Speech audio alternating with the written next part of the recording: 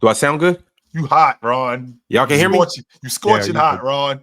You good. All right, cool. Frank C said L hosts, and the L is for late. But see, the thing about it, y'all, is we got a game too that we got to talk about.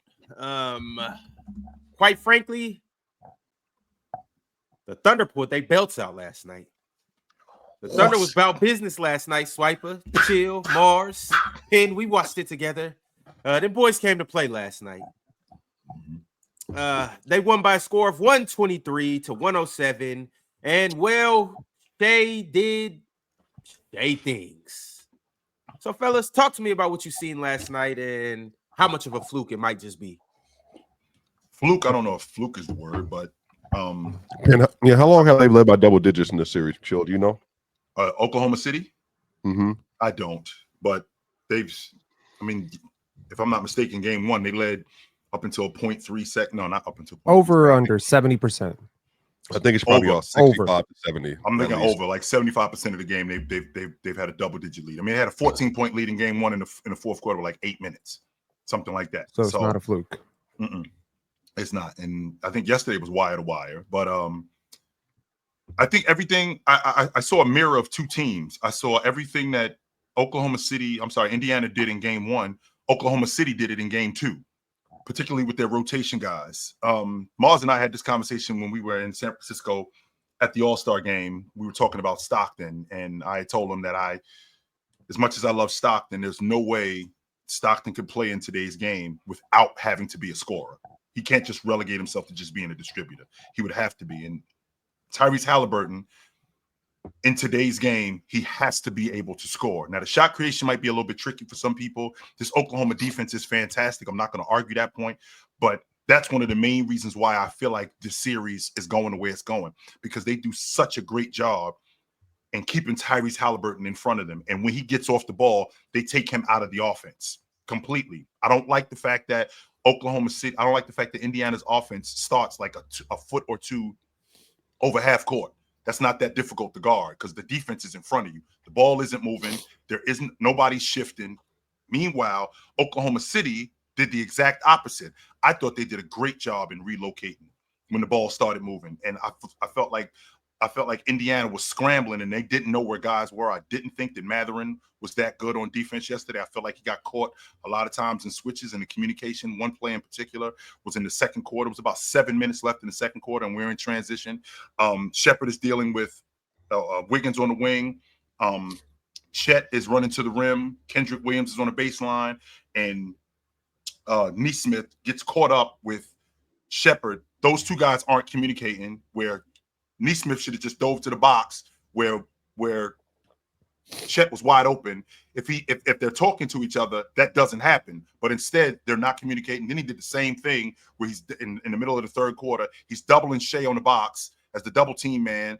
With him doubling Shai on the box, the ball starts moving, and his guy is wide open, which is Caruso, on the wing, and he can't get back to him. So I felt like Indiana did a terrible job last night in guarding at the long ball line.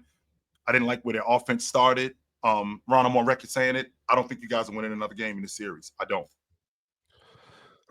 We had to hear all that hoobla goblin on after game one from Ron, where he was just, clap, clap, clap, clap. You know what I mean? About like the Pacers and winning game one and this and that. Chill. Am I lying, Chill? Like, was it not like a lot of front running and just a bunch of stuff?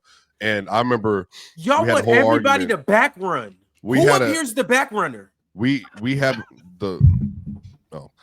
we had a whole argument, Chill, about our OKC, are they much better than the Pacers? And there was a whole, I don't know, we did 30 minutes of pushback of like, why doing equilibrium challenges and all that kind of stuff, and like who could walk the straightest line and everything else. I mean, it was disgusting behavior, and obviously it came from the main profiteer up here, which is the man, the myth, the legend himself, Ron.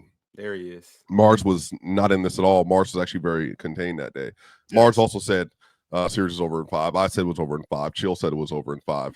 And then we had the addendum that were thrown in that as today it was over in 5. But Chill, Indy wins game 3 or 4. It's over in 6.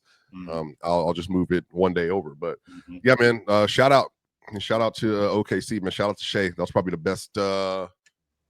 Maybe Mars wire to wire, the best game in the playoffs. I think from Shai, like defense, offense combined, like the shot making, the timeliness, the playmaking. There was a three possession stretch where Shai got 2 steals, hit a jumper, but then had 2 middle floor passes that was just like, yeah, I mean, he's just in complete control of this game. It was a great performance by the MVP that game. I think SGA looks like a superstar. I'm waiting on Tyrese Halliburton to join the party in the NBA Finals chill. I think Andrew Nembhard has had more aggression and more to him and more impact on the series so far, you know, in some ways. And I think that Ron, if he was being objective, I think he'd be able to acknowledge that. Hali has no ability at all whatsoever to score versus this team unless they're manufacturing leverage for him with the play set calling that they're getting, especially they got the last 6 minutes of the game when Hali scored. Mars, what was it, 12 of his 17 points?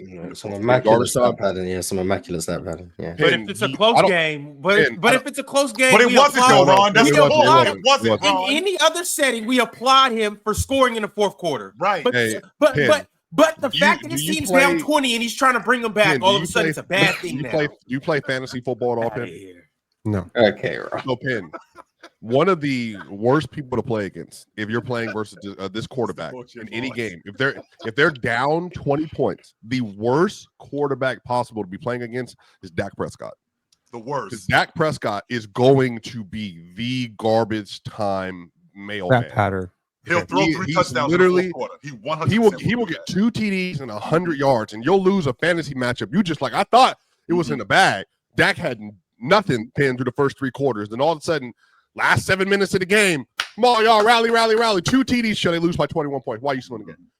And I think that was Hali. Like, Hali was just like, you know what I mean? They're just like, all right, run these play tests for him. Let's get you feeling good. And they're just like, layup. I think he got the, did he get the more, Ox? Did we do more on game 2? He got it more? His over-under was 14.5. Okay. All right, so shout out, man. He obviously cares about us, the community, the people. So obviously, I don't want to go too hard on him. But it's am I? So does SGA, because I took less on SGA and he took care of that. So. Yeah. Well, what was the line for SGA? 33.5. 34.5. Oh, 34.5. He took less. My bad. Oh. I took less on SGA. Yeah. Ox is another Canadian Leicester. Shout out to him. As the player who spent the most time in your big. Your opinion matters because you're usually straight up Ox. What, Ron? What you call him, Ron? Has Andrew Nembhard been better than Tyrese Halliburton? I don't want to round nobody up today. Oh, you know what? I think you're talking about the wrong 2 point guards. Swiper, I think when you ask questions like that, Swiper, I think it's just, you know what I'm saying, like they play together. It doesn't matter. You know what I'm saying? Who's one of them play better? They're on the same team. I think what you got, you know what, Swiper, I think what you're trying to do in basketball is what you're against in real life. Divisive politics. You know what I'm saying? I don't think that's I don't think any I don't agree with that. I don't think any good can come from divisive politics. That's all I'm saying. I think you're being divisive right now. I think it's pretty nasty that we've gone 8 minutes. We've gone 8 minutes into this episode. We haven't even talked about the best point guard on the Indiana Pacers. Can you school me on divisive politics? Who's that? TJ McConnell. Just when you just create ways to split us up, like there's no reason for us to be talking about who's better, who's been playing better. You know what I'm saying? I think we're already chill. I don't know if Oxus knew this. We're not on the same accord with Tyrese Halliburton as it is. I think he's a very good player. He said he's better than Steve Nash. We just had that conversation. He was yelling and ripping. That's not the first time we've heard that up here though. All right. You know what? You're right. I disagree, Swiper. I don't. So if you want to talk about that, I mean, fine. You know, I don't care. I don't think he's better. Is this a brotherhood thing? Is this because Shaq McKissick? Is it because he added Ron in the caption in his video highlight that he did that we're just protecting Ron like he's too close to the center of PC? Why does he get to run and escape from takes? But can we talk about that, Swiper? Can we talk about Shaquille McKissick? Do that, please. Swiper. Go ahead. Let's talk about that, Swiper. Congrats to Olympiacos. That was huge. Definitely congrats to Olympiacos beating their hated rivals. Well, at least we all hate them. Panathinaikos. Shout out to Olympiacos. Another storied season. Finished 3rd in the Euro League. Just won the Greek Basketball League.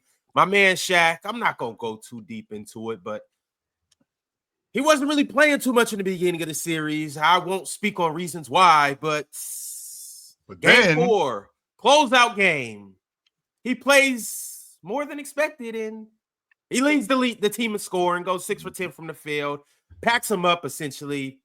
Him and my man Tyler Dorsey. Shout out to both of them. They turned out to be the MVPs of the series, if you will. It's almost like if Benedict Mathurin just came and just started just balling, and then they won the series. But once again, shout out to Olympiacos. Shout out to Shaq. Shout out to Dorsey. Shout out to everybody over there at Olympiacos. Shout out my man Nigel Williams, guys. Salute to all. Can we get back to, and no disrespect to Shaq. Shout out to Evan from standing on his nuts too. Penn said that TJ McConnell is the best point guard in this series. I'm 100% confident I just heard him say that. I said he was the best player yesterday. Best player, not in the series. He was the best yesterday. Point guard for the Pacers yesterday. And yes, he was. I think the offense looked better. I think he got into the paint more consistently. Imagine that. He was efficient.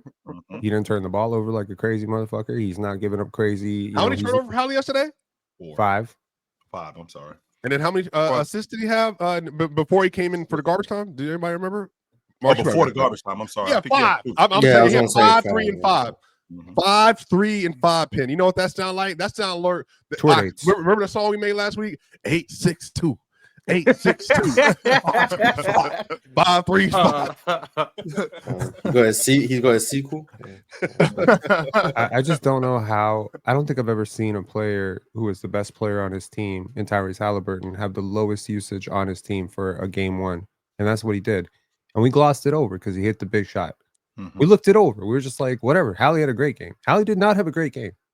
I don't think anybody said he had a great game. Maybe if Ron said that, Ron didn't believe it. I literally heard mind you, I wasn't up here, but I was trying to tap in. I love to tap in. On a scale from 1 to 10, 10 being the best. I didn't hear anybody say that Tyrese Halliburton had a great game, and I don't think he did either. But I did think we gave him some praise for coming through at the end of the game, especially being that this is the playoffs. And, you have to do what you got to do to win games, regardless of how you played in the first 3 quarters.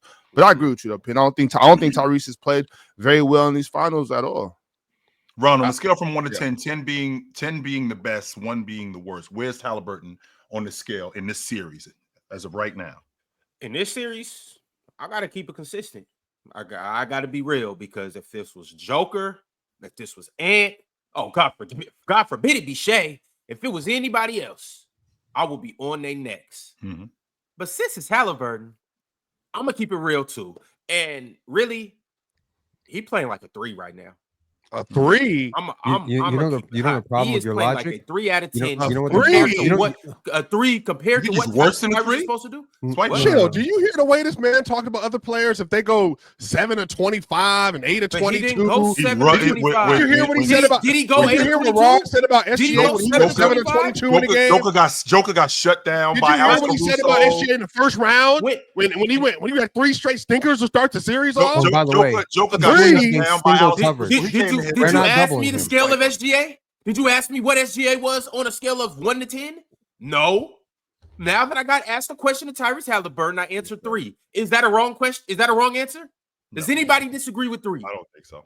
For somebody, who said he's better than Steve Nash, you're held to Steve Nash standards. If Steve Nash had 5, 3, and 5 in the NBA Finals, which he never got to, and he's a bum, according to you. 5, 3, and 5. Halliburton didn't have 5, 3, and 5. He had it when that's what he had when the game was over. He had 5, 3, and 5. Then he had 12 points in garbage time. That's disgusting because they were down double digits in the first half. So if that's the case, the game was over in the first half the minute they went down double digits. No, Ron, not only that, Ron, you got to go further than that. You can't say that because this Indiana team has come back from big numbers with little time. Many a times these playoffs.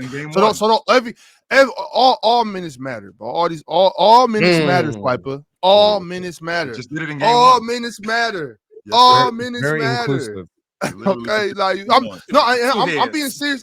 I'm being serious about that because the Pacers have come back from double digits with 3 minutes left, 2 minutes left. So if he comes back in the fourth and they're down big and he's still going hard, scoring, those points got to count. That's not trash time to them. You know what I'm saying? That's comeback time. Also, too, speaking of that, Ox, I don't feel Rick Carlisle, and me and Pill was talking about this last night on Playback. Salute to you if you were there. Piss on you if you weren't. But me and Penn was talking about this yesterday during the game. Piss on you? We got the most Could power be worse stats in than Pitt, PC history last I night. play I do what I But can. To I'm be all inclined to 82, say Ox. Damn, it I do was- what I can to be here for it all was 82. four. It was Wow, 4 I minutes missed left one in the game. game. Oh yeah, chill. You wasn't there.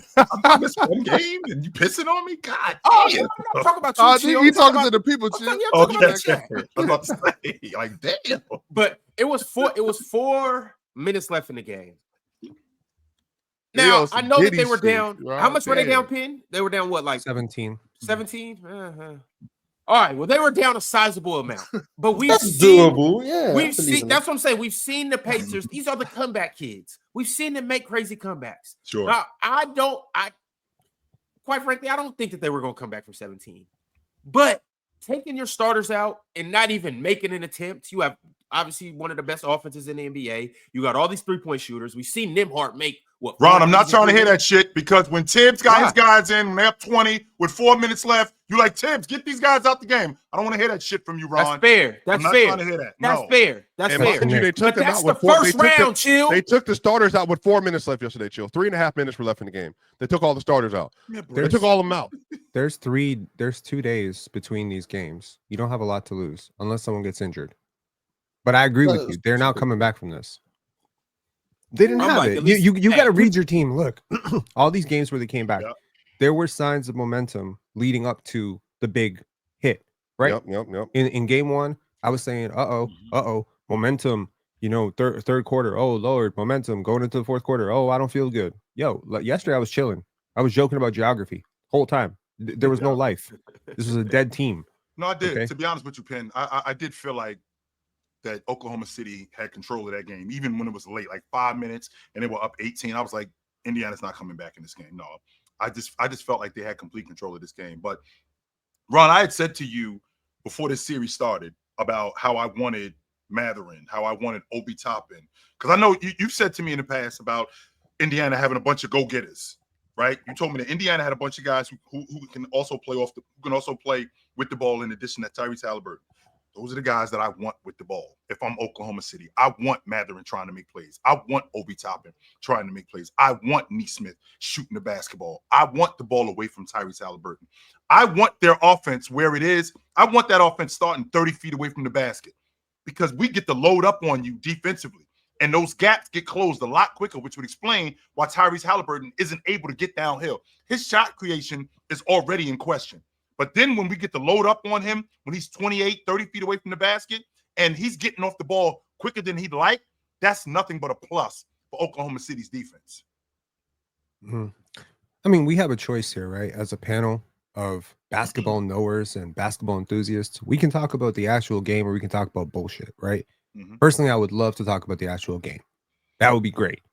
As opposed to talking about what Ron said about Hali and how he's totally crazy for putting him in Steve Nash and SGA and Joker conversations and conversations he does not belong in, or whether or not he might even be a third string point guard on his own team. I don't think we should be talking about that stuff. Maybe we shouldn't be talking about that. Maybe we should talk about what actually happened in the game, because I think there's a lot of awesome stuff that the OKC Thunder exploited, if I'm being honest. And that double big lineup going up against Thomas Bryant, and Obi Toppin was genius, sticking with his guns on his starting lineup and not, breaking Cason's confidence, going back to Cason Wallace. I was up here saying it should be Alex Caruso starting. But this idea that Swiper keeps bringing up about like, oh, their bench comes in and saves their starters, or their bench always wins. Nope, not saves. Okay, let me not misquote you, Mr. Litigious. Remember what is your exact term? 2 weeks ago, we talked about this.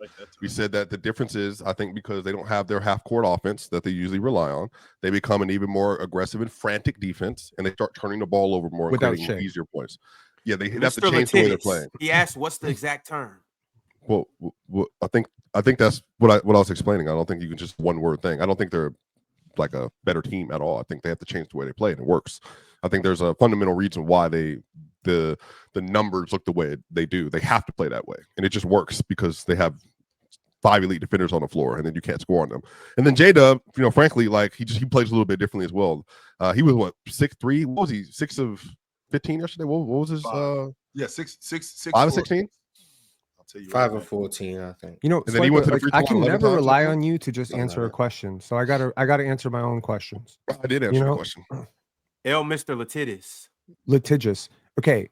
Nuggets, Warriors, Pacers. Same story. Starters outplay OKC starters. Yep. OKC's bench wins the game.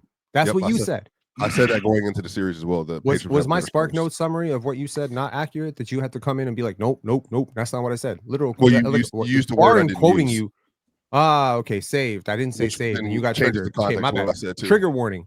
Okay, so your point was basically you weren't triggered. Okay, my bad. I thought saved might have triggered you.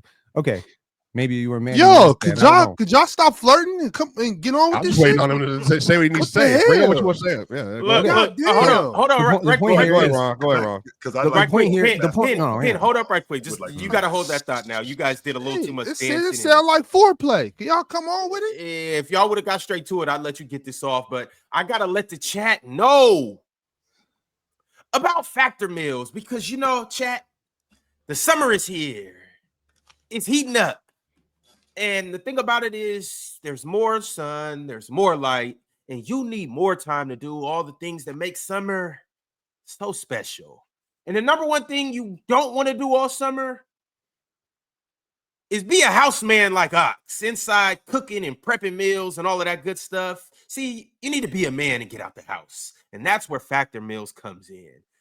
Factor chef-crafted, dietitian-approved meals are ready to heat and eat in just 2 minutes. They take the hassle out of eating well. Factor Meals arrives fresh and ready to eat, perfect for any active lifestyle over the summer and beyond. With 45 weekly options across their menu, you can pick from gourmet meals that fit your summer gains and goals. Factor powers your day from sunup to sundown with nutritious breakfasts, on-the-go lunches, premium dinners, and guilt-free snacks and desserts. Factor has your day covered all around. So enjoy this summer and get Factor Meals if you want all the flavor and none of the fuss. Personally, I eat Factor, and you should too. So get started at factormeals.com/playerschoice50 off and use code playerschoice50 off to get 50% off plus free shipping on your first box. That's code playerschoice50 off at factormeals.com/playerschoice50 off for 50% off plus free shipping. Factormeals.com/playerschoice50 off. Now, Pin, as you were saying about. Yeah, I mean, look, I was frying.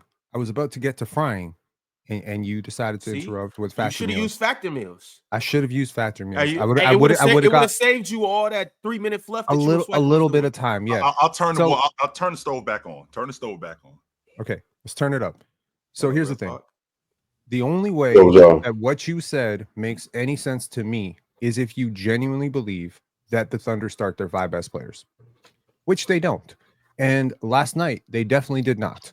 I don't know why you're shaking your head like that, because I think Mars would definitely tell you that Alex Caruso is one of the 5 best players on this team. What's that got to do with what I said? I said the other team played starters. The line that you're drawing between bench and starters really holds value when one of your best players isn't coming off your bench. Well, no, that's for the Thunder. My point stands. That's why their bench was better. Okay, so hypothetically, if your long, kind of like a 4D chess move is to kind of point out to the Thunder's depth relative to, I don't know, certain other Western Conference teams having a lack of depth. No. We're not talking about the Nuggets. You know we're talking about the Nuggets. We're not. You know we're talking about the Nuggets. Did we just have a ranking of who has a better bench 3 days ago? Hang on.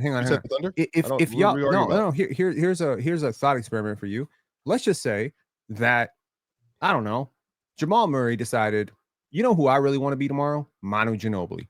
So Jamal Murray, because he is sometimes a defensive pylon, and he wishes he could be Manu Ginobili. He wishes he could be, but he has a lot in common with Manu Ginobili. He's a great shot maker. He's 6'5"-ish. So what if Jamal Murray agreed next year to come off the bench like Manu Ginobili, and Julian Strawther became your token starter bench for Jalen Pickett, just for whatever. So would it make sense for me to be like, oh, the Nuggets bench is just so good? Or is it just the fact that, I don't know, maybe they had their 3rd best player on the bench? Alex Caruso might be their 3rd or 4th best player. 3rd or 4th, which one? Yeah, he's 4th. Probably 4th. He's comfortable. But J-Dub has been pretty terrible. He's been pretty terrible. I think J-Dub's been awful in this series. He's shooting like 30-something%. In this series, Caruso's been that 2nd best player. Yeah. Yes.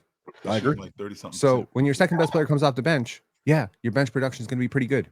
I can't wait for Case and Wallace to get off the floor. So, you don't Alex think Caruso can come on. there's any consistency to like you're able to outplay their starters because of the Hart Dort minutes in other series, and now the Kaysen and Dort minutes right now that the Pacers starters would just be better? I just think that this is a choice that you make. The San Antonio Spurs made this choice. It's not because they didn't think Manu Ginobili wasn't their second or third best player. In most cases, he was their second best player. It's the balance of lineups and skill sets. Agreed. And I just think Alex Caruso can do so much. And I think he and Aaron Wiggins did so much. Aaron Wiggins and Alex Caruso outscored Pascal and Tyrese Halliburton yesterday. That's crazy. That's huge. But if you start them both, that doesn't happen. And there's only one basketball. So I actually applaud the Thunder for going with more role players who don't need the basketball as much, maybe, and can be carried a lot by Shai, and then having this sort of sustained effort coming off the bench. I mean, imagine being an offensive player and being like, man, I can't wait for Lou Dort to go on the bench. He's been harassing me. And then Alex Caruso checks in. That's got to be. Yeah, that's why they're all depressing as hell. I agree. Yes, they are. Mm-hmm. That makes Thank you. How long these two been up here yapping? I didn't start that at all. Since been a while. Since we're on the subject of that, Mars, you and I had a conversation a couple of days ago about the Twitter turnovers. is very famous, and I think that we had a conversation about the turnovers. I think that Indiana cut down because Indiana cut down the turnovers. I thought that was good, but I felt like Oklahoma City capitalized on these turnovers that they cut down as opposed to what they had in game one. The way Indiana cutting down on the turnovers directly led to them playing probably the slowest game they've played of the playoffs. Sure. And do you think that's good? No, I don't. In fact, I think Oklahoma City has done a great job in slowing down their transition game. I think the pickup point's been a lot higher. I think these guys, in terms of Oklahoma City, those guys get picked up way faster. They get the ball out of Tyrese Halliburton's hands. Even though Indiana gets the ball to other people, I think that helps Oklahoma City out way more than it does Indiana. I think they've done a great job in slowing down Indiana's transition game. So Chill, I want to throw right quick, Mars. I just want to throw this in there. In the first quarter, Indiana 0 transition points, 0 second chance points, and 0 paint points. None. Wow. 0. Proceed, Mars. So would you take a couple extra turnovers if it meant Indiana played with their same pace and energy? That's part of. Yeah, would you accept that? To be honest with you, yes, Miles. And the reason why is because playing faster, that is getting turnovers. That's part of playing fast. But that's all the plus side to playing fast is you keeping the defense off balance. And sure, Oklahoma City will capitalize on some turnovers. But if we can continue to play to our strength, which is I've always felt like Indiana's strength has been their transition. One of the main reasons why they end up doing what they do is because they wear teams down. When you take that away, that's a huge part of what Indiana does that now they can't do. So what I equated to is a boxer. And in boxing, Lennox Lewis is my favorite heavyweight of all time. And one of Lennox Lewis's main points, he had a jab that could keep you away from. That was a big part of his offense. He had a jab that could keep you away. If he wasn't as effective with that jab, you take that away, you take a huge part of his offense away. And now you got a better opportunity to beat him. Even if he is still doing the other stuff. Indiana, if they still doing the other stuff, it works. But when you completely slow them down, where they're not able to capitalize in transition, you take a huge part of their offense away. Yeah. You know how much of their transition offense has gone away? Exactly half. I thought half from the Knicks series or half from the playoffs. I think in the playoffs they're averaging 23 or 25. I think they have 21 total so far this series. I think. Yeah. So it's exactly half the rate of their transition offense in terms of transition frequency. They've been less efficient. I would argue they probably got a little bit of their transition. They kind of had the stats on transition yesterday in the fourth quarter. I think when OKC let up a little bit. Yeah. So, I mean, they're kind of shutting the water off, and they outshot them yesterday. That's the crazy part. OKC almost matched them on 3-point volume yesterday and outscored them in terms of efficiency from 3. If that's going to happen, there's no winning this series for Indiana. And I also thought that with that double big lineup, and Mars, you and I had a conversation about the double big lineup where, I mean, Hartenstein hasn't been as in the offense, I mean, on the floor as much, even though he played 22 more minutes yesterday than he played in game 1, right? And I think Mark Daigneault might have gotten back to gotten back to his original plan, but I feel like Chet was a lot more. I feel like he was a lot more aggressive around the rim, and they were a lot more aggressive on the glass. And with them being a lot more aggressive on the glass, I think that really hampered. I think that really hampered Indiana to the point where when Rick Carlisle went to that small ball, which even though Brian is a big and he plays on the wing, and Obi Toppin is a big and he plays on the wing, I think that with Daigneault sticking with his guys, those big guys, I think that really stifled Indiana on the glass. I agree. I like the double big look against Thomas Bryant because Thomas Bryant isn't the fleetest of foot. You ended up getting. Why is he playing? Because he can knock down the long ball. Because it's gonna be Tony Bradley. The backup five. It's gonna be Tony Bradley. Like, No. For me personally, at this point, I would rather play Pascal, Obi, and we make shift it from there than to sit here and play Thomas Bryant. Because did you on watch defense, Pascal yesterday? every single possession that Thomas Bryant is in the game on the defensive end, she is literally looking like it's like a drone. You know what I mean? Like he gets the ball from out of bounds and it just zeroes in on number 3, and then he puts him in a pick and roll, and then he's just literally like a baby. Like he has no body control whatsoever at all. And then so it's just like, bro, like what are we doing? Like why is he here? Like at least go zone chill. Like don't play man to man with this, because at this point they're feeding off of it. And then they have the nerve to put him and Hali in the game together. And now they're like, oh, we can't show, we got to show Hali, protect Hali, and then they're getting beat backside. Well, we can put Hali and him in the game for the offensive aspect of it. Hali creates shots for him. Hali gets him. Yeah, have they not been doing that already? Yeah, I mean, how's Thomas Bryant's rim deterrence? You want me to look up the numbers? Not so much. I'm just curious. I mean, he's not a great rim why protector. Shai is No. zero. He got a block I agree with yesterday. you. It was the He's horrible goaltend, everything. but Oh, that illegal. It was a goal. look, Through the rim. It was still rim deterrence.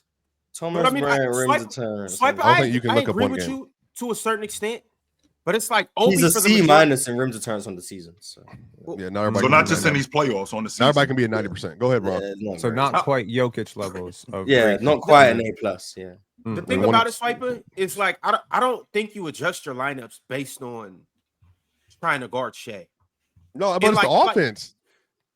Well, They can't guard their offense when he's out there. Is what I'm saying. What you mean? Like they're having difficulties hiding because they're having to hide. Like at this point, because he's not good enough side to side to take up for the disadvantages that he's creating for the Pacers on the other end. Because they're bringing him into every action. At this point, it's not about like just him.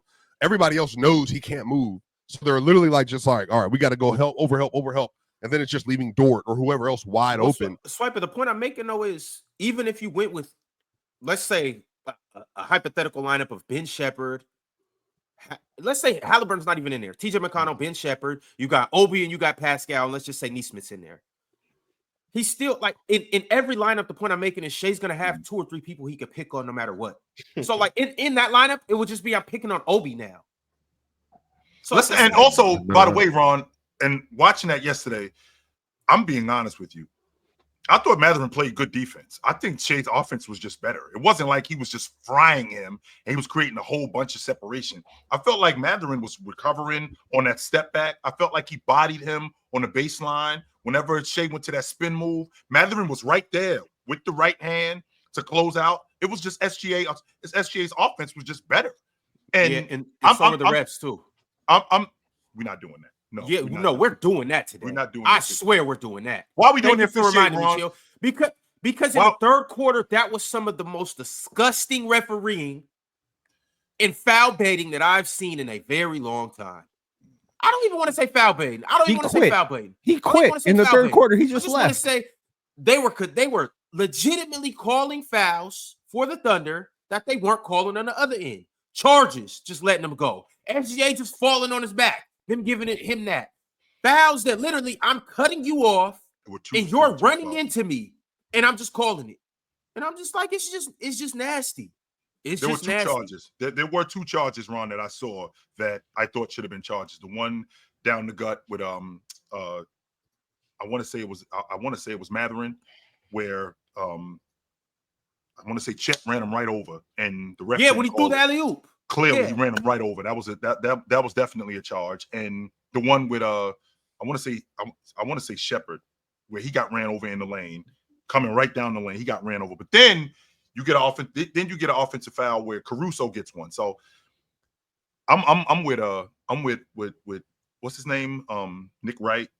I think that we need to implement this to be just like timeouts. Like whenever you do this, we go into the monitor. And if you don't have a challenge, it's called a technical coach's foul. challenge, not a player's challenge. So I mean, one more time, Moss. it's called a coach's challenge. Only the coach can. Yeah, but we tired of seeing every player. Well, then they got Alex to change Caruso, what it's every called. trip, It's this called is a Alex coach's Caruso. challenge. Only the coach can decide to challenge. That's why it's called a coach's challenge. Well, It's not called a coach's timeout. Well, unfortunately, I think it's something that should be put in the game. To be honest, what about a player's challenge?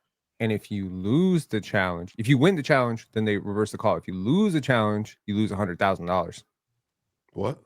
Well, I don't make $100,000. You get fined $100,000 kind of delay a game if you're wrong. Fine. But if you're right, you get the possession back. Would you do it? No. $50,000? No. There needs to be a I ain't penalty. taking someone's money because they think they didn't commit a foul. Yeah, no. I'm not about to do that. Like, I think people will be a lot less sure when they do this thing, because I agree with you. I get sick and tired of hearing this, and they almost like bullying their coach into submission. To like when you look for a fact, you did that, especially when it's a star. Between the players and the coach, though, I'm with Morris. Like just because a player's doing this, like that's not even that big of a deal. The coach still decides if he challenges him. Or like, you can watch him do I'll give you something Caruso better. does this 19 times a game. They only I will give you something better. Instead of the foul, before players were doing this, it was just players crying to the ref, like screaming at the ref. I didn't foul him. That's a bad call. So like, it's still going to be complaining and still going to be crying. This doesn't stop Luka Doncic from crying to the refs. This doesn't stop LeBron James from bickering at the refs. It doesn't stop nobody. Okay, what about instead of a fine, you get 2 free throws if you're wrong. The other team gets 2 free throws for the delay of game. So you're giving up 2. You're giving up 2 delaying points. the game by doing this. No, you're. Why can't this just be the same as a challenge in the NFL? Nothing happens. It's just like you didn't get the challenge. You missed it. No more challenges. Same thing in the NBA. You missed it. I know, but I'm saying that's perfectly fine. Like that's this idea of if you want to cut this shit out, you need to impose a penalty for players doing this, which is you do this. We look. If you're wrong, you lose 2 points. Why is that a bad thing though? Aside from it being annoying to the viewers, to you guys, this doesn't affect the game at all. If it's not like when somebody viewer, does this, it's kind of fun for the audience too. Could think about when you're watching the game, it's your team, you're at home, you see Alex Caruso going like this. Everybody is like. The thing is, because I the replay and it's the most obvious foul of all time. I'm sorry, like the one when Alex Caruso slapped the ball out of Pascal Siakam, man, he clearly hit him on the arm, and he's going. I'm like, Alex, it's a foul. What are you doing? Chill. The thing is, because I had said this before. A couple weeks ago, I had said that they should be fined $100,000, but I didn't say they should be fined $100,000. And I'm not saying that me and Penn are having the same take. What I'm saying is when I did say something similar to that, but it wasn't like every time somebody does this, if they do it. It's my thing was it should be like if I was a team owner, a GM or something. If anybody on my team commits a foul and then does this and yells at the coach, challenge. And if the coach challenges it, you're wrong, and you clearly hit somebody, we finding your ass. I don't think there should be no NBA rule. Oh, like a team fine, I remember you saying that. My bad. I pretty much bit your take. My bad. No, that's okay. It's no big deal because we should get 2 minutes infiltrated into my brain. We're giving fine because I'm a real ball knower. 2 minute he would silence be right. fine on PC every time Penn takes somebody's take. That's what we should do. Now 2 minutes of silence, music for 2 minutes. That's what you should. Don't worry. That's crazy. We're sitting. What do they call it in hockey? The outbox, the penalty box. Yeah, Penn, you've been. But it's not a biter. I feel what I'm saying is I feel where Penn coming from. Not a biter. But I don't think you can make that. You let him steal your take. You go to the penalty box with him. Wow. That's not what we Penn can't does. have that. We need originality. Okay, we have that. These whacking seas. Hey, don't trip, Penn. I got us. They didn't strip me. I got us. Penn doesn't bite rhymes. No, Penn does not bite rhymes. No. Yeah, I wasn't saying that. I wasn't, and that's not what I was trying to imply either, Penn. What I was just trying to say is that we kind of on the same page with it. Sure. But I'm not. I don't think you can do like a league-wide thing. Like if Nick Wright's saying anytime somebody wigs their finger, he just trying to be like my man Van Gundy and just throw some shit out there. I think if I'm just saying, like, if I was a team owner and I had a player that does this and we challenge because of that, yeah, and you clearly hit somebody, well, early in you the are game, finding your ass. But It don't got to be 100 bands. It could be like 25. But we finding you because you know, Ron, if you foul somebody, bro, you know you fouled him. Not necessarily. It's a lot of times if you slap the shit out of him and your hand is Chill. burning, your hand is burning. Okay, it's that case. Chill. If dudes knew this was the case, they wouldn't be arguing fouls. How many times in open gym do you call a foul when you arguing with the dude? He's like, man, I didn't foul you. That's soft. Don't call that. I'm never going to admit to a foul. Even though I know I fouled you, I'm never going to admit to and there's times where you do know you fouled somebody, but it's also times where you think you played good defense. Most of the time, I feel like I played good defense. So more times than not, I feel like I played shit, let your coach do his job. So since 2015, right? Per the last 2-minute reports, these are the plays that are often miscalled in the last 2 minutes. So this is data going back. We're talking, 9-10 years here. It's gonna be like 3 seconds. Right? Yeah, defensive 3 seconds is only called 0.7% of the time. Yes. Offensive 3 seconds is only called 5% of the time. Traveling is only called 25% of the time. So that means, what I'm saying is if there's 4 travels, they're only calling 1. Okay. So, and lane violations, 40% of the time, offensive, 44% of the time, 5-second violations, 49% of the time, away from the play fouls, 53%, loose ball, 58%, shooting fouls, 80%. So basically, if it's away from the ball, most likely, as in if it didn't impact the direct play, it usually doesn't get called. The reason I say this is because a lot of times what will happen is a player will keep rolling, charge into a player, then make the pass to the guy who scores. That's the one that's probably not going to be called. And that's what y'all were so frustrated about yesterday. But it should be called. No, I understand. Everything should be called. In theory, impacts the play, but this is not 2K. These are human beings. But that's not an off-ball foul. Yo, the way how do you keep saying this isn't 2K? What I'm gonna the be hell honest, does 2K have to do with because that? you have 3 people. Players should be fined 100K for asking for a challenger being wrong. There should be a fine for missing 99% of defensive 3-second violations. I'm sorry. The refs That's ridiculous. now? Start finding the refs. If you miss 99% of a certain call, what are we doing? No, I think I don't hate that much. I really don't hate 99%. When you're 0.7 or just take it out of the rule book. But I mean, at this point, that's what. If you're only calling it 0.3% of the time, think about that for a second, Pen. If you're only calling defensive 3 seconds 0.3% of the time, why is it in? Why do we have it here? Because here's my point. My point is if you're calling defensive 3 seconds, if you're calling that in the first quarter, you're calling the foul in the first quarter, you're calling that same foul in the fourth quarter. Well, that defensive 3 seconds, that's the same defensive 3 seconds that you called in the second quarter. It's going on in the fourth. Blow the whistle. What's the problem? I think there's a larger point at play, which is this is entertainment. Yeah. Like we're watching entertainment. Nobody wants to see this shit get stopped. This isn't the WWF, man.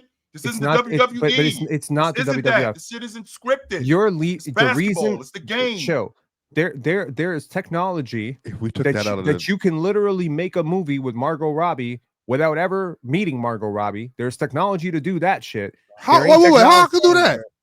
AI. So call me. I'm trying to be in the movie with Margot. I'm not talking about that kind of movie, Ron. But look. Anyways, my point is, call me after this. No, hold on, Pen. Damn this basketball stuff. We'll go back to the Margot Robbie movies. How I get in one of them. I really forgot about the Snow Bunny influence up here. My bad. I should have said something. Oh, that got nothing to do with no snow. After this, call me Leonardo DiCaprio. You feel me? I'll hit you. I'll hit you a DM after. Okay, look, my point here is after, and it's not that type of movie. Before I get trolled for that, my point here is that there's like a spirit of the game element to this, where if it's not directly influencing, then we're not calling it. If it's like away from the play foul, and it's just a guy who's kind of like grabbing someone's wrist. The reason I say this ain't 2K is because that's not impacting anything.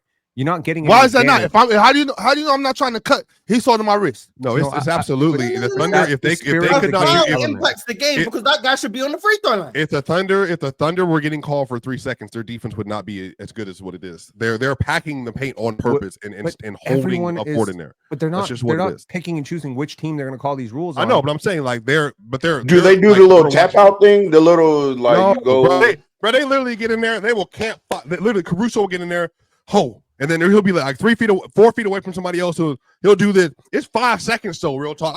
I'm here. But you do know if you touch somebody like that, the dude is not in the paint. No, the dude's on the elbow. He is on the elbow, out a foot outside of the box, and so he's in the vicinity. But it's not really in the vicinity. The rule book says the person has to be either in the paint, foot in the paint, and you have to be actively touching said person. Mm-hmm. They're not anywhere near. Caruso literally will leave the corner, hide all the way in the paint, and my wall over there, which is about 4 feet, the player's over there. And so then you can do this. So absolutely not. It should be a penalty. But if you call wasn't Jokic just standing in the paint against OKC? No, he tap dances. He tap dances. He goes out. He's been tap dancing that's what he does. He always been tap dancing for years, for sure. Yeah, for sure. But I think if I just think it shouldn't be a rule. It's not a rule in EuroLeague anyway. Like, you know what I mean? Like, this isn't the EuroLeague. Well, I'm saying I think this is a part of it. I think the refereeing in the EuroLeague is better than what it is here. I think the grifting needs to go, which they still have in EuroLeague. You agree with that little rule amendment that the Indiana Pacers get to put their hand through the rim to block a shot? That's not a rule amendment. The ref it wasn't. So it's just a missed call, right? Do you know how hard it is to call that? They're up 20. Who cares? Like in real time. But this is the it's not hard to call that, Ron. The call that they need to start calling is his carries. They need to start calling his carries. First and foremost, carries. First and foremost, Ron, as the lead, that's the guy on the baseline. I am refereeing the defense. The game will take 6 hours. Yeah. Oh no, people will just learn how to dribble. As the lead, Ron, I'm refereeing the defense. 3 weeks, maybe even a few months. And if I got a bang play at the rim, I am paying attention to the defense. That's what I'm looking at. And I'm looking at this guy put his hand through the rim. On top of that, the trail, who's responsible for rebounding, he also sees that because he's got a bird eye view too. One of us has to make that call. So were the registers garbage then? Like, how did they miss it? In that particular call, yes. He just missed it. I mean, they missed the call. Yeah. Am I wrong to say 100%? Am I wrong to say that maybe we need like a fourth ref who's sitting like with a bird's eye view of the game? No, we don't, Penn. No. Not on the court, but with an earpiece and letting the refs know, because I think the game is moving so fast. Mm-hmm. It's moving faster than ever, Cho. Mm-hmm. There's more off-ball action than ever. Sure. Mm-hmm. Do we not need a fourth ref to be able to tell the third ref, hey, watch for this? It's happened 3 times in a row. That's why it's 3 of us out there. Number 2, that's why the coaches are out there, because they'll get on me about that. They'll let me know he's pushing. Well, coach, I'm glad you said that, because now that's clearly not enough, though. Number 3, if I got somebody in my ear while I'm trying to work, I'm not going to be able to work because I'm trying to work and I'm listening to you at the same time. When I'm on the floor, there's 3 of us, and I'm responsible for my primaries. You're responsible for your primaries, and you're responsible for your primaries. There's 3 different areas on the floor that we're responsible for. I don't need somebody else in my ear telling me, watch this, watch that. I know what I'm supposed to be watching. It's just a matter of me actually doing it. That's the problem. Chill. My thing is, I enjoy and I love all the aspects of basketball, including the human error part. Like I feel like basketball is such a beautiful game because of its flaws and because of the natural flaws of human beings while they're playing, while they're coaching, and while they're reffing. The problem with that comes in when you miss shit that affects the game so much that it's inexcusable. You know what I'm saying? And it's like I knew you was gonna say that, Swiper. That's like stuff like that. You know, when you have LeBron James, his whole left arm getting taken off against Boston, where he's throwing a 2-year-old temper tantrum because it's so clear that he just got his arm ripped off. Things like that should not happen. You know what I mean? But I don't know where you find that happy medium, because you're not going to be able to call everything unless you start bringing robots and shit like that into the game. And I can't call that. And then like to Penn's point though, it's like, yo, Penn, you can't have a perfectly called game though. You know what I'm saying? Like, but also my bad. To the other point though, Penn, is about the entertainment though. It can't be all entertainment. You know what I'm saying? We got to keep it basketball. You know what I mean? I think the game has changed a lot because of entertainment and capitalism. And at some point, you gotta, all right, that's enough. We still got to play basketball, y'all. but we can't. We gotta find. We gotta find middle ground. We need balance. You know what I mean? I don't really think that the reffing was the problem. I don't think it was bad neither. This game, they missed some calls or whatever, but I don't really think it wasn't like a terribly ref game that we watched yesterday. Ron, the problem was Indiana's strength, and I said this to you a couple of days ago, that everything that your boys do, Oklahoma City is able to counter it at a high level. That's the difference. Like Oklahoma City is able to slow down your transition game. That's a huge part of what you guys do, Ron. You guys run all night long. When Oklahoma City is slowing that down, now you got to get in the half court. Well, when you get in the half court, we take the ball out of your primary ball handler's hands. And now we make those other guys make plays. That's at a high level. That's throwing a monkey wrench in everything that you're trying to do. And it's not slowing down some of it. Then you go to your rotation, because Indiana, like I said a couple of days ago, Ron, y'all got 10, 11 guys. Well, guess what? We got 8, 9 guys that can counter that. And then the 8 or 9 guys that we got that can counter that, we do such a great job because we're on a string defensively. We close gaps. We close out at the long ball line. And we put you on the defense. Like I talked about this earlier with you, Ron, where these like Alex Caruso, Isaiah Joe, these guys do such a great job at shifting when the ball is moving, which has got guys' heads turning. Everything that you guys do, Oklahoma City counters that, and they counter at a higher level where you come into the bench like, damn, what do we do? That's why I think that Oklahoma City is clearly a better team than Indiana. I don't have them winning another game in this series. Ron, what was so bad about the reffing in the third quarter, Ron? Real talk. See, here's the thing about it. Hold that thought, because Ox mentioned that there's a lot of entertainment and, well, money in the game. And, well, he's right. Prize Picks, baby. This is where I get my most fun and entertainment watching the NBA Finals. Why? Because I get to run my game, control my game, and ultimately I get to play a game within the game. And the beautiful part about Prize Picks is when you use promo code PANEL, you get $50 back instantly when you play just $5. But that's only with promo code PANEL on Prize Picks. So make sure you download the app. Make sure you use promo code PANEL, and make sure you make demon picks like these. Now, we're going all out, Mars, for the love of the game, baby. For the love of the game.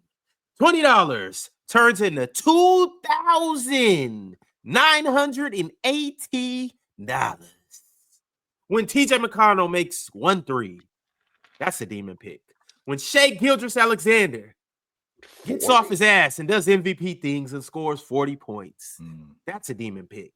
When Aaron Nesmith makes 5 threes and scores more than 14.5 points, that's a demon pick. When Carl Anthony Village scores 18 points, that's a demon pick. And when Alex Caruso gives us 12 points, which is also a demon pick, we will turn $20 into $2,980. Thank me later, chat. Just thank me later. Nice. And once you get done doing that, then that's where you turn that money into playoff tickets. Yes, it's so easy that I'm going to do it. Now, here's the thing, y'all. Game 3 in Indiana is going to be, well, a movie. And nobody wants to miss this movie. And the thing about it is, I know you have to wait for this whole thing to roll over, but the thing about it is Game Time makes getting tickets faster and easier than ever before, even with hard-to-get playoff seats. Prices on the Game Time app actually go down the closer it gets to tip-off. And these last-minute ticket deals that they have, you can save up to 60% buying last-minute tickets. And that includes playoff tickets, that includes concerts, that includes comedy, that includes theater, etc., etc. You see, my favorite part about the Game Time app, in my personal experience, is the zone deals they have. You can save, or you can actually view the seats that you're going to get in the Game Time app before you purchase them. And it's just beautiful. They give you a panoramic view from your seat in the app before you buy it. So take the guesswork out of buying tickets with the Game Time app. Download the Game Time app, create an account, use code CLNS for $20 off your first purchase. Terms apply, but again, create an account and redeem with code CLNS for $20 off your first purchase. Download the app today. Get last-minute tickets. Lowest prices guaranteed. And we'll see you in Indiana. Ron, is Tyrese Halliburton being in these NBA finals, just being here in the NBA finals, does this solidify him as a superstar? No. Nope. Not being here. I mean, it's been what he's done up to this point. He's giving you superstar moments. Yeah. His play's been up and down. He's giving you superstar play. He's not giving it to you on a night-to-night basis, but some games he's giving it to you. But the gap between Tyrese Halliburton being a bona fide superstar and being just an all-star is his consistency. Right. Now, isn't he always consistently himself though? That's what I was just thinking. Is he consistent? Has he been consistently? He's not a better scorer slasher than Donovan Mitchell, and I think Donovan Mitchell would be looking. He would be a more aggressive scorer versus OKC, but it doesn't mean the results would be there. He doesn't create better offense than Halliburton.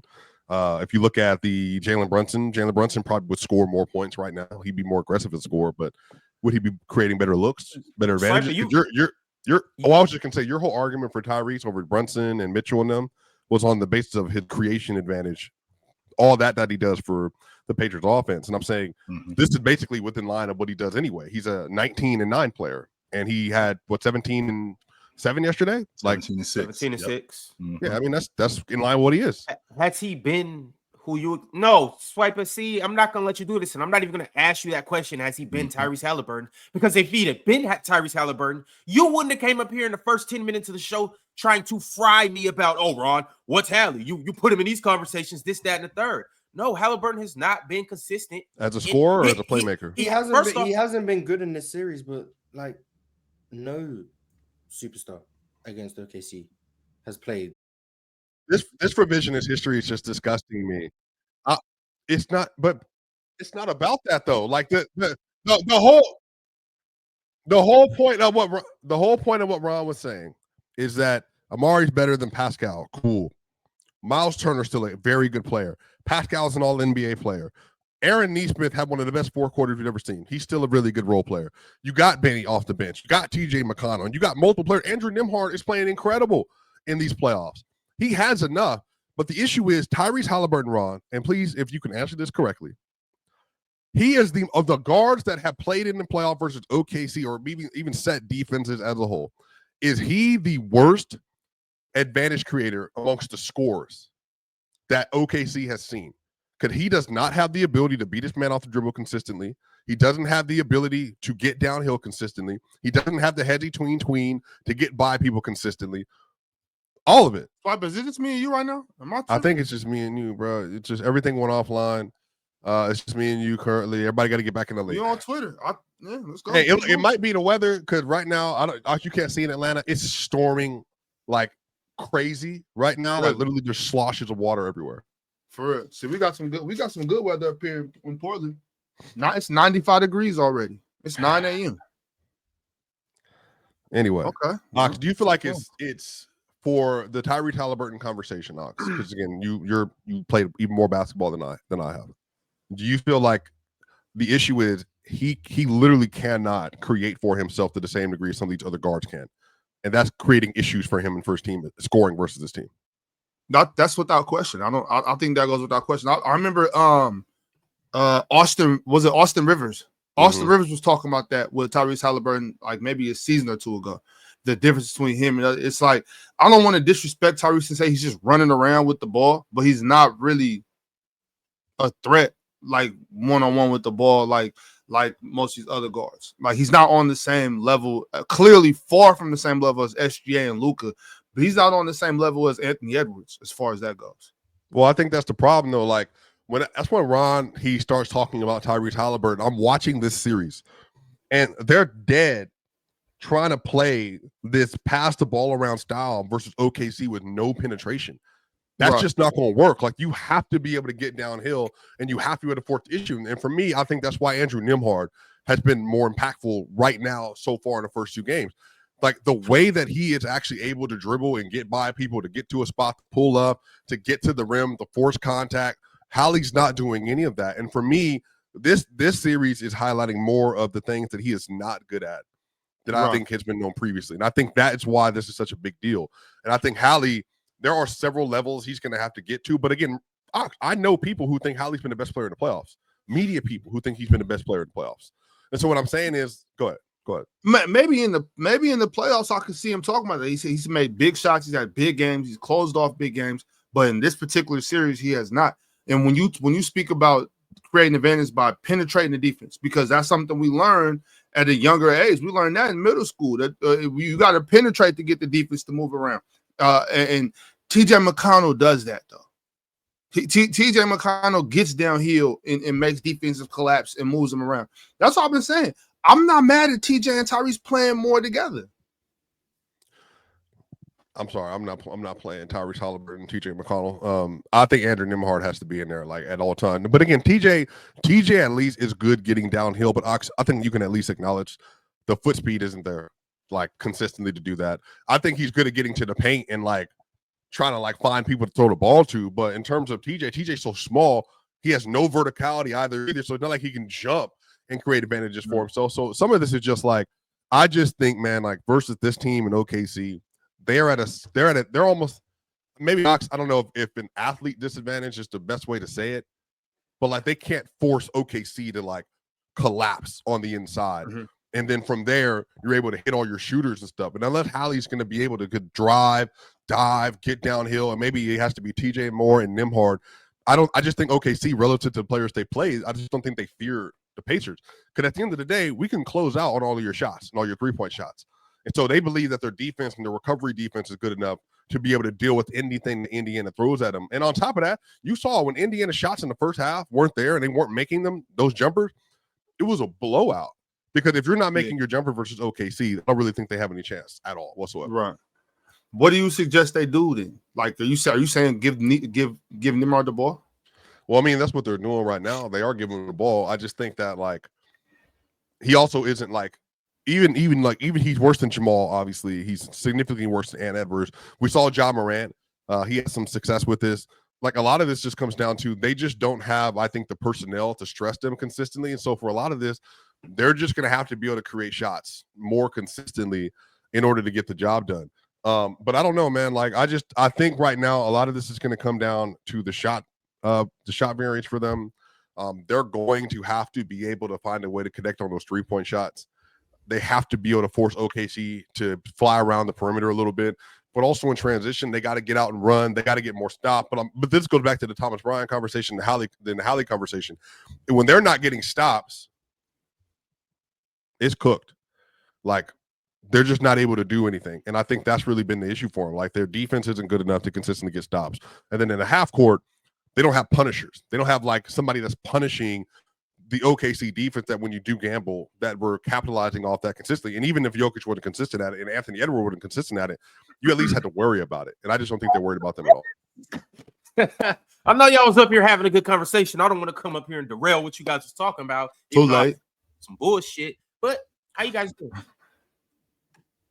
We're doing fine. We're in the same place we was on. You know, the show must go on, right? We're professionals. All right.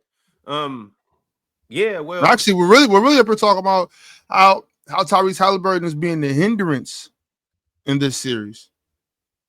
You think so? Well, I don't know if it's hindrance, more so limitations, Ron. I just think that him not being able to drive and create and to get downhill and put pressure on the OKC defense on the interior, I think that's just hurting what the team is, and I think that's why like they're just in a really bad place right now.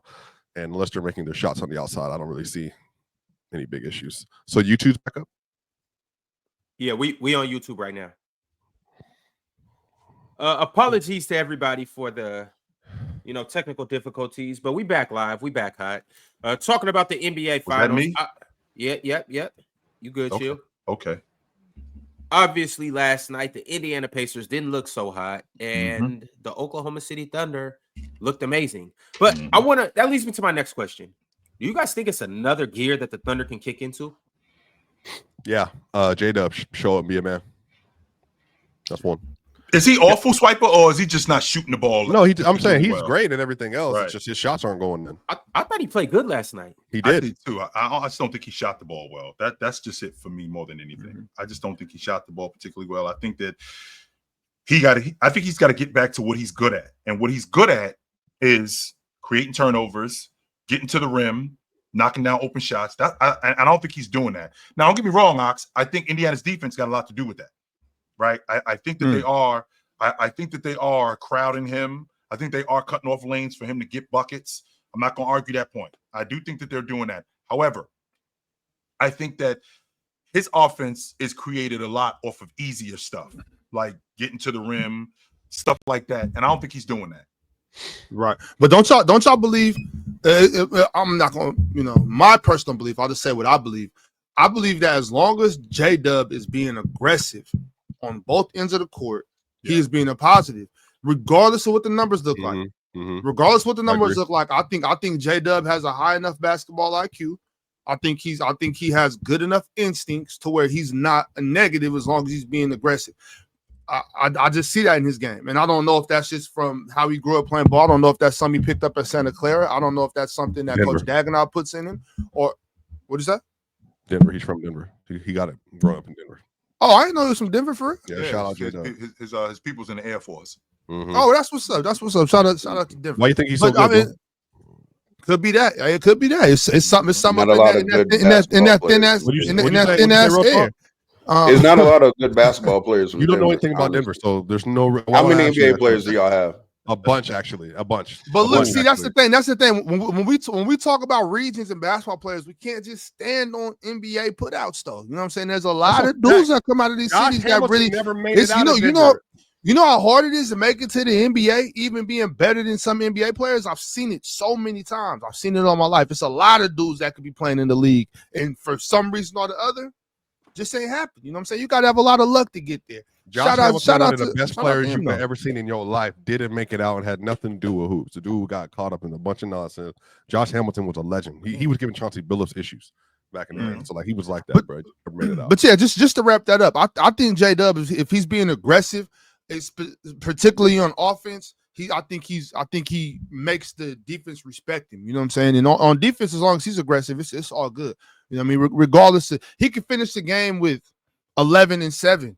You know what I'm saying? And still have a good impact on it. So J-Dub. Do y'all feel like I'm interested in knowing like how many games did y'all have OKC winning this series in? 5. Do you think that's still happening? I mean, I'm not going to move off of it, even though I have an out per Jordan. I have an addendum that I could use if I want to use it. But until the Indiana Pacers win another game, it's going to stay 5. But it could be 6. I think when I watched these two teams, I think like last night, I think OKC was like clearly just a more desperate team. They clearly like knew they couldn't go down 0-2. And Indiana had already, kind of taken care of business getting game 1.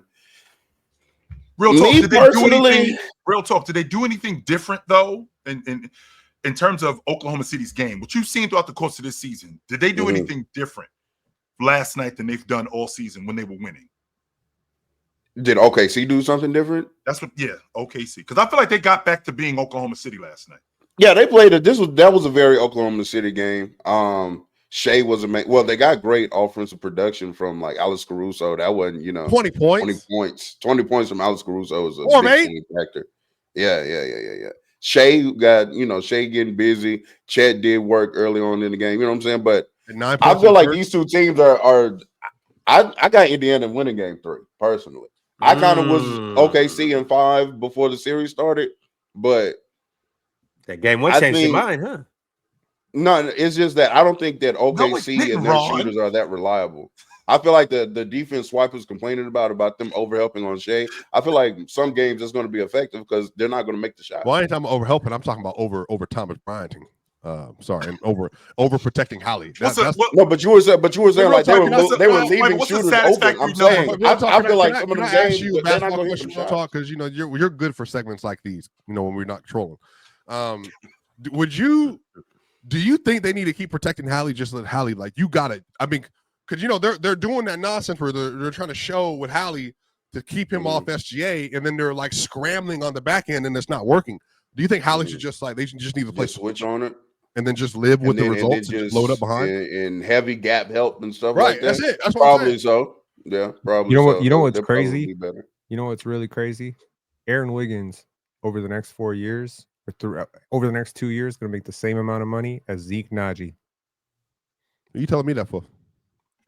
I just thought it was an interesting tidbit. I think it's a horrible thing. You shouldn't bring that up. That's pain for me. I didn't want Zeke on an extension. So I don't tell you. When you bring it up, you taking swipes at me. I didn't do nothing. I've been chilling this whole episode. I no reason for a swipe. It's not a swipe at you. That is a swipe at me. It's a swipe at Zeke Naji. Swiper. So $8 million. What do you? What IFA player on the roster can't play? What do you have to do with Zeke Naji? I'd rather have Vando for $12 million than which, by the way, Ron, I don't know if you know this, Ron. Yeah, but, sure. Aaron Wiggins was the number 55 pick in the draft. I just want to put that out. Yep.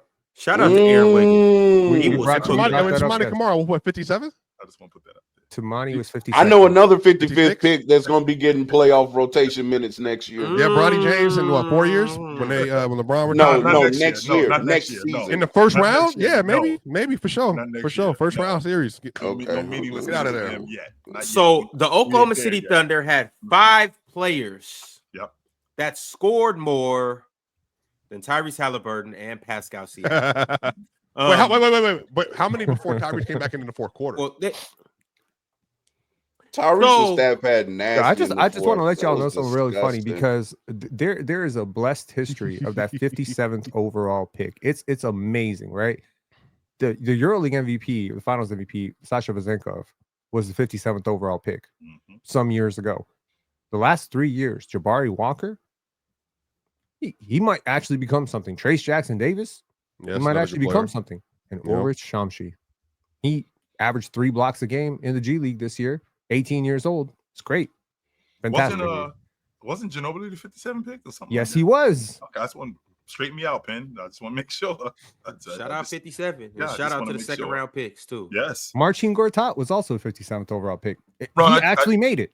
It's, you know how rare it is for a second round pick to make it like 2 years in the NBA? Yes. That's not crazy. That's not easy. You look back to those 97, 98, 99 drafts. Most of these second round picks don't even play. Ever. Just EuroLeague stash, whatever, never come over. In fact, that's why they get picked in the draft, so they can boost their stock overseas for that reason, because they're never going to play in the NBA if you're the 55th or the 56th pick. No, you're more than likely you're not going to play in the NBA. But Ron, I feel like this Indiana team, and again, I know how you feel about Halliburton, because I think Halliburton is a fantastic lead guard, and he does everything that I love about the lead guard. But again, Ron, we live in a space where in this league, you have to be able to score consistently at the lead guard spot. Who is Tyrese Halliburton as a bucket getter, Ron? I ain't saying that you got to average 30. I ain't saying that you got to give me 25, but you have to consistently put pressure on the defense as a bucket getter. And he doesn't do that. When he gets off the field, which is what I want, by the way, if I'm Oklahoma City, when he get off the ball, he doesn't get the ball back. And they make those other guys play make. They make those other guys go get it. That's a detriment to Indiana. That's a complete detriment to Indiana. What, in your estimation, Ron, when you look at Halliburton in this series, in order for them to have a chance to compete in this series? Because again, Ron, I'm going to stand on it. I don't think they win another game in this series. What does Tyrese Halliburton have to do as a bucket getter for them to honestly be able to compete in this series? Chill, can you put consistently on that, please? Because he's going to have one of these games where he has 32 points, by the way. 100%. I'm going to get a 29. Yeah. I'm going to get a 29 and 13 and 8 game from him in this series. I'm certain of that. But consistently, Ron, what do I need to get from Tyrese Halliburton in order for us to have a chance? Are you certain of that, Chill? He's averaged 12 points against this team for the last 2 years. He'll have one. He'll have one of those games. He will. How? He'll have one of them. They have to let him. They have to let him. I think it's 11 points. I think it's momentum. I think there will be a game where the momentum is. There's not one defender on OKC that he can actually score against. Do you realize that? No, hang on. Every other series, there's been one. Okay, I don't care what series you're talking about. There's always been one that he can pick on. Okay, he can pick on Darius. Typically a big. I'm sorry, you're not scoring consistently on Chet. He typically has to score against a big. I mean, yes, on cross matches, but there's no Julius Randle here. I'm sorry, there's nobody to score on like that. Okay, so Hart. Yeah, Hart. I was thinking Hartenstein. We can go after him. Isaiah Joe, Hartenstein, Aaron Wiggins. Yeah, I think those three. Hartenstein is being flanked by Chet Holmgren in some of those lineups, and if he's not being flanked by him, he's being flanked by guards. No. But he'll make 6 threes in one of these Well, games. no one's saying Halliburton's going to score 30 or straight isolation. No, we're not doing that, Mars. Yeah, but no, it doesn't need to be off straight isolation. It doesn't need to be that. I mean, we can call it empty stats because it was. But the Pacers did start using Tyrese Halliburton off ball to get him downhill. They just manufactured downhill looks for him. And it worked. That's so, not, that's whether not you even want to, their success formula in this series. Their success it doesn't formula... need to be success formula. He said Halliburton would have a game where he scored 28. Okay. Whether or not they win the game is irrelevant. He said Halliburton will have a game. They can lose by 30, but Halliburton might have 28 in that game. Respect to the coaches coaching in this series. I think most of them have probably, and I'm going to be very humble when I say this, have probably forgotten more about basketball than most of us will ever know. So when we come up here, well, yeah, because I'm humble and you probably think you know more than Mark Dagnall. But what I would say is, if you were the coach, Mars, what's your recipe to a win, another win for Indiana? Because I actually, by the way, as a person who came up here and said OKC in 3 and very, very loudly proclaimed that I actually think Indiana is going to get another game. I do think this is going 6. But if you are the coach, if you're Rick Carlisle, dream up your path to victory in another game. Who's it going through? What are you doing? Because I think the win goes through Siakam. Personally, I think the win goes through our defense. Straight boards Indiana, Mars? Yeah. Okay. Yeah. I'm listening. Straight boards and I and Shai. I spoke about this yesterday on my podcast. Go check out. Straight boards and I and Shai. Neesmith is tasked with practically playing a box on one. He has no help responsibilities. His job is to follow Shai around the court. We are pressing him full court. We are making sure that he doesn't get the ball off inbounds. We are forcing other people to bring the ball up. When Shai tries to get the ball off his DHOs or zoom actions, we're top locking it. We're going to play the back doors with help from the corners. We're going to force guys like Hartenstein to make that skip pass, because we know when Hartenstein tries to get to a DHO and people do top lock it and Shai cuts back door, Hartenstein is very comfortable making that drop-off pass for the layup. We're going to help off the corner right there, force Hartenstein to make that skip to the corner, which is a read he has not shown me one time in his career he can make. And basically, we are trying to minimize Shai's touches, because anytime Shai touches the ball, our defense dies. So we have to make sure that he can't touch the ball. I started thinking about this because Pat Bev on Playback said that was how he would go about guarding Shai. So I was thinking after watching the first 2 games that, the Pacers can't guard him. So if he touches the ball, you're in a bad spot. So that would be the start. That would be the start point. And then offensively, it comes down to good 3-point shooting, which is if we want to scheme that up, it comes down to being able to manufacture paint touches. And as everyone here has quite eloquently alluded to, Halliburton can't manufacture paint touches for himself. That not against this defense. So we have to artificially, or coaching, whatever you want to call it, artificial or coaching. I'll call it coaching. You have to create those paint touches for Halliburton. You have to create those advantages to where he can get downhill. I actually think the Pacers did start doing that in the 4th, and maybe they did show their cards a bit too early, because now Mark Dagnall has some of that on film. Double drag. So it's like, how did Halliburton get, like, we can call it empty stats, we can laugh at Halliburton, 12 points in the 4th, the game was over. But there were some things that looked replicable. Thank you, replicable. That they could look at, but now obviously OKC have that on film, so maybe they can scout that, they can adjust for that. But if I'm Indiana, that's my pathway to success, is being able to create rim touches for a guy like Halliburton.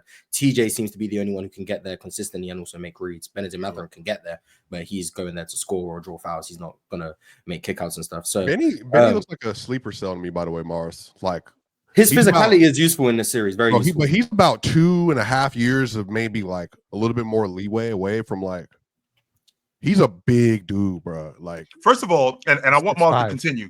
Mars, I want you to continue. I want you to continue with what you're telling me.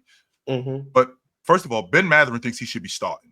Ben Mathurin thinks that the offense should be, argument. He thinks that watching Ben Mathurin, he thinks he should be starting, and he thinks that he should be getting more touches. That's what he thinks he is. But as you were saying, I think on the team is the issue. I think Penn. Well, talent-wise, he's better than.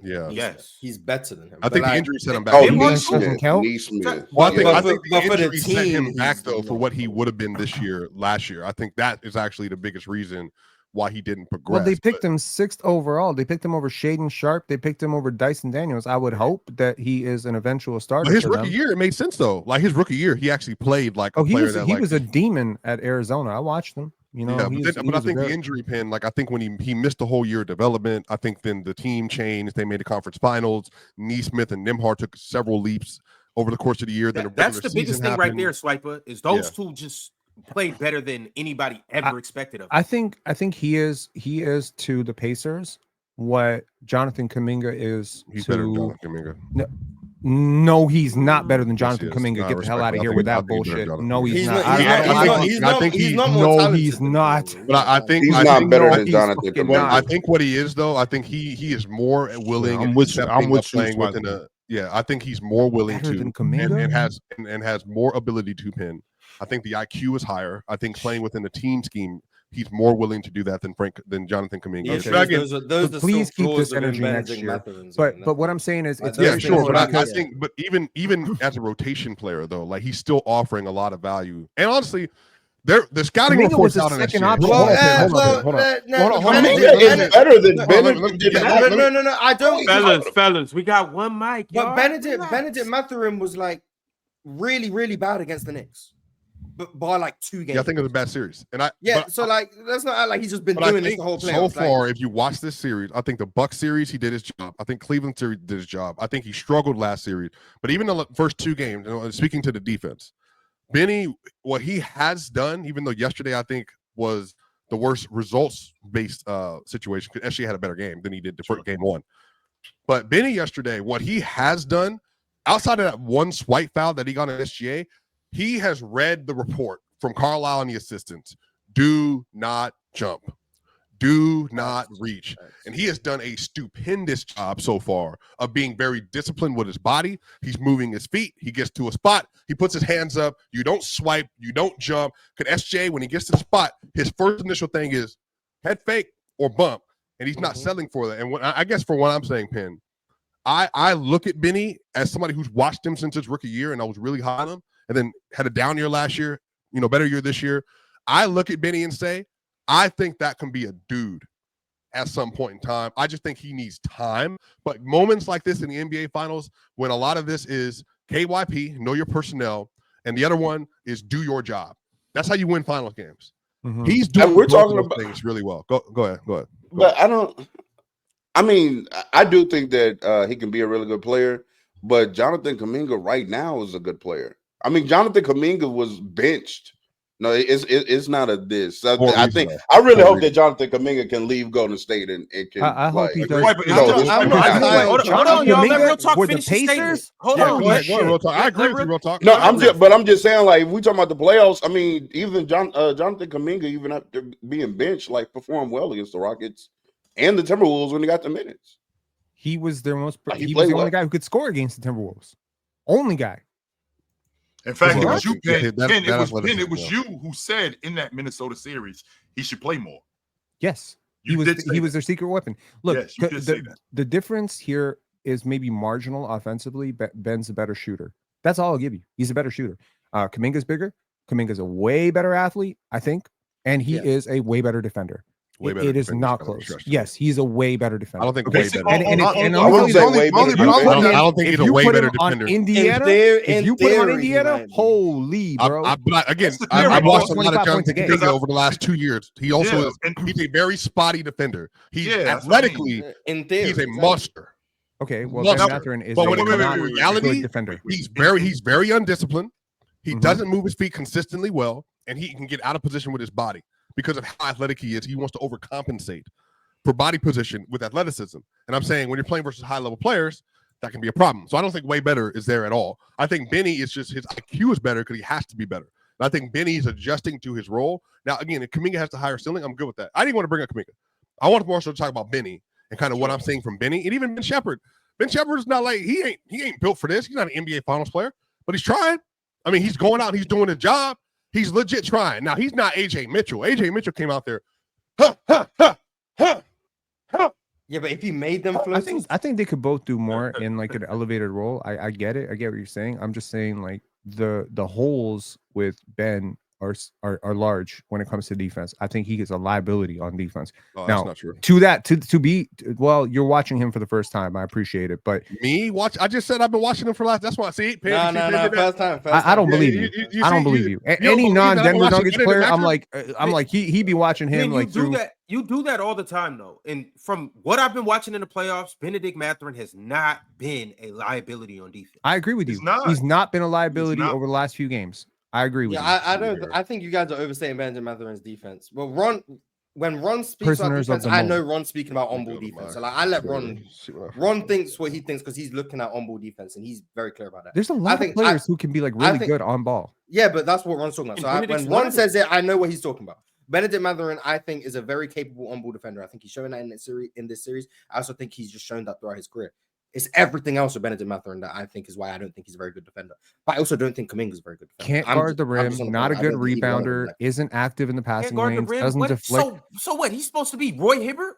Yo, it actually if he was, that'd be amazing. I mean, yo, when it comes to the way the game is going, the fact that your guards can actually be competent at the rim actually provides some sort of balance at the rim. 5 rim protectors out there at a time. Like J-Dub is a capable rim protector. They're the same size. In these playoffs. They're roughly the same size. Okay, J-Dub got him on the wingspan, but they're roughly 6'5" wings, and one of them can guard the rim, and the other can't. But one of them is also one of the better defenders in the NBA. What did J-Dub get? Man, I mean, he was. Well, that's the thing. When you're comparing him to Jonathan Kuminga, Jonathan Kuminga can guard the rim. That's what I'm trying to tell you. I'm comparing. What Swiper said he didn't even want to take it. You look at the rim numbers for Jonathan Kuminga, possible.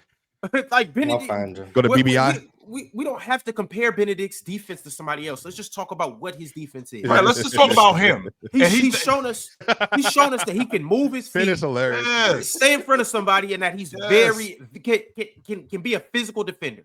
Yes, sir. Off the ball, let's talk about off the ball because I just don't see what you guys are talking about. I don't see him just getting beat backdoor. I don't see him not just being out of place all the time. I'm trying to figure out what is it off ball that you guys see that make you say he's a negative defender. Mars, is your issue with Mathurin? Are you looking at Mathurin from the aspect of other great defenders that have been in the NBA Finals, or no? I'm comparing him to players on his own team. Chill. This is what I'm saying. Because when I think about Mathurin, I think about the other stuff that needs to be done. Unlike Ron, like you're talking about, I don't think about a guy just being on the ball. I think about when you're playing off the ball, how effective you are. He'll take charges. He does rebound. He might not rebound as much as you'd like him to rebound, but at 6'5" and the athlete that he is, he will rebound. He does get digs. Not only does he get digs, he does rotate. I think he understands defense a lot more than you give him credit for. I'm not putting him in the Avery Bradley, Marcus Smart. I'm not putting him in that level of defender. I'm thinking about the guys on his team. I'm thinking about the guys that he's dealing with, like Nesmith. I think Nesmith is a little over-aggressive sometimes. You think he's better than Nesmith on defense? No. But you started with the negatives of Nesmith. So let's go to the viral clip. As I was saying, I think Nesmith is a little bit over-aggressive sometimes, but I do think he's smarter than that than Mathurin. And I think that is the difference because he knows how to shoot gaps. He knows when to shoot gaps. He knows how to play with his hands. He doesn't foul nearly as much.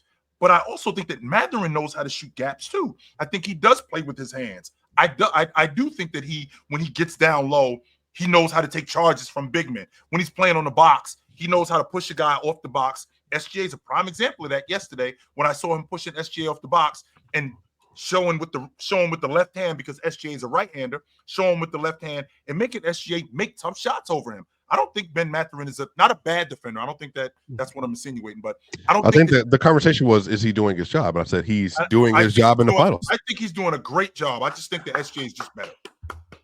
Great job, Benny. Have we talked about that? Have y'all talked about that yet? Have we talked about that? How amazing Shai Gilgeous-Alexander is at basketball? We did. We talked about it, but then we talked about Hali and the Pacers. I think I'm in the minority. That was and I'm in the minority. That was the quietest 33 I saw in a long time, yo. Really? It was very loud to me. 34. It was loud to me. I think like a loud 33. It might not have been a 4th of July fireworks show, but it wasn't quiet. What about his defense? Now his defense was amazing. His defense was amazing. And that's why, despite the fact that in the game 1, he had 38, and this game he had 33 or 34. Sorry, I thought he had 34. Y'all saying 33.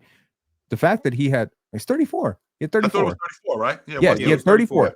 He had 34 in this game. He didn't take as many shots, but he was more efficient.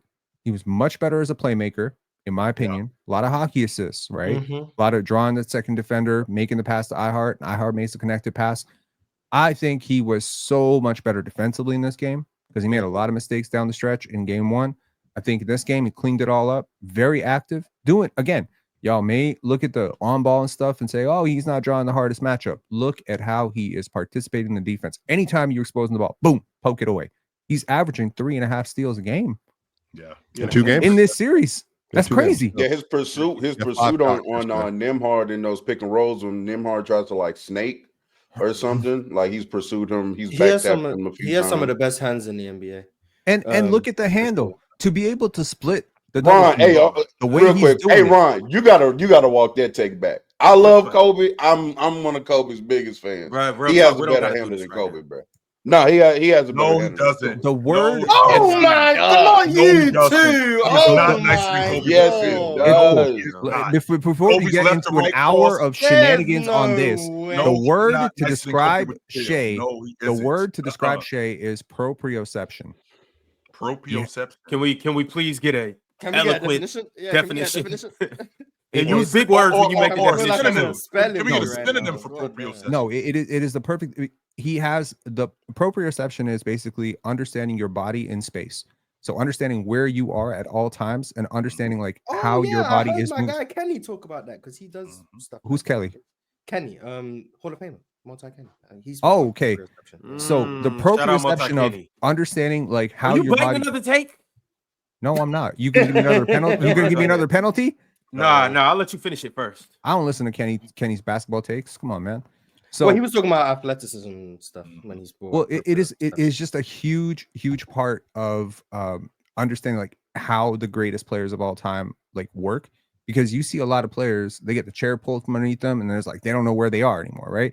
So having that functional like edge of like 20%, you're just 20% better at understanding where your body is relative to everybody else, helps you with rim finishing. So the hand-eye coordination and the proprioception for Shai is what compensates, and of course the flexibility, which is so important. Yeah, this dude has like Wemby is the most flexible center to me, like defensively. Shai is the most flexible guard to me. Like he could be almost in 2 places at once, and that is what makes him so impossible to stop. That tight handle mixed with that flexibility, it compensates for anything y'all see in like, oh, he's not as athletic as Jordan and Kobe, whatever. He doesn't burst to the basket. See, that's the difference, though, man. That's the difference right there, and I can counter that with exactly that. Kobe Bryant's athleticism. So when he's dribbling the ball, the proprioception is a part of athleticism. Chill. Hand-eye coordination is a part of athleticism. That balance. And I feel like Bryant, because he's that good, because he knows how to use his body, when he throws the ball between his legs and he gets you right here, he gets you right here where the point where you can't recover. And because he's so athletic, that handle is so tight, it gets him straight to the spot that he's trying to get to. And the recovery is almost impossible just because that handle, right? Just because that handle when he throws it to his weak hand, when he's 2 dribbles and pulling up, he doesn't make a lot of mistakes. When I think about ball handling, I don't just think about when I think about ball handling, I don't just think about tween. I think about how many mistakes do you make with the ball? How tight is your handle? How close do you keep it to your body? How often do you get ripped? How often do you turn the ball over? Chill, Kobe, you're describing. Yeah, you're describing Shai. You're describing Shai. I'm 100% describing Shai. Brian is better at that though. That's just different. I mean, chill. You're describing a lot of people. You know what I'm saying? It's professional basketball. You're describing a lot of people. I gotta ask, and mind you, I look when we talk about handles and stuff like that. For me, it's just as simple as this: is somebody taking the ball from you? Are you losing the ball? Are you dribbling the ball off your foot? Are you losing the ball? Is somebody taking the ball from you? Are you getting to spaces where you can take advantage of the defense? Are you getting where you need to go? I don't give a damn what it looks like. I don't even care if you know what? I don't care if you dribbling with your right hand going left. As long as they don't take the ball from you and you get where you need to go. You know what I'm saying? I don't care what it looks like. I don't care what it looks like. When was Kobe's handle at its best? When was Kobe's handle its most refined? I know, but chill, I'll let you answer it and ask. Kobe was nice as he was the nicest with the peel. Early 2000s. Come on, Chill. Tell the truth. I was thinking like 2003, 2004. That's when he was nicest with the peel. Okay. I mean, it looked better. It looked better, but was it as strong? Was it as strong? In 2003, but Mars, hold on, wait. Before you do that, Yeah, more turnovers. No, before you do that, because I know you're going to read the numbers. I just would like to put some context to this whole thing. Defenses were a whole lot more physical in the 2000s. Sure, absolutely. Elbows, check-in, all of that. Yeah. That's just the fact. But how are we going to numbers about handle? Because real talk. That's what I was trying. This is just to Ox's point. Because Ox said, "Are you losing the ball?"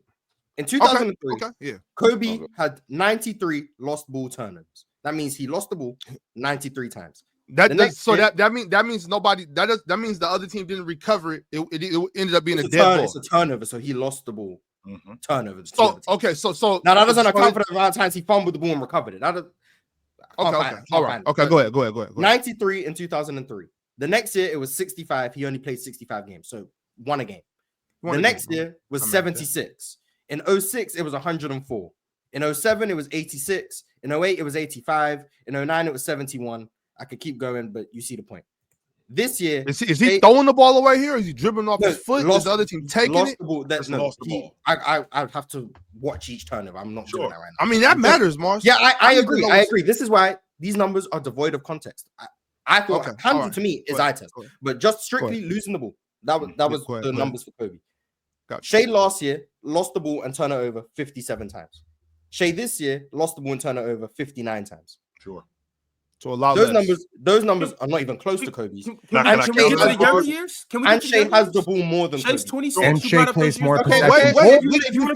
We can't move on yet. Faster league. Shai is a rookie 26 times, but he was playing majorly off the ball. Yeah. Then Shai gets to OKC. The first year of Chris Paul, he lost the ball 40 times. Once again, he was still a backup, not a backup, but a secondary ball handler to Chris Paul. So still take that with a grain of salt. In 2021, he lost the ball 31 times in 35 games. So we're approaching 1 time a game. Then you see where the improvements start to come in once you get to like 22, 23, etc. So 2022, he lost the ball 49 times, 56 games. 2023, he lost the ball 64 times, 68 games. The last 2 years since Shai's been this top 5 player, Shai, 57 times in 75 games and 59 times in 76 games. Y'all got Ron. Yo, you got to remember, Mars is just reading those numbers because my first point was that's it. That's the only reason I read those numbers. That's more possessions, though. Hang on, more possessions. Kobe played in a slower era. The 2000s. Shai has the ball more and dribbles more. Shai has the ball more. Number one, making more decisions, more assists. Right? Yeah, but make fewer turnovers and faster pace, more possessions, more chance for turnovers. Nasty though. Because Shai dribbles the ball. Yes. You know why it's nasty, Ron? Hey, if you do this to him, he do this. He do this. Cole did a lot of this shit too, bro. Yeah, but Cole got the line more. He ain't started. Cole ain't started, but he did a lot but also of that, like we know that it was a much more physical era. Brian is bringing up the ball. Not Mars. Joe, who's the best? But with that being said, Cole. Yeah, I did. Spin. I was just gonna ask that. I need to ask. Chill. I do want to. Who your like top 5 ball handlers? Can you just do wait, Chill? Can you just do since 2000? Not go back too far, please. Like, who are the best guard ball handlers since 2000? Were you afraid he's gonna say Bob Cousy? No, I've had a why Pistol Pete 2000 conversation. Can we do 90s? No, because the reason why I had a why are you cutting Tim Hardaway out of this? Because people don't consider Pistol Pete one of the best ball handlers ever, in large part because of when it was. I think Pistol Pete, Isaiah Thomas are 2 of the best dribblers of the basketball that's ever existed. But I don't want to go back to the 80s or the 70s for that matter. Can we just do 90s? Can we do 90s? Because people don't think Jordan can dribble with his left hand, so he's not going to be on the list. Who else is on the list? Well, he's not going to say. I'm pretty sure he's not going to say Jordan, but I'm pretty sure he might say Tim Hardaway. He might say Muggsy Bogues. I don't know. Let's just get. Y'all will argue about anything, bro. History. Yo, relax, man. Yo, relax. Yeah, Chill, can you just do since the 90s, Chill, and please name the guards you think that were elite ball handlers, and then we can put it in the top 5. Let's just start there. Kenny Anderson's the best ball handler that I've ever seen before Kyrie Irving showed up. Rod Strickland. Yeah, Rod Strickland was crazy. Steve Nash. John Stockton. Penny Hardaway. I think Jason Kidd was a better ball handler than Penny. We're just naming all of them. Penny Hardaway, Jason Kidd. Yes, Jason Kidd and Tracy McGrady. No, I wouldn't put Tracy McGrady in that conversation. Then we're moving on to the 2000s. Steve Francis was incredible with the ball. Shout out franchise. Nasty franchise. Yes, Steve Francis was incredible with the ball. Chauncey Billups was really good with the ball. Andre Miller. Andre Miller is another one. I'm glad you brought up Andre Miller because like a lot of people they think about tween and throwing the ball. Andre Miller was very basic, but he was very effective at what he did. Not a lot of extracurricular stuff with Andre Miller. I loved Andre Miller's ball handling ability. And then when you get into Allen Iverson. Allen Iverson also. When you get into the 2010s, Gilbert Arenas. Gil was sick. We're just naming them. We're just naming them. Andre Miller, John Stockton. We about to get a Jose Calderon mention here. Why is Jose Calderon and Andre Miller in the same? Maybe a Ricky Rubio or Grievous Vasquez or something. Can y'all let Chill finish his list? Grievous Vasquez was sick. Can y'all let Chill finish his list? My bad. Swiper not even letting Chill do the list. Swiper doing the list himself. Yeah, Swiper doing the list. He has Chill that so he can get his shit off. Swiper, you should have just started name dropping, bro. Well, I'm adding the names. Tracy McGrady. Chill, as you were saying, Chill. Penny Hardaway. Yeah, they're all elite ball handlers. In the 2010s, Kyrie Irving's the best I've ever seen. Rondo was a really good ball handler. Chris Paul, super nice with the pill.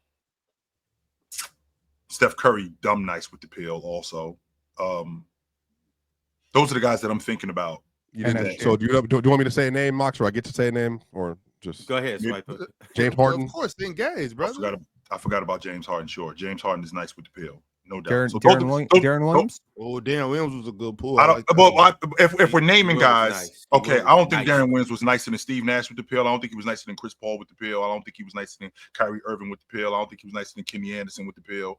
I don't think he was better. I don't think he was nicer than Baron Davis with the pill. What about Muggsy Bogues, show? Muggsy Bogues is Darren Williams was nicer than Steve Nash with the pill. He was not nicer than Steve Nash with the pill. Steve Nash won. They're all really good. Steve Nash had that thing on a string. Can I ask a question? Real talk. When I think about ball handlers, he had that left right too that could free him up to get a shot. When I think about ball handlers, I can't emphasize this enough. Real talk. That I think about guys who don't make a lot of mistakes. Did you say Derrick Rose? Jamal Crawford, dude. But to me, see, Swiper, this is why I was trying to say earlier though. I see a lot of people named, and not necessarily in this list because these are all elite basketball players, right? But for the most part, when you're dribbling the ball, to me, it's less important about the bink, and more important is the destination. Where the hell are you going with this basketball? What are you doing with this? What are you doing with the pill? I don't give a shit how long you can stand out there. Is there now you gotta go. You know what I'm saying? Like and you don't necessarily have to go north and south all the time. I'm cool with some east to west to get a dude moving. You got to be able to move the defense. Is there a better vertical dribbler than Derrick Rose and D-Wade then? Like vertical. No, I don't. As far as Derrick Rose goes, I think you put him up top. Yes, but of these guys, I'm mostly bringing this up because of the Darren Williams. It's the Darren Williams. He was able to use that dribble to get stuff off. That's why I think he belongs in this conversation. I think Darren Williams. Pen back to the point. You were asking. So Kenny Anderson, Steve Nash, and I'm thinking about like five: Kenny Anderson, Steve Nash, Isaiah Thomas, Kenny Anderson, Steve Nash, Isaiah Thomas, Kyrie Irving, John Stockton. Those are your top five. So here's how is Derrick Rose not a better dribbler than John Stockton? I think we all value different things. Man, just stay getting into talks for no reason. I know. Look, I think we all value like. You talking about Derrick Rose when we're talking about basketball ball handling? Like, I'm surprised we didn't bring up Skip to my Lou here because that dude was insane with the peel. Allen Iverson, Rod Strickland, there are so many. But look, here's the thing. I'm not just judging you based on whether or not you turn the basketball over or not. I'm judging you based on do you manipulate the defense and create gaps with your ball handling, which is to say, can you legitimately position your body in such a way and position your handle and be so quick with it and so fluid with it that I legitimately think you're going left, and then a flash second later you're downhill.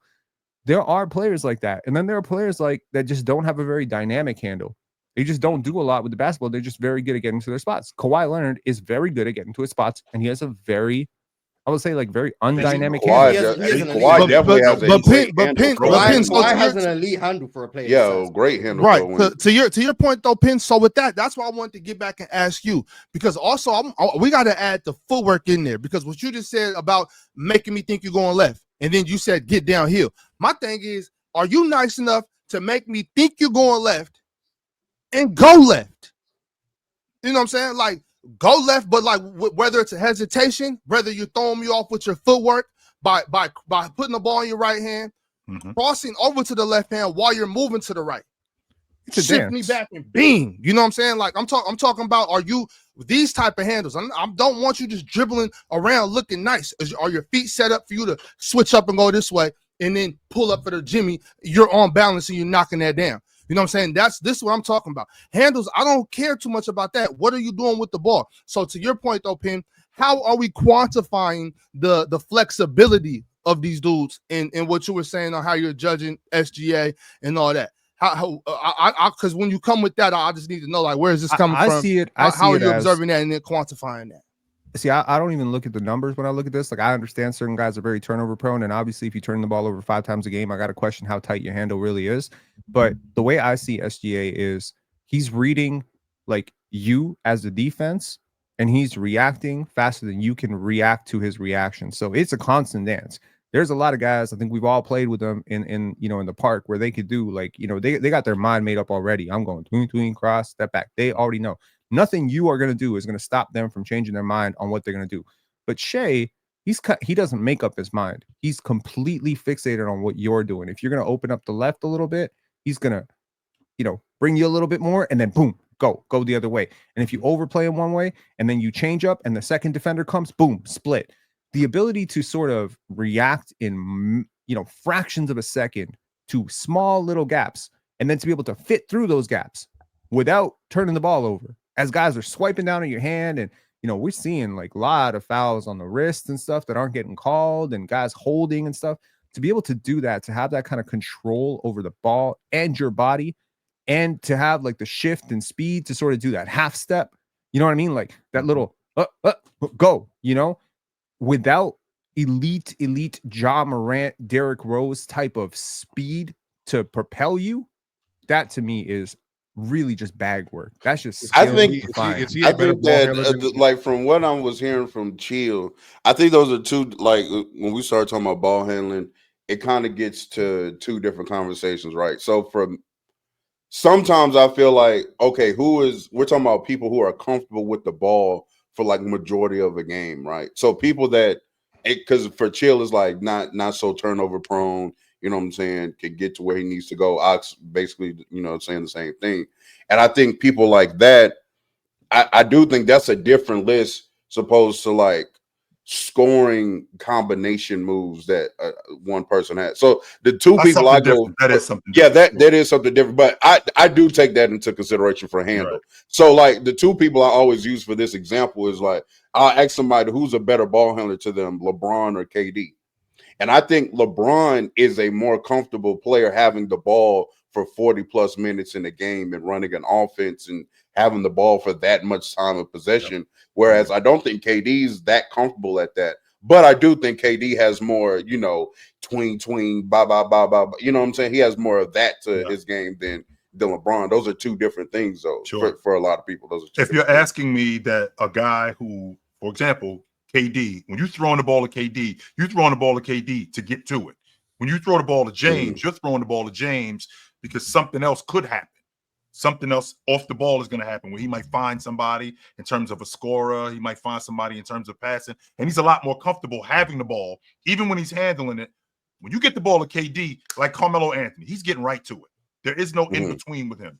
And I feel like, again, we're talking about two different things. So when I talk about a guy having the basketball in his hands like John Stockton, when I talk like Steve Nash, when you got the ball in your hands, what do I think about when you had the ball in your hands? Joker is a prime example. And I don't mean dribbling. When Joker has the ball in his hands, I always feel like something good's going to happen. More times than not. When Stockton has the ball in his hands. We didn't answer the question originally, though, man. When Kyrie Irving has the ball in his hands, I feel like something good is going to happen. more times than it doesn't. So the question originally was, who are the ball handlers that you feel like Chill or Penn are better than SGA since the 1990s? Chill, do you have a definitive answer? Well, he just gave you his top 5, so those 5 guys are better. Honestly, like to me, I don't know. This might be nostalgia because I need to go back and You watch. stuck on John Stockton. When I was coming up in the 90s, the player that you I still watched, think John Stockton's better than Shai? Yes. The two players, I stand with him. The 3 players, I stand with him. The 3 players that I watched the most when I was coming up, trying to work on my ball handling, were Allen Iverson, Rafer Alston, and Rod Strickland. Those were the 3 that I was like studying their tape, studying their moves. I got into a little bit of Kobe in high school and stuff, but yeah, like Kobe was really nice with the peel. I'm not disrespecting Kobe. Like he was great with the basketball. He had a lot of bag work, but Shai is like some next level shit, man. Next level to who? Next level to who? Next level to who? No, not necessarily Kobe. Just his handle. His handle. Bag work. And it is next level. Kobe was not out, bro. Yeah, we gotta stop, bro. Okay. You're off your rocker right now. Kobe then. Hey, real talk. You're off your rocker. Crossover Bryant had. I'm not off my. You are listen to what I off your said. rocker. Listen to what I said. I'm listening. You gonna have to. I didn't say you was Kobe just in wasn't service yesterday. You gonna have to wait He on is this not. Monday. No, You gonna have to wait he all is the way not till Sunday. Bigging people like SGA. No, he's not. Shame. was saying real talk. Keep going, real talk. Real talk. Okay, look, bro. Again, You got to get baptized again this Sunday for this. No, I love Kobe. Kobe was cold. I know who Kobe is. No, you don't. But You don't know. bro, You don't know. like 6'6" Kyrie. It's ridiculous. Who? Bro, the way he Shai SGA is not that nice with the pill. Chill out. Shai is not 6'6". So yeah, 6'5". Excuse me. Okay, 6'5". Kyrie Irving. Kyrie's just a little bit better. No, he is not. Little bit. Kyrie's a lot better. Kyrie's a lot better. What are y'all doing, bro? Wait, hold on. Wait. How do y'all? Wait, how? I'm asking genuinely because I want the group to answer this because this is where I'm stuck on. Did we watch Derrick Rose at his prime? Mm-hmm. Like dribbling. He ain't 6'6". I hear you. We didn't really Swiper, get I think you Derrick by Rose yourself with this Derrick Rose stuff. But I'm by myself on Derrick Rose. Why would you be by yourself, huh? Time out. I'm I think it is a left. And here's the thing, too. So you mentioned vertical dribbles and going side to side.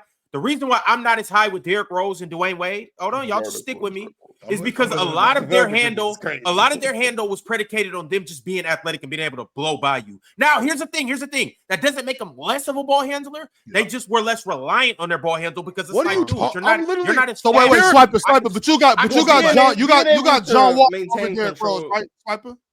They're all in. I mean, John Wall, Derrick Rose, Russell Westbrook. They're all the A-tier athlete. They all had their own bag. They all have their own bag. John Wall, to me, Derrick Rose, John Wall, of the elite premier athletes that have ever played the sport. They were both elite ball handlers. And Derrick Rose in particular, there was not a single player in the sport that had a faster right to left spin than Derrick Rose did at his apex. Nobody could stop him. Yeah, but a lot of that matters. You just said right. Okay, but just hear me out. You just said right to left spin. You said right to left spin. The reason why it's easier for Derrick Rose to do that is because you can't stay in front of him when he goes right to left. Because I'm able to and then when you cut me off, my spin is so fast. It's not like yes. And once again, yes, he has a handle, but these other guys have to do this. Like Derrick Rose doesn't have to rely on that. Because you're less athletically inclined, I have to be. Yes. My points get deducted because I'm still doing.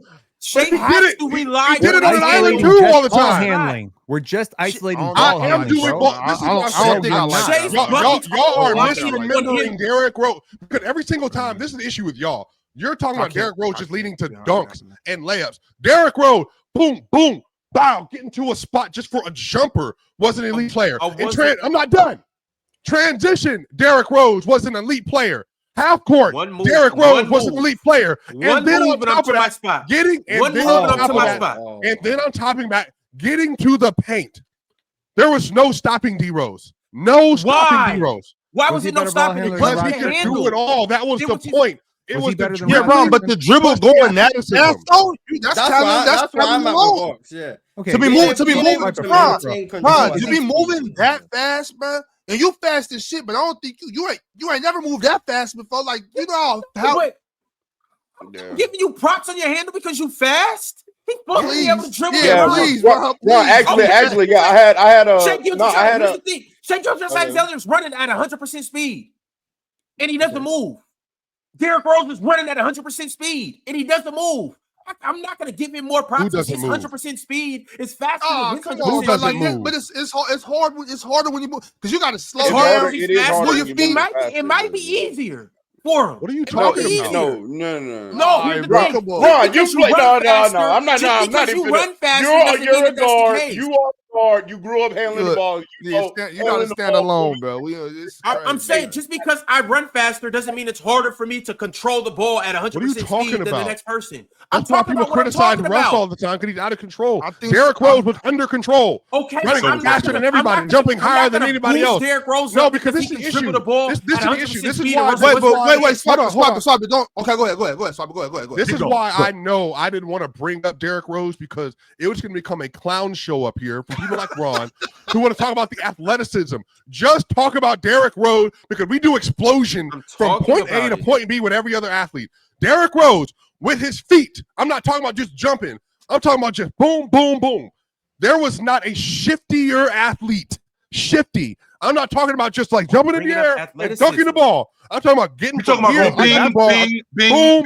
And your move, you're out of the way. Yeah, I think it's just adding that into it though, Ron, because I think you have to bring in the fact. Like I'm pretty sure all seven of us up here can agree that it's easier to dribble between the legs and left hand and back between the legs and all that stuff walking than it is going even jogging. All these guys go at 100% speed. Okay, Ron, but it's all right, but his 100 isn't his 100 though. Derrick Rose is moving so much faster, still being able to slow his feet down, while controlling the ball, make a move, speed back up, and do it. It's a lot harder, I think, to decelerate and accelerate and have the ball and go from side to side, spin, change direction. Right? You know how hard it is to run. Wait, real quick. Let me ask you. If you was dribbling the ball, yeah.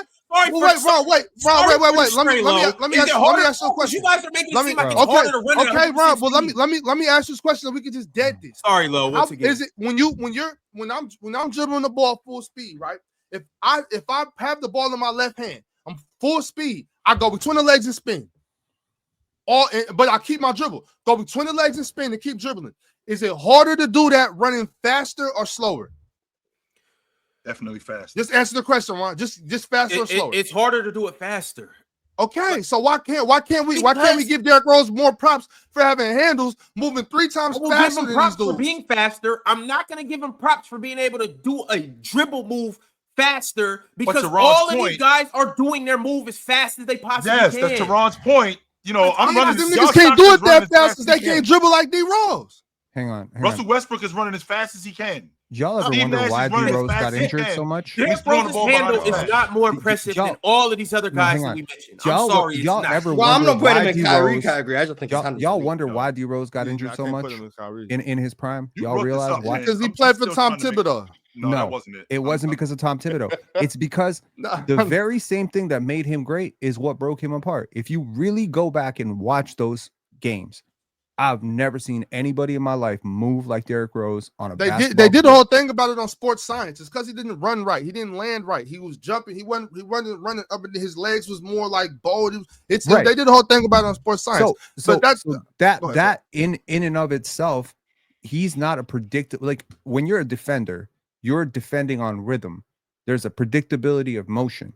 With Derrick Rose, couldn't predict the motion because those half steps and like all that stuff that made him so impossible to stop is actually what broke him apart. So that's what I'm saying. Like that's not his handle. That's his movement patterns. If I'm the fastest man in the world, what the hell does it matter if my spin move gets me past you? I'm going to say 3 words that I don't think I've ever said on this panel. Ron is right. He's right. And I'm gonna say something. I'm gonna say something that I say every single time I'm on the panel. Sometimes when I'm not on the panel. Wrong again, Pin. You've been saying that just in your day-to-day life? Yes. You know how many times I said that these last couple of days when I wasn't on the panel? I couldn't believe it. Y'all had me crashing out in the car. Y'all, I'm not trying to take anything away from Derrick Rose. I just believe when you have point guards like Chris Paul, y'all know I don't even like to praise Chris Paul. Like better handle than Derrick Rose. Guys like even James Harden, guys like Shai. The reason why I'm mentioning these guys is because when they do their moves to get a bucket, you see them piece together 3 or 4 moves to get to the hoop, 3 or 4 moves to get to the mid-range, 3 or 4 moves to get their shot off or to get somebody else off. With Derrick Rose and Russell Westbrook, guys like that, Dwayne Wade, most of the times it's just a little more simplistic. It's a crossover through the legs, and I'm by you. Boom. And Swiper is right. Just because I don't show it doesn't mean I can't do it. But a lot of times they didn't have to do all of that. And Kyrie going left, right, back, slow down, tween, behind the back. It's just different. And Swiper is right about Derrick Rose's shiftiness, sure. And a lot of that had to do with him being a great athlete, no doubt about that. I'm on the fence. I mean, I'm on the side of I've always felt like Russell Westbrook was better, but that's just me. With that being said, to Ron's point, if you're doing something as fast as you can do it, and I'm a better athlete than you, it doesn't negate me because I'm doing it. I can't do it as fast as you. It doesn't negate the fact that I'm still not super nice at it. That doesn't take away from me being nice at it because as fast as Derrick Rose is, Derrick Rose was faster than Kenny Anderson. Kenny Anderson was nicer with the pill than him. Kenny Anderson was shifty like him. He had a better behind the back exchange. He had a better. So who's the better ball handler than Penny Hardaway than with all that? Then why is Penny Hardaway not considered one of the 5 best dribblers ever then? Because he created space better than almost anybody. Anybody. Well, he was okay before he was hurt. First of all, Penny Hardaway at 6'7", and the space that and the space that he created, right? The space that he created to score. Yep. He didn't do a lot of extracurricular stuff to do that neither. Like he'll throw the ball between his legs. Sure, I'm not going to argue that about Penny Hardaway. He'll throw the ball between his legs. He'll throw the ball behind his back in transition. No doubt about that. But he was looking. Penny Hardaway will break down any defender in front of him for several seasons, and I don't think just his handle. I don't think that's the question because so would Kenny Anderson, so would Steve Nash, so would Kyrie Irving, so would Jason Kidd, so would John Stockton. No, he wouldn't. Get him, Chill. Yes, they would. So you realize they played in the same era, Chill. You're telling me right now we watched Penny Hardaway and watched John Stockton. John Stockton had a better dribble package than Penny Hardaway in the 1990s. Remember, Penny was in the 1990s. He was in his prime. Didn't have a better handle than Mark. I know. Hold on, Mark. Yes, he did. 7 years. No, don't get distracted. Don't get distracted, y'all. For 7 years, we saw Penny at his apex when he was an All-NBA player, was one of the elite guard scorers in the league, was one of the best dribblers in the league. Gave everybody the business. He gave every single guard the business. And again, hold on. Including creating his own move with the dribble behind the back step back that nobody else could do. Sure. So you're saying John Stockton was a better ball handler than that version of Penny Hardaway? Yes, sir. I'm thinking that absolutely because when I think about his ability to take care of the basketball, to get to where he's trying to go, not only to get to where he's trying to go, to get to where he's trying to go effectively, get off the peel effectively, find who he needed to find, or get to a spot and stop and pop. John Stockton was great at. John Stockton was fantastic at that stuff. You guys get so wrapped up in throwing the ball behind your back, between your legs, throwing the ball between your legs 2-3 times, throwing the ball. Stockton was fantastic at that stuff. I got caught up in using your left hand. Clearly, Chill does not value he's not that high on like the bing, bing, bing stuff, right? He values the point A to point B, no turnovers. That's what I care about. I care about the mistakes that you make when you have the ball in your hands. So why is CP3 not a better dribbler than John Stockton? CP3 should be on your list then. Why is CP3 not a better dribbler than John Stockton? Chris Paul wasn't on the list. He's not better than Stockton. Chris Paul is a much better ball handler than John Stockton. My God, what are we doing here? To getting the job done, isolation, pick and roll, taking care of the basketball, losing a defender, transition, half court. Why is CP3 not a better dribbler than John Stockton? Why do we not bring up white chocolate, Jason Williams? Everything that I just said. No, everything that I because just he's said. not because he's not the advantage creator. Neither one of them are. Yeah. So I'm not All bringing flash, up. no That's substance. another bing, bing, bing. Why No is Chris substance. Paul not a better dribbler of the Once again, basketball based Swiper, on everything you just said than John Stockton? Because of everything that I just said about John Stockton. That's why. Chris Paul's better at it. All of it. I don't think so. Oh my. Which part? No, which part? Just be clear. I want to hear Which part is which he part. better at? He's a much better pick and roll player. Much better pick and roll player. Are you Chris out Paul- of your Chris mind? Paul Oh is the my god! best- All right. No. The first thing to pick a roll. It wouldn't be no pick and roll without John Stockton. Chris wouldn't- Paul. It wouldn't be no Chris Paul without John Stockton. Ever. Hold on. Chris Paul and Steve Nash. It wouldn't be no pick I and wanna roll make this without very John. clear. It wouldn't be Ron, I don't know no why we Steve Nash. started It with wouldn't pick be and no roll, Chris but I Paul. still Because do I'm agree going. with Because Chris I'm still Paul. going. I'm gonna work from the best asset that John Stockton have. John Stockton and Karl Malone. In large part because of the gravitational pull Karl Malone had as a scorer is why John Stockton was what he was. He was an elite passer, no issue. But Malone was by far the best scoring power forward we had seen in the league up to that point. Outside of Kevin McHale, then you get to the Malone era, then you get to Charles Barkley era, nobody was better at it than Malone. Stockton and Malone are what made that work.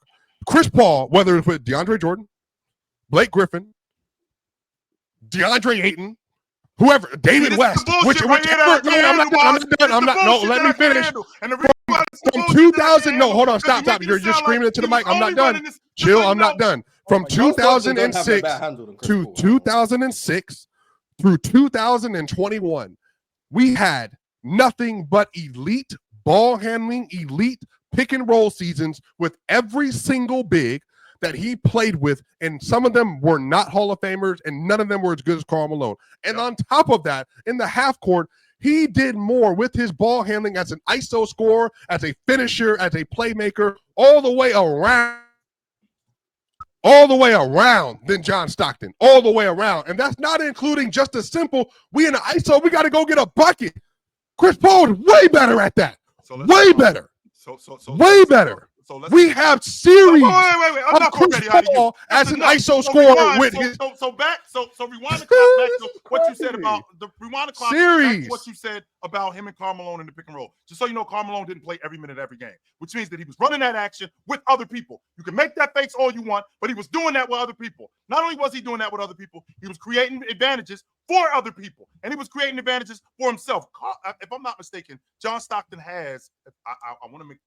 Please make sure I get this number right. I think John Stockton has over 120 2020 games. So it wasn't like he was just getting off the field. Inflated stats. I don't really care about that. I mean, respectfully, I don't know. I have no idea. I have no idea. I don't know. Until it matters. Y'all tell field leaders by like a considerable amount too. I don't know. Of course you do. Absolutely you do. John Stockton's ability to score off the dribble, incredible when he's going left to right. Just because he's not throwing the ball between his legs 5 or 6 times, is he a better isolation scorer than CP3?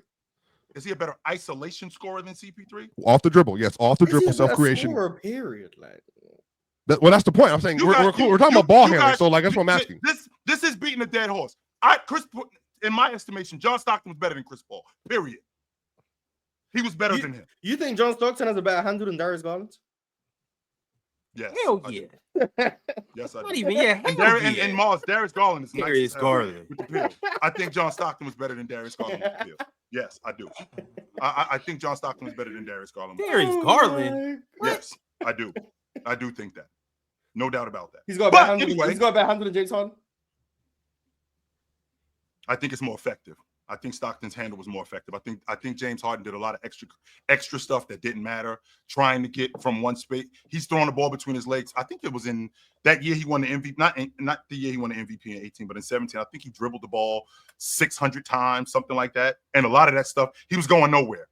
Stockton didn't do that. When Stockton had the ball in his hands, it was to go somewhere. It was to do something. And I don't think James Harden was doing that a lot of times. So the greatest perimeter ISO score of all of in modern NBA history doesn't have a better handle. By John Stockton. You know how many times I just watched John Stockton on the left wing just dribble like this, waiting for Karl Malone to flash to the wing. He's setting up the offense. Just doing it. No, he's setting up the offense. Waiting for the flex screen for Karl Malone. It's not that many. It has been estimated that a third of his. And then Karl Malone gets the deep post seal, pick up the dribble. 18 dribbles, by the way. Flex screen. Oh, is that a Hornet set coming off the down screen? It's not that basic. Mars, that's no, called, it's that's not called that basic. shit. But he didn't win dribbles. No, it's not that basic. Give me a break. Why is he a better? Why is he a better ball handler? Wait a minute, but James Harden is. Anyone in the chat, go back and watch some 1990s Jazz games. You will watch many times a game.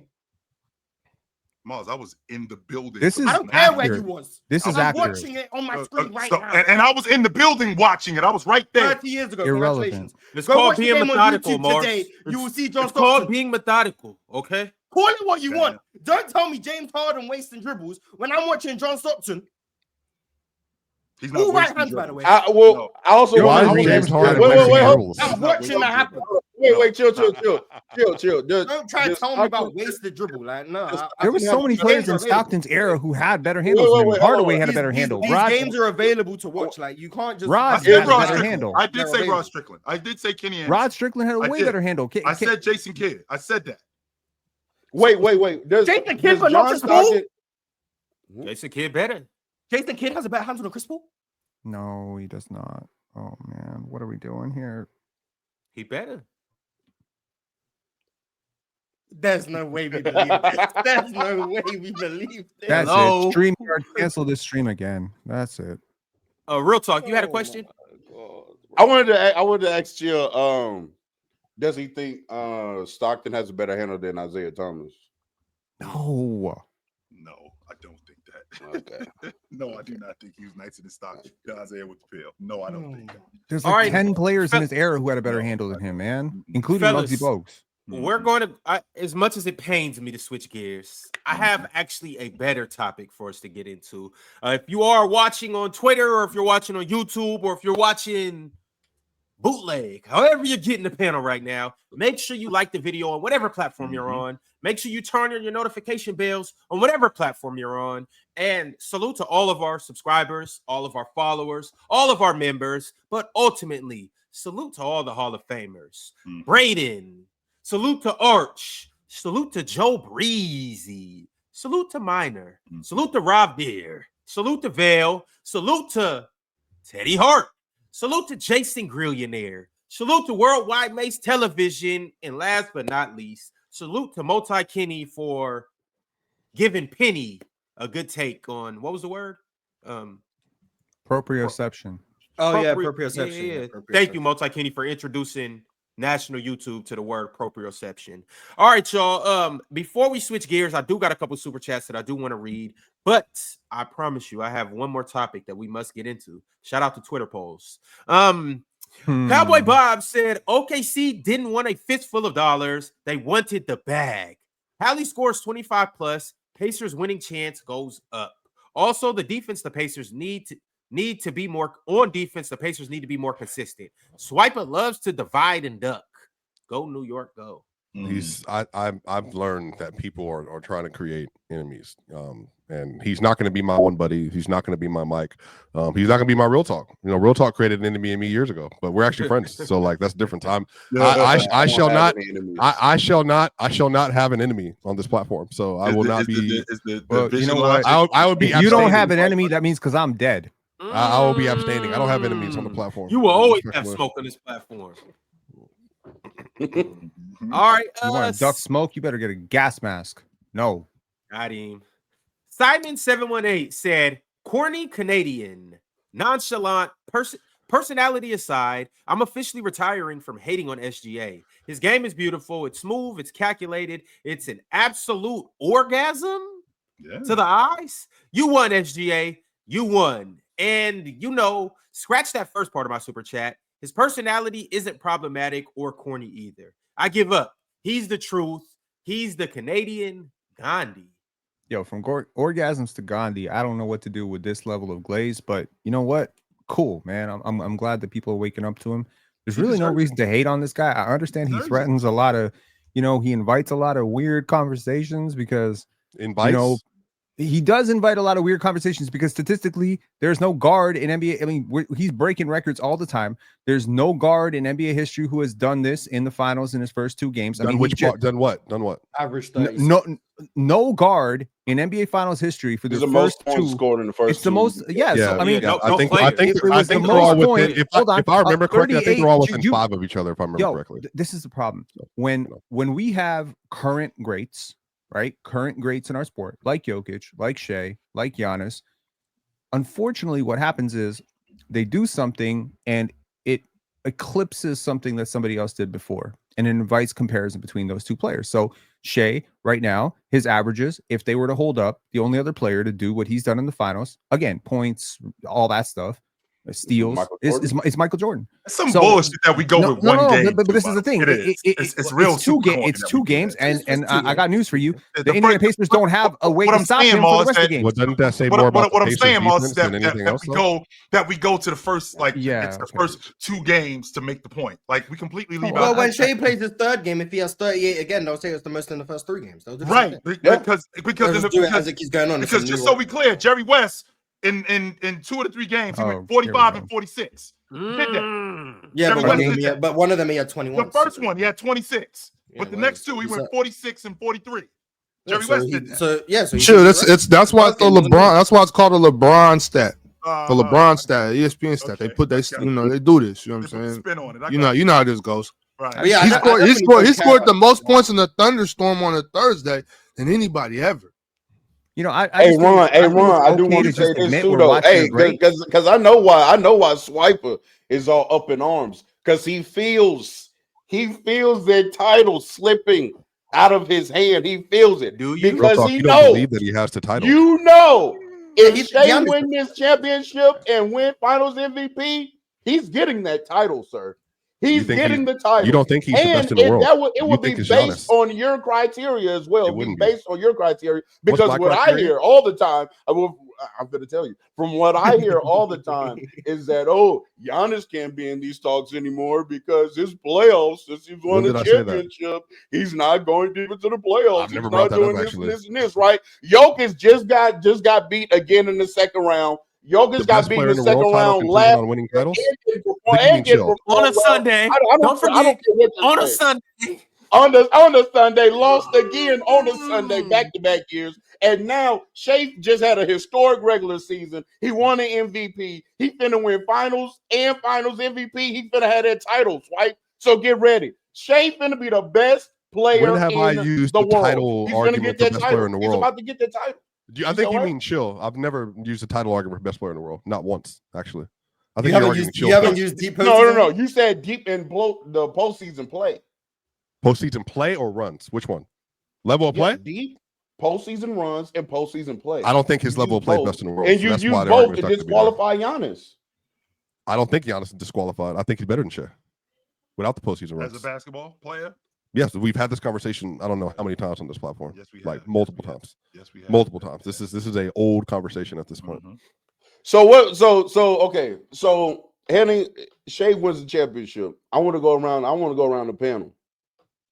Shai won the championship. Where y'all got him? I got him with the title. I think he earns it. He earns the title with regular season MVP, championship, finals MVP. 5 games against the Pacers isn't about to change my mind. So I'm sorry. So Mark, real talk. For me, Jokic is the best player in the world until Shai either gets better at basketball or Jokic gets worse. Like, that's where I'm at. Bob, what you gonna say? With my real talk. Wait, hold on. You're shaking your head, but you think Giannis is the best in the world, and he hasn't been out in the first round in 3 years. Hold up, right quick, Swiper. He asked a question. I want to go around the room. I want everybody to give their answer. That's not my standard. Chill. So let's get. Go ahead, chill. Go ahead. Just lying on the platform again. So according to my criteria, when Duncan did it in 01-02 and then in 02-03 and won the Finals MVP, became the best player in the world in my estimation.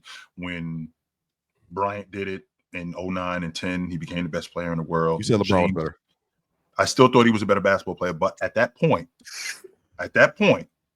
what he had done, that was the separator. At that point, 100% it was the separator. I think the SGA would have to do it again in order for me to put him ahead of Joker. So one more MVP. Yeah, he would have to do it again. He would have to do it again for me to wait. put But hold Jokic on. only had to do it once. But... Hold on. The same LeBron Kobe thing. So LeBron was the better basketball player, but Kobe had accomplished more. So your thing is that SG would have the Kobe argument, but you think that Jokic would have the LeBron argument right now. LeBron's a better basketball player than Kobe, but Kobe won, so he's the best in the world. Is that how you look at that? Oh, so real talk. That's not my logic. It's chill talk. That's chill logic. That still doesn't make I'm not doing this based on accolades. And when it matters to me, it's always mattered to me. I don't like you dudes. That's cool. It can matter. I ain't even talking about that because I'm 100% confident that I heard this dude say to me a month ago that if Joker won an MVP and they won the NBA championship, he's a top 10 player all time. I already said he's top 10 player. You said that. No, you didn't. Yes, I did. Multiple times. Yeah, you ain't say that. You told me that if he it's won on the my MVP, timeline, actually. Jill, how many MVPs are top 5? I mean, how many MVPs are in the top 10 that won MVPs 4 times? That has to put him. So Swiper, don't sit there and talk to me. That was to push back against your Tatum narrative. Swiper, don't sit there and talk to me about accolades when you tell me immediately when Joker wins the MVP again for the I already think Jokic is one of the 10 best players I've ever seen. Tell me about when I talk about a guy winning the NBA championship or winning the NBA finals that it doesn't matter. Don't do that to me. It doesn't. I've already said he's a top 10 player ever. So what does that have anything to do with the conversation? Dan, you said to me if he wins literally on my timeline. Again, Swiper, didn't you want to say that when if he wins the MVP again, Chill, how many guys have 4 league MVPs and aren't in the top 10, Chill? How many? Do you remember the framework? Hold on. That accolade as Chill. That was a pushback. Get him. Stop. No, Swiper, no. Real talk. I'm saying you got to get the whole context. That whole conversation was about about I just explained you saying Tatum was in best in the world talks. If he maintains level had nothing to do. No, I'm gonna tell you what it was. Yes, it did. Chill. This is what I'm saying. When you try to speed past what I believe, I already think he's a top 10 player ever. Already, currently. So I also was pushing back against your argument. Because we weren't talking about it was to you saying that that Tatum was going to be over him if he won another title and maintained level of play. And I'm saying, how can you do that if your thing is accolades and one person has 4 MVPs and 2 Finals MVPs? That's what I was asking. That's where the conversation started. He's already a top 10 player ever. So like that's what I'm saying. Real talk saying that to me. I already think he's top 10. Like it's already been done. It's set. It's over. That conversation over for me. So there's no moving beyond that. So you still got Jokic as your best player in the league, right? I think level play. So real talk, to answer your question, real talk, real quick. I want to because I want to say I was trying to wait for the finals to be over, but that paperwork out on Giannis. You know what I'm saying? That paperwork out on Giannis. And I can't if SGA I had this season because y'all know I don't need 2 seasons, 3 seasons. I'm 1 season. If you playing better, you the best. You know what I'm saying? So I had Giannis, SGA, Joker. Looks like it's SGA, Giannis, Joker. SGA don't gotta win Finals MVP. He's the best player in the world right now already. You know what I'm saying? I seen Jokic fold like clean draws just a couple weeks ago. I seen Jokic fold like clean draws when Alex Caruso put a little stick on him. Alex Caruso put a little meat on him, and that man folded like clean draws. So it's SGA. SGA the best player in the world right now. Ox, is Buster Douglas better than Mike Tyson because he dropped him? That day when he knocked his ass out, he was better than Mike Tyson. That day he was better. You goddamn right, he was better than Mike Tyson. He beat that boy in. Real talk, and I bet you that was on a Sunday too. Shit, yeah. If I knock your ass out, I'm better than you today. He most certainly was better than Mike Tyson when he put them mitts on him.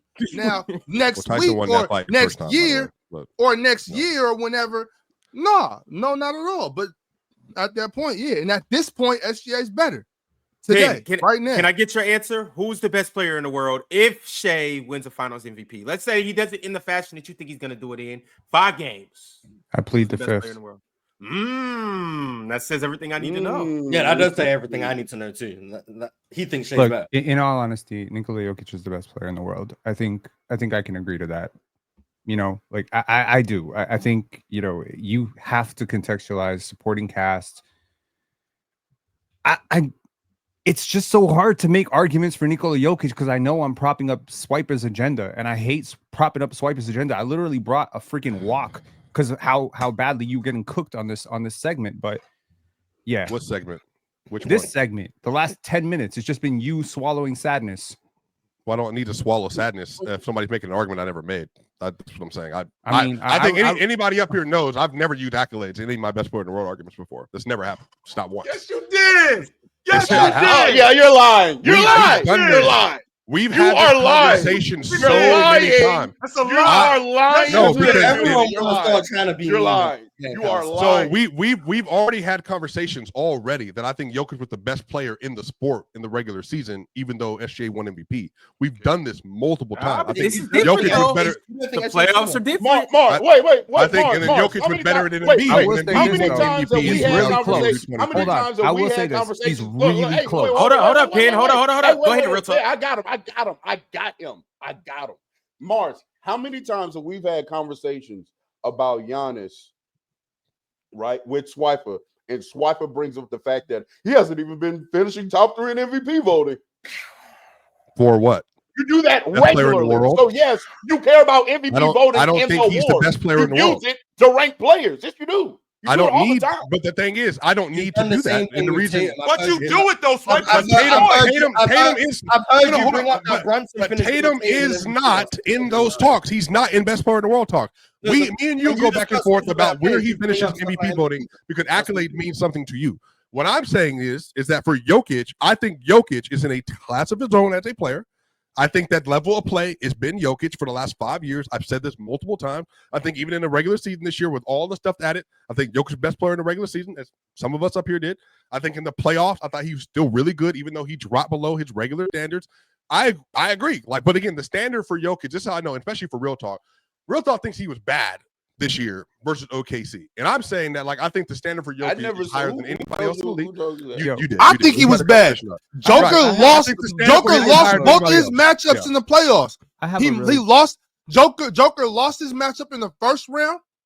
Joker lost his matchup in the second round. Jokic was bad in the playoffs. Yes, he was. I think the standard for Jokic is like it's incredible. It's higher than anybody else in the league. He wasn't great against the Clippers. He was not. He had a great series versus the We don't count the defense. Fellas, I'm sorry because this has strayed into a Jokic conversation. Tatum's getting thrown in there. Y'all, this ain't the regular season no more. And this is also the thing too. The main reason why I'm doing this is because there is a topic that I've been dying to get to, y'all.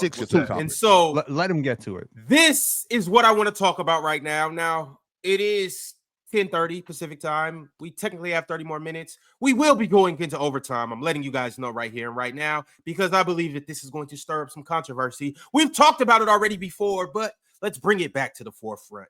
Penn ran a poll on Twitter, and this was the question. If you replace Chris Bosh with prime Anthony Davis, how many championships would LeBron and D Wade win in Miami? Now, this was the result of the polls. There's no way we're bringing this back. 17% said only 2 championships if you replace Anthony Davis with Chris Bosh. 32% said give them 3.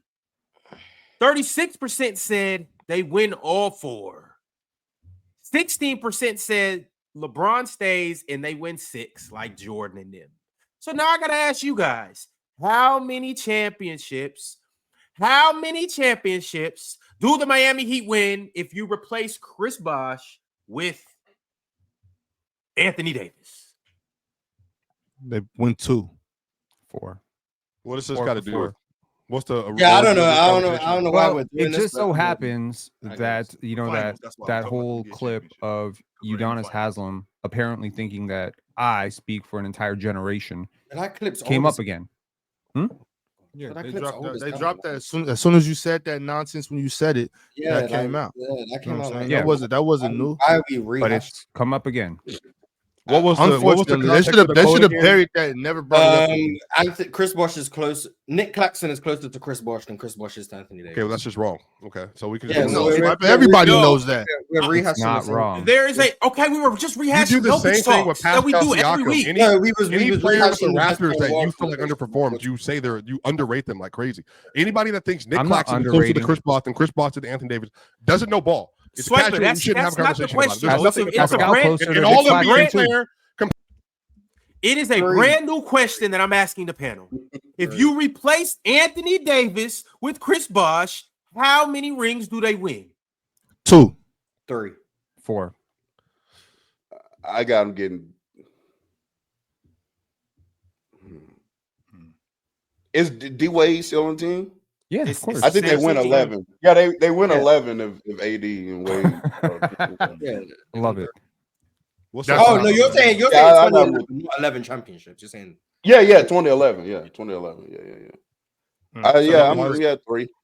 Yeah, 3 is bare minimum. I think they win 3. They 3-peat. It's 3 Doesn't that say more about LeBron than anything else though? Like, why is that like a Chris Bosh? Yeah, Chris Bosh could still be there, and if LeBron doesn't play like a bum, they win 3. So like, I think they beat the Spurs in 2014. I think they beat the Mavericks. I think they go 4. I think they go 4 for 4. To the Spurs and got dog walked the whole. Wait, I got a better question for you, Ron. How many do they win if they have Nick Claxton instead of Chris Bosh? 1 to 2. 1 to 2. Gotcha. Okay. This is the same Nick Claxton that got out of the rotation for a while this year with the Nets. So I mean, I don't know what to tell you, bro. And this is also the same Nick Claxton that we'd be playing off of the best player in the world at the time. At all. I can't score at all. You ain't seen Nick Claxton at all. Are you crazy? At all. Doesn't create any playoff scoring. Nick Claxton on the post. Yeah, you ain't seen it. You ain't seen Nick Claxton. I think I'm good on this one, Swiper. I'm gonna pass on the Nick Claxton buckets. All right, but we gave breadth to the conversation, so I guess. But yeah, 3. 3 is like the minimum. I could see them maybe. If LeBron plays like he should, then we wouldn't be having a conversation. But LeBron was a bum in that series, and that's the biggest superstar choke ever. So that's why they didn't win that series. That's why. This one I'm saying. So they win 3 with AD, they win 2 with Chris Bosh, and they win 0 with Nick Claxton. Spin. I'm asking you, what's closer, 2 and 3 or 0 and 2? Which numbers are closer to each other? Well, by your logic, obviously, I see what you're saying. 0 is in the conversation. But I don't agree with your logic. I'm just asking you a simple question, Pin.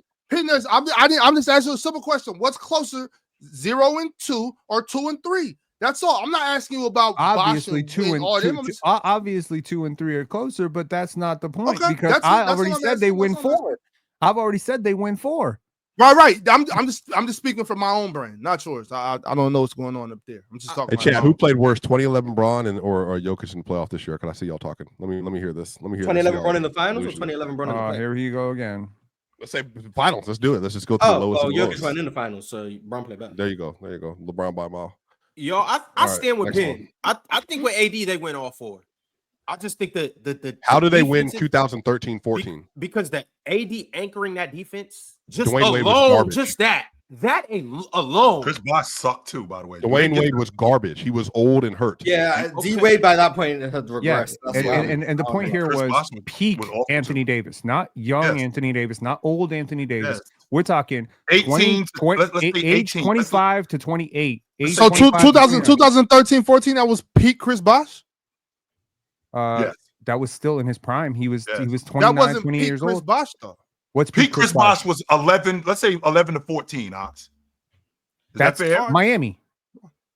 Fine. That's not, I don't think that's peak Chris Bosh. What's peak Chris Bosh? Okay, he showed up in 2003. What's peak Chris Bosh in your estimation? Well, he's going to tell you that 20 and 12 that he averaged, or 22 and 11 he averaged with Toronto was fake, and it meant nothing, and they got out in the first round every year. Garbage. He will probably do that. He did that. No, he's doing that. He's going to do that. He still holds Pascal Siakam down for the bubble. Here's the thing. I watched Chris Bosh get shut down by Mikey Moore. Mikey fucking Moore. That shit traumatized my dreams. See, that's what I'm saying. You're traumatized over one game of basketball. It's not one game. You got to start letting things go, Pin. Okay, how many? Write it in your how many playoff games did Chris Bosh win in Toronto? Go. Let it go. He's so great. Again, right? we're doing this thing, so it's all Chris Bosh's fault. Anthony Davis wouldn't win a championship ring in Toronto. He ain't have talent around him either. He didn't have Jermaine O'Neal. He didn't have Sean Marion. Jermaine O'Neal. Yeah, Jermaine O'Neal played. casual. Your trauma What does not have to impact everything. What year was this? Look at you, bro. You're so flustered right now because you remember Mikey Moore and Chris Bosh's game. You gotta let that go. He's embarrassed. It's eating you up inside, Pin. I'm telling you, let that go. What It'll be a weight off your shoulders. The Chris Bosh archetype is freaking annoying. Okay, it's a player who puts up really big numbers in a losing context that builds around him, and I've seen plenty of these dudes, right? And the truth is, Scotty Barnes, yeah, I've seen that. Nope, not right. Scotty You Barnes. like Scotty Barnes? He said Scotty Barnes is better than Chris Bosh. How is it not Scotty Barnes? What is Scotty Barnes? He's putting up some great numbers in a losing context. What is Scotty Barnes led to? Missing the only playoffs? thing that Scotty Barnes and Chris Bosh in Toronto have in common is not you ain't making watched the playoffs? either one of them. Not making the playoffs? Chris Bosh, hold on. When did Scotty Barnes make the playoffs? 22? Yeah. What happened that year? He had a damn near triple-double in his first How many playoff games did Scotty Barnes won in his career? How many playoff games? How many playoff games did Scotty Barnes won? They were down. How many playoff games has Scotty Barnes won? How did Scotty Barnes won? How many? 2. How many did Chris Bosh win? 3 in 7 years. 7 years. How many years Scotty in right now? Interesting. He just exited year 4. Interesting. Sounds like he's won more playoff games. Going into year 5. I will guarantee you. Okay, bookmark this and cook me next year if I'm wrong. Scotty Barnes this time next year will have won significantly more or slightly more games than Chris Bosh. As a Raptor. He might win. Who are the Raptors making the playoffs? Are you including them getting Giannis? Ron, to answer your question, I actually know something Anthony about that. Davis was much more effective on the defensive end. Chris Bosh, if he wasn't involved in the offense, he wasn't really giving you much. So when we get into the playoffs, when he was on those Miami Heat teams with James, when he wasn't involved in the offense, there wasn't really much going on with him. There's 3 rebound games, there's 4 rebound games, there's 7-point games. The defense on the defensive end, he wasn't nearly as good as Anthony Davis would have been. He wouldn't nearly be as good as a glass cleaner or a defender or a paint presence. On top of that, I think that with Anthony Davis, they speed that game up a lot more. James and even though Dwayne Wade was on the other side of who he used to be, I still think that they can get out and run a little bit more because of Anthony Davis. Now we got a different player on the box, as we did with Anthony Davis than we do with Chris Bosh. And we also got a guy who can stretch the defense. And I think that Chris Bosh can stretch the defense as a long ball shooter and as an 18-foot shooter. But I'd like to think that Anthony Davis was awesome on the wing as well. And I think that y'all still haven't answered the question on why we're talking about peak Anthony Davis and not talking about peak Chris Bosh. Okay, from the age like of that's 20, that's my only thing. I don't care. No, because y'all talking about he was still in his prime. Yeah, that's fine. But y'all want to talk about peak Anthony Davis. Y'all want to talk about the best version of Anthony Davis, and we're not talking about the best versions of Chris Bosh. So I'm just saying that's really not fair. Like, why can't we talk about 2008, 2009, 2010, 2007 Chris Bosh? Peak Chris Bosh was not close to what Anthony Davis was in his peak. He wasn't. I didn't say that. I'm saying he's still better than he's still closer. You can't just say, oh, what would they do with peak Chris Bosh? Hell yeah, they'd be tearing shit up with peak Anthony Davis. I mean, you know what I'm saying? But they didn't get peak Chris Bosh either. On top of that, I mean, Chris Bosh had to take a step back with it on the offensive end because he was playing with D Wade and Bron. So yeah, I could see that where the numbers don't look all that great in some games, but that's not because he wasn't capable. And I think you'll get some of that from AD as well. You know what I mean? So it's just like it go both ways. I'm not trying to say that he's better than Anthony Davis. I didn't say that either. Yeah. But this stemmed from an absolutely ridiculous statement. You know what I'm saying? That's just downplaying Chris Bosh because of one man's trauma and insecurities about one game. You know what I'm saying? Man. It's like, why? No, you stop it. You're the one who said it. You know what I mean? So why this stems from absolute ridiculousness. You know what I'm saying? Like, no, this stems from a person who actually watched this player play basketball. This keeps turning into a Chris Bosh versus Anthony Davis conversation. And that's not what this is. This was never that. This was never the conversation. Okay. Nobody up here thinks Chris Bosh is better than Anthony Davis. I certainly don't. You know what I'm saying? But this wasn't the conversation. This conversation stems from absolute ridiculousness and pettiness. You know what I'm saying? It's a trauma-filled argument. You know what I'm saying? Hurt people. You know what I mean? I we don't got to do this. Take your own advice. Just move on. I'm not hurting anybody. I'm telling you that when playoff defenses tightened up, he got exposed as not a real first option, and he wasn't. He was never a real first option. Anthony Davis isn't. Anthony Davis is performing 100 times better in that same position. First option either, bro. He was a top. He's never been in that. He's never been in that position. How do you know he's never been in that position? That's bullshit because he was the first option for the Pelicans, and quite frankly, I just watched him be the first option for the Dallas Mavericks. Who's better than him on the Mavericks right now? You're gonna watch it next year, Ox. You're gonna watch this guy be the best player on a team that can win 50 games and not get bounced in the first round. I'm sorry. That doesn't mean he's the first option on offense. Being the best player and first option are not the same thing. Oh Lord, I don't. Lord, I know. Call for the Lord. He has to save you now. That was game one. Because you up here yapping and shit. Like no, I'm not yapping because you get your mind on this one track bullshit and you think I'm traumatized and this and that. You got dummies. You got dummies in the chat saying I'm mad at anyone who leaves. No, I'm not mad at anyone. I just want to know how many playoff games Scottie Barnes has won as a first option. I'm just curious. He's never been to the playoffs as a first option because we've been rebuilding for the last 2 years. Read the numbers. I don't know you. Wait. Great question. So next year. Wait, and y'all think AD gonna do with Dirk next year? What y'all think AD gonna do with Dirk?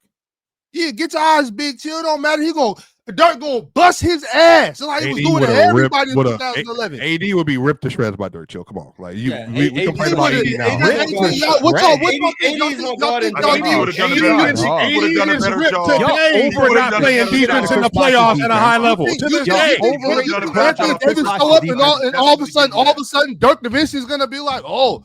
The Browns. No, Dirk Nowitzki is not going to be like that. Anymore. He would have done a better job. He would have done a better job than Chris Bosh. What is a better job, though? A better job in a losing. He would have got wrecked. In a losing effort. I don't care how hard you try. Everybody was. I don't care how hard you try, how much better you do by him. If you're getting cooked, you're getting cooked. Y'all got cooked together. You're just medium well while he's well done, but you're still cooked and devoured. Chris Bosh with the Miami Heat was and devoured. Without the shot blocking. No, it don't matter.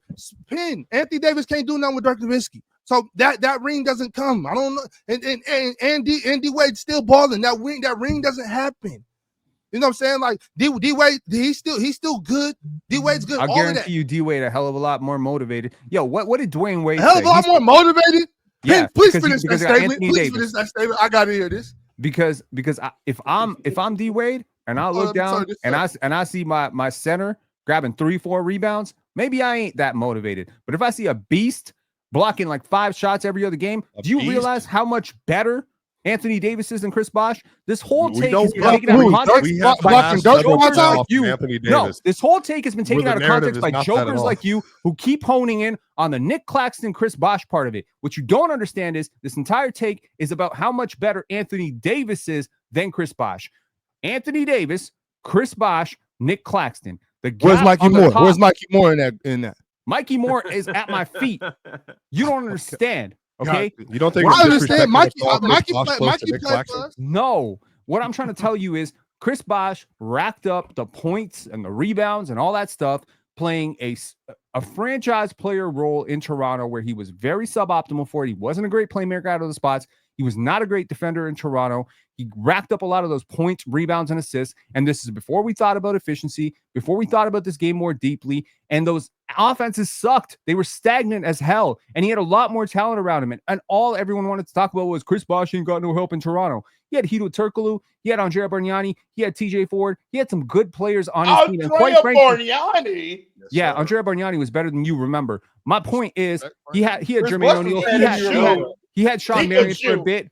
That's what he could do. He could shoot. He had some competitive teams, and the East was washed at the time, and the Atlantic Division, and really the Raptors sucked with Chris Bosh. So what I'm saying is he goes to Miami and he puts up these very tepid, I want to say very ridiculously role player numbers. Yeah, very role player. He was a role player. So did Kevin Love. That's what he was. So did Kevin Love. So did Kevin Love. And guess what? LeBron and Kyrie and Dwayne Wade, they all credit Chris Bosh for taking a lesser role to make the team work. And they all say they wouldn't have won the rings without Chris Bosh. So you know what? Shout out to his teammates. So Shout what? out to his teammates. So what? Yo, Smart, you can see the pain coming through your eyes. No, hold on. Leave it alone. Who was the better third option, Chris Bosh or Just leave Sean it Marion? alone. Let me see how much you actually know about basketball. Who was the better third option, Chris Bosh or Sean Marion? I know that Chris Bosh was a better number one than Scotty Barnes. I know that. I can tell you that much. Yeah, because you're a joker. 2 playoff Who was games. the better third option? Answer the question. Stop deflecting. Who was the better third option? One in the playoffs, he came off the bench. Sean Marion was a better third option. Which third option got more rings as a third option? Irrelevant. Sean Marion did not play with prime LeBron and D Wade. That's what I hate y'all do. He did play with the Right. Anthony Okay, exactly. Thank you for saying played, that. I just if said Anthony that. Davis got to play on that Heat team, first of all, he wouldn't be the third best player on that team. He'll be a role player. He wouldn't be the third best player on that team. The Why last not? championship, he would be better than D Wade on that third. No, and so Chris Bosh was better than D Wade at the end too. But Anthony Davis would be significantly better in 2014. So you admit though. But where would Nick Claxton and Mikey Moore be though? That's what I want to know. Is where would Nick Claxton and Mikey Moore be? Yo, Nick Claxton blocks 3 times more shots than Chris Bosh. He rebounds more than Chris Bosh. I'm sorry. Hold on. He does a lot of things better than Chris Bosh. You acting like Nick Claxton is trash. Nick Claxton is not trash. Nick Claxton compared to Anthony Davis. Yes, I'll be fair. Chill. Nick Claxton did a great job versus Embiid for 3 games in the playoffs when they were down 3-0 and they were trapping Embiid. Yeah, when they were just double teaming that. Yeah, every single time. Yeah, you know what? He did a great job. He did a great job in that series. So you know what? He's correct. He's correct. Nick Claxton has never played ever in his life with 2 players as good as LeBron and D Wade in their primes. Okay, I mean D'Angelo Russell this year might have been better. It doesn't matter if he hasn't played with LeBron because he's not as good as Chris Bosh. It's not even remotely close. So it doesn't even matter if he played with LeBron. That Heat supporting cast was so good. Shane Battier was super underrated. Towards the end, Ray Allen was underrated. Mario Chalmers, to some extent, you know, he had his moments. There's a lot of players on that team. But Chris Bosh. No, I'm saying creating this big three. No, creating this big three narrative. No, hang on. The big three narrative is the bullshit part of it. It's not a big three. It was never a big three. It's not a big three. Y'all lying to yourselves. If you look at Chris Bosh and LeBron James and D Wade and say, yeah, those are 3 of the same thing, you're crazy. Who said that? It's a big 2. Anyone calls it a big 3? This is like big 1. Yo, Kevin Garnett, Paul Pierce, Ray Allen. Yeah, those at that point in their careers, that was similar. They could. No, it wasn't. No, it wasn't at all. What? No, it wasn't. KG, Paul Pierce, Ray Allen. Ray Allen was not the same player at that point in their careers. Never had. Wait, March, you did Wade dip after Paul and Ray. They were still Ray Allen's KG was a top 5 player on the planet. Yeah, 31 and yeah, he was. Yeah, you just gonna tell me the only reason you want to around there. You're not gonna give me no LeBron, Kobe, Dirk, Kevin Garnett. He can't have been top 5. Duncan. He was the best defender on the planet, the best passing big in the league, and could still score. Respect Brad Miller. Top 5 player on the planet. Best passing big in the league. It's debatable. Even if he wasn't, he was still a great passer. Brad Miller. We don't got to go too deep into that one. Not going to address Brad Miller. In 2008, I'll give it to you. He's a top 10 player. No, I'm trying to ride with KG right now. So Pierce was borderline top 14, top 13. He was in the conversation. But Ray Allen was top 25. Top 20. Ray was Kevin Garnett in 2008 better than LeBron Bro, James? Ray Allen the year before he got coming off that year in Seattle. To use Swiper's favorite point, KG was 3rd in MVP votes in 2008. In 2008, that's the Kobe point. In 2008, wait, he was over Dirk. So wait, who was it? Who was it? Dirk? Kevin Garnett better than Kobe Bryant. No, hell no. In 2008, was Kevin Garnett better than Dwight Howard? Yes. In 2008. In 2008, he's 32 years old at this point. Yes, he was better than. He was better than Dwight. Yes. Okay. Is he better than Tim Duncan? Yes. In 2008. Yes. Is he better than Dirk Nowitzki? Yes. Why you not saying that? Wait, I didn't hear. What do you say? Do you think he's better than Dirk in 08? Who? Kevin Garnett. No. Respect. I don't think so neither. Yeah. KG, What about Nash? it is what it is, man. Shout out to KG, man. Is he better than Nash? Yeah. I just think Dirk's in a different tier. I think He was always better. He was always better than Nash. There wasn't a single day of life when he was better than Nash. Hey, we talking about top five. Come on, dog. We are not talking for about a top moment. five. Not for a couple top seconds. five. Steve Nash was never real top five talk. in the NBA. I was a full-fledged Dirk KG fan as a youth. And then, I started watching Dirk more when I got older. KG was better than Steve Nash. Now that's it. KG was better than Steve Nash. I don't think Nash was ever better than KG. It was never a moment in time where there wasn't 5 players that you would take over Steve Nash in the NBA. Never. 04 or 05? What? 04 or 5? Can we get away from Steve Nash? This is my Mars is trying to do this because he knows. Thank you, Mars, for doing this, please, because we want to keep going. Yeah, I've given my opinion on this before, but KG was better than Steve Nash. Yes, certainly. KG was better than everyone not named Kobe and LeBron. The crazy thing is, KG had this really crazy year in 07. Hang on. KG had a really I'm not letting y'all ride with this. No, I'm not doing it because Chill gets to do this for Tatum all the time. I'm standing with my guy. He wasn't Melo? In the regular season wasn't better than Melo. I tell you that much. Stop swiping. Boom, Stop. Boom. Hey, chill. Boom, bing. Stop it. All buckets. Just straight. Melo was 13th in MVP. By the way, who cares?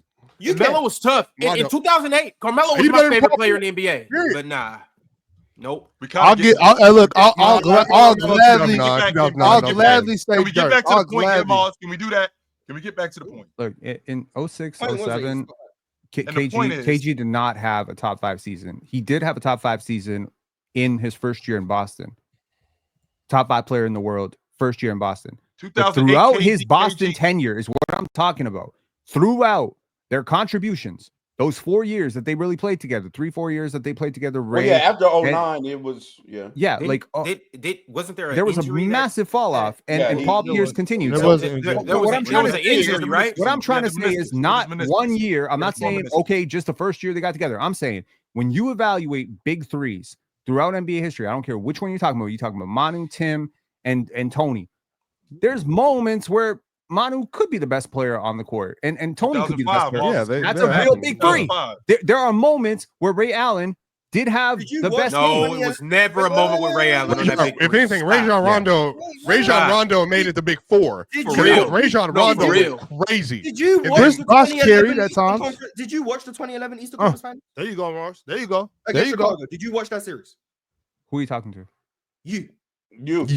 I don't remember it off. Okay. I'm sure I watched it. Of course, For anyone who either doesn't remember or hasn't watched that series, Bosh was amazing. You're telling me Chris Bosh wasn't a part of a big 3 in that series?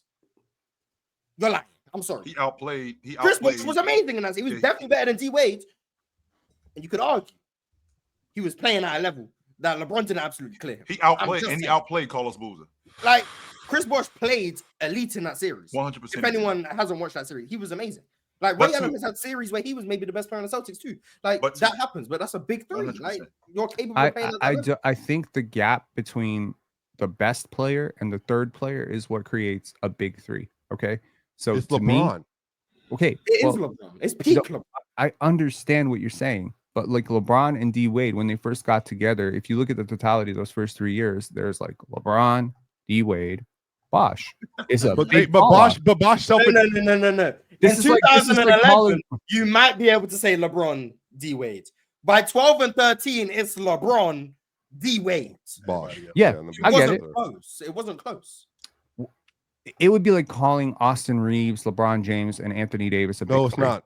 Yes, it is. All right, bro. Come on, man. I'm not gonna listen. I don't understand why you're doing this. So Austin Reeves and Chris Bosh are similar? Sure. That's what you're trying to do? Why not? Sure, why not? He's not even being Mikey serious. Moore Why we wasting time? Why we wasting time so we can just keep talking dumb shit? Shut down by Mikey Moore. He ain't taking 4 seconds to make a move. He's traumatized by Mikey Moore. I'm telling you, we need that. We need to do some type of intervention. Wait a minute. Let me hear. Wait, hold on. Put a bunch of Mikey Moore big. You know the fat head things. Put a bunch of fat heads around Pin. Julius Randle better than Chris Bosh at that point, 2011. Which version of each? Which version? This year's Julius Randle? This year's version of Julius Randle versus which version of Chris Bosh? Chris Bosh, 2011, when you said there was a significant gap between him and Wade.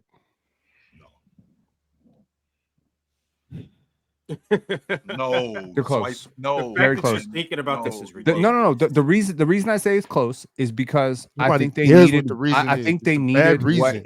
you know what? I'll give it It's a Julius bad Randle. fucking Fuck reason, this. man. I'll give it to Julius Randle. Yes, thank you. And- You said he got his dumb shit off. We can Wait, move who was on. better this year, Julius Randle or Scotty Barnes? Ron, to This year? land this plane in Swipe, 2008. you chill, have fun with this, chill. don't you, Swipe? Answer the question. Who was better this year? Scotty. Scotty Barnes has won 48 games as a first option. Chris Bosh won 47 games in 2007. And he's not even about to be a first option anymore. They got Brandon Ingram now. Bingram. So, Bingram. You know what I mean? Bingram. He is. He's gonna be a first option in Milwaukee. So we gonna criticize. Ron, criticize let the Chris Bosh people for know not being what able to happened win as yesterday a when we first watched option. Scotty Barnes highlights. Were you and Jordan being like, damn? Is that all y'all watch his highlights? Let's watch. Oh, some Chris I'll Bosh watch highlights. every game twice. Let's How watch many some Chris Raptor Bosh games you highlights. watch? Wait, who was the best player in the Raptors to start the year? Scotty Barnes or RJ? That's a month Get the hell out of here. It was There's a obviously reason Scotty. Penn's trying to trade RJ. Anyone who's a threat to Scotty Barnes throwing. What do you like? Get him 23, out 50, here. 40, 90? Oh, okay. Anyone who's a threat to Yeah, Scotty well, Barnes, you need we to don't. get him out. Chill, work would you like to land the that. plane? 2008 Kevin Garnett. I'm about to just jump off the plane. No parachute. Super chats, Ron. We good. We good. No parachute. All right, Just get so the hell out of here. once again, like the video if you haven't liked the video. Salute to everybody in here. We got close to 4,000 people on Twitter and YouTube combined. Shout out to y'all. It's been a hell of an episode, and it's going to get even better. Thanks to King B. King B said, "Who are your top 5 players that brought their team, that drafted them, 3 or more chips?" My top 5 is MJ, Tim Why is Kobe Duncan, on the list? Steph. Kobe's not on this Kobe, list. Magic. Yeah, Kobe's not on that list. Kobe was drafted to Charlotte. Yeah, Kobe's King B. not on that list. Yeah, Kobe's not on that list. MJ, Magic, Bird, Okay. Am I losing my mind? Like you dudes, Dr. J. I mean, technically ABA. Last I checked, Bill Russell was drafted to the Boston Celtics. Was he No, not? he was drafted Yeah. to the Hawks, actually. Okay. That's wanna what make sure that it's the same wanna thing as make sure Kobe. that I He was wanna make sure that I drafted to the remember Hawks. this. Chill stumped. I know about my guy William Felton Russell. He was I do drafted know by the about him Hawks. too. He was. He was Wait a drafted minute, by the I want to make sure because I know you was deal- around, but I'm letting you know. He was the drafted by deal. The deal was, if you don't draft him, we'll send you the Rockettes up to Rochester. That was the deal. the- Okay. So I'm not. Technically, he was drafted by the Hawks, So he wasn't actually drafted by them. but technically, he was the Hawks draft pick. Mm-hmm. He As just- you were saying. Yeah, St. Louis Hawks, 1956, Chill. Yeah, see, I know about my guy William Felton They already Russell. had Bob Pettit too, by the way. All right, Yeah, well, that's why he was so going to Bill Boston. Russell's not on the list. So we got Michael Jordan. We got Dr. J, ABA counts. We have who else is on this list? Tim Duncan. We have who else has 3 championships? Steph Curry. was- Steph Curry. Doc wasn't drafted by Philly. Steph Curry. I mean, I'm being at this difficult. point, If Kobe don't count, Bill Russell don't count. That's the only reason I brought that up. Drink more water. If Kobe doesn't count because he was drafted by Charlotte, Bill Russell doesn't count for the Larry exact same Bird. reason. so So if Larry I'm being Bird, difficult, then just say Magic. Kobe. counts. Don't get mad at me. MJ, Larry Bird, Magic, 3 or and, more championships. Duncan. Steph Clay, So those are Manu the 4. Ginobili. Mhm. Are there 5 names you can get to? Yeah, Drafted. Steph Well, Clay, see, he Manu was Ginobili, counting Draymond Kobe Green, as his fifth. Tony Parker. Well- There you go. Sam Jones too.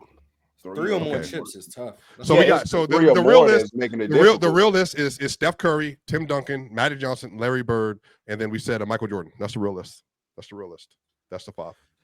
So All is Scottie right. Pippen on that list too? Oh, No. D Wade is another one. that Scottie did- Pippen was drafted by Sonics. That's correct. King D-Wade, B sent through another super chat and said, "My top 5 questions is more about who brought the only team they played for, 3 or more chips." There you go. Wanted to clarify because Kobe was traded before he played. Only team they played for. Nah, that's it. Well, Mhm. yeah, So Kobe's now back William in the Felton list. is in. Them my guy William Felton. Yeah, Bill, Kobe, William Felton's in that, Bryant is MJ, in that, Jordan is in that, Tim. Bird is in that. And then it's whether or not you think Steph, Magic, and Bird, who's the best of those 3. Yeah. Well, what about D Wade? He's not better than any of those guys. All right. Mm-hmm. Average Joe said in the Oh, that's not past the 2 only team he years, played for either.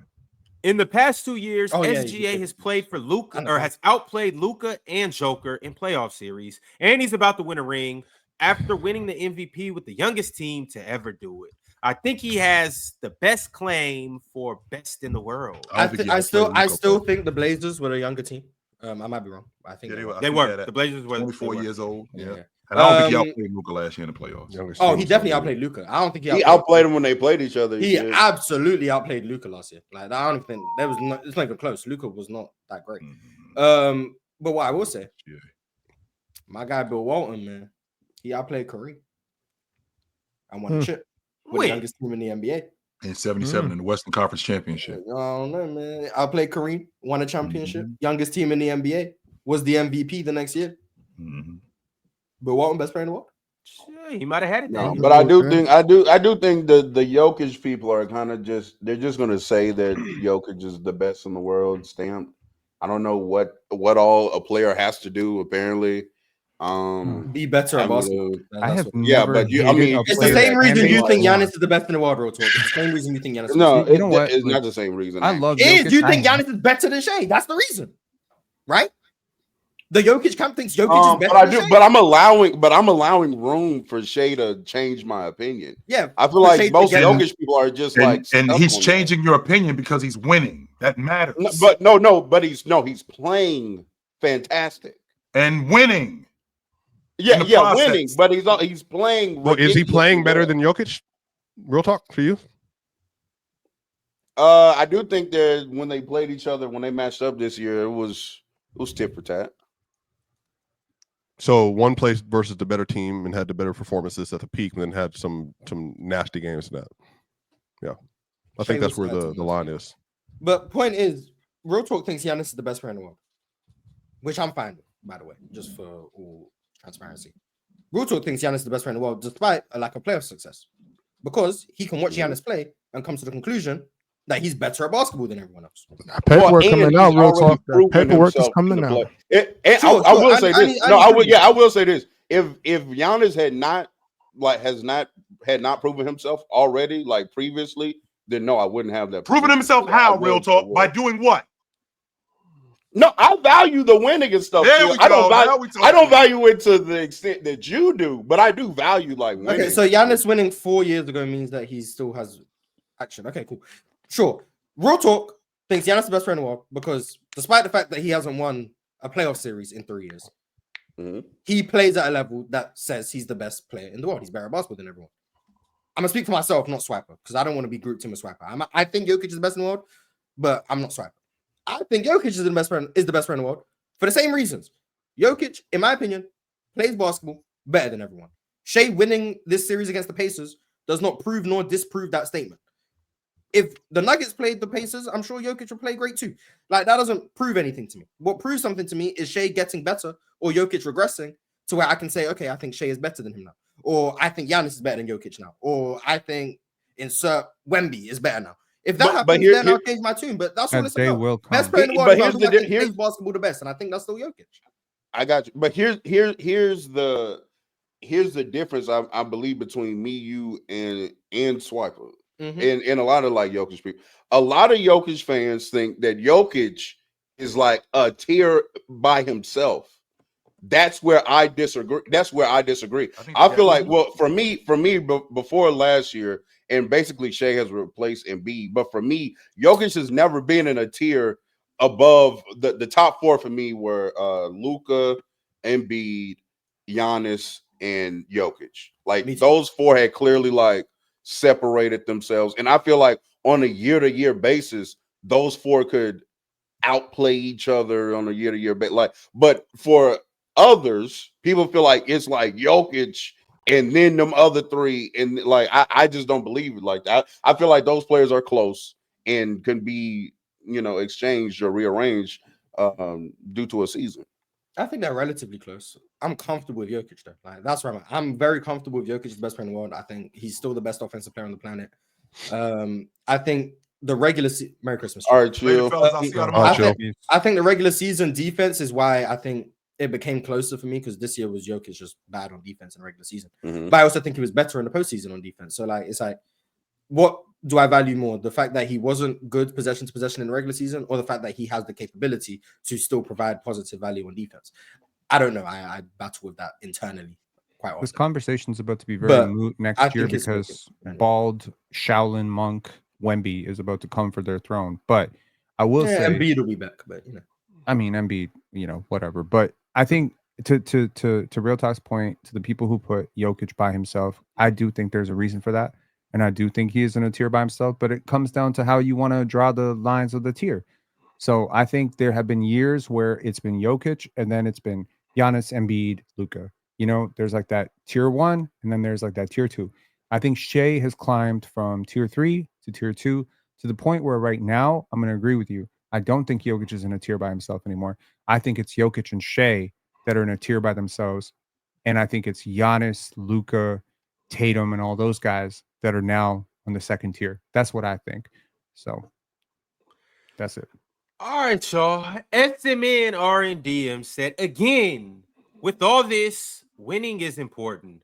But best in the league is Jokic, and the gap is so big. He can win 5 chips in a row, and he is not better than Jokic. Shai look at the super chat proving my point about you, Jokic. What's wrong with them having a different opinion than you, though, real talk? Because they gave their opinion in gap euros. Is so big. Get the hell out of here, bro. If they believe that, though, then what's wrong with that? Yeah, I believe it's dumb. That's his opinion. My opinion about his opinion is it's a dumb opinion. Yeah, I'm high on Jokic, so maybe that's why. If you knew how to stand on business, you would know the only opinions that actually count are U.S. greenbacks. Those are the only opinions that count. These Euro opinions don't count. These Swiss francs, these Swiss francs, these rupees, they don't count. Nobody counts. The pesos, they don't count. It's only greenbacks opinions that count. Shout out skinny backs and fat backs. All back. But yeah, I'm just high on Jokic. I think he might be having the greatest offensive peak we've ever seen. So when I see that unfolding, obviously I'm higher on Jokic. Hey, real talk. I ask you this. I actually did this for a show the other day. I think of the 7 performances versus OKC this year, I think Jokic has 4 of the best ones. 1 regular season, 3 playoff ones, and then the 2 40-15 and all that. Real talk. How much does it mean for you then that because I think Giannis would have had great games. One of them games was a Jalen Green game, by the way. You talking about the Fred VanVleet game? Wait, one of them was also Jalen. What did Jay agree? Oh, that's right. He drove by. I remember. I tweeted about that. He drove by Caruso and them, and then just letting you know. So do with that what you will. Just saying. 2 Rockets. I guess real talk for me, the only person that's had exceptional performance versus OKC this year consistently has been Jokic. But I think to your point though, he has some games in there, 3 of them that were just poop. You know what I mean? So I think that's where the line is. I think that's why people feel the way they feel. But I think objectively, no one played better versus OKC for several games. Shai can't play against OKC. That's what I'm saying. Obviously, that's the thing. Giannis, I think, played really well. Giannis played them and beat them in the in the championship. Giannis got a ring this year. I forgot about that. You do get rings. People say OKC were 29-1 against the East. No, they were 29-2. Yeah, and then they won. That was during their 15-game win streak that the Bucks beat them. So, but in season tournament, they just how's Giannis going to be or not be best in the world? I remember after that, people used that game to be like, "See, OKC aren't going to win a championship. They're not ready for this type of atmosphere." Well, they're not. Yeah. You see what happened last year? They still might. They still might. But I remember that was the conversation. Y'all know we going back to Indiana, right? Welcome to the Great Midwest. Yeah, for Game 3. Yeah, we're going. Yeah. Is that where the game was? Indiana. Yeah. Is that where the game was, Ron? What you mean? The in-season tournament was in Vegas. That's right. They played in Vegas. That kind of weird arena that they were in. Yeah. But all right, y'all. Oh, but also swiping. Luka had a great game against OKC this year. Now I don't know how many times he got to play against them because he was hurt a lot this year. But I do with the Lakers, right? The Lakers. Yeah. That's the game they lost when Luka at the foul out game. What happened at the end of that game? Somebody LeBron fouled out, right? Putting a switch. No, Luka got ejected, right? No, Luka got ejected. That's right. Yeah, I remember that. I remember that. Yeah. I'm running a poll right now. They said, "Who's been the nastiest this episode?" Unfortunately, I couldn't put everybody up there, so I went with the 4 that I thought possibly was being the nastiest. Chill has 28%. Ron has 28%. Ox only has 8%, which I find quite surprising. And Swiper has 35%. How is Swiper, Penn not in this when he's the one? Wait, who was on the poll? Whose name? Are you kidding me? How am should have I been on on there? this when I wasn't the one that led the Chris Bosh Nick Claxton segment? All right, let me you redo it. I'm gonna kidding me? take Ox off. How there. is Chill not winning the poll for saying John Stockton had a better handle than Chris Paul? This is what I'm saying. Y'all. Just Get me that was me in out of today's here, bro. I episode. don't got no business being Eaters, here. gobblers, gobblers, and See, that's the googlers thing. in there. The chat Goodness suffers from gracious. recency bias so badly they God, only remember like the Chris Bosh. I didn't even say anything this episode. Chill said That's John disgusting. Stockton. He Yeah, said that's Nick disgusting. They Claxton, really and y'all fucked. bringing up my name. That's what I'm telling y'all. It's motion. I had nothing to do with either one of those Or maybe segments. you just have a bad reputation. When's the last? No, I don't- it when's doesn't the bother last me time at you all. got a I'm good with $200 it. power chat? Huh? He got When's 100 Power from chat? Bosh just to Yeah. pull up. He got I haven't been on playback. I don't know. Maybe, hey, Arch, if I come to playback, give me 200 because we all know I'm good for it. Penn ain't good for Penn nothing. did it twice though. He got two $200. I'll get two super at chats. once. I'll get 200 at once. That's the difference, though. That's what he That's did.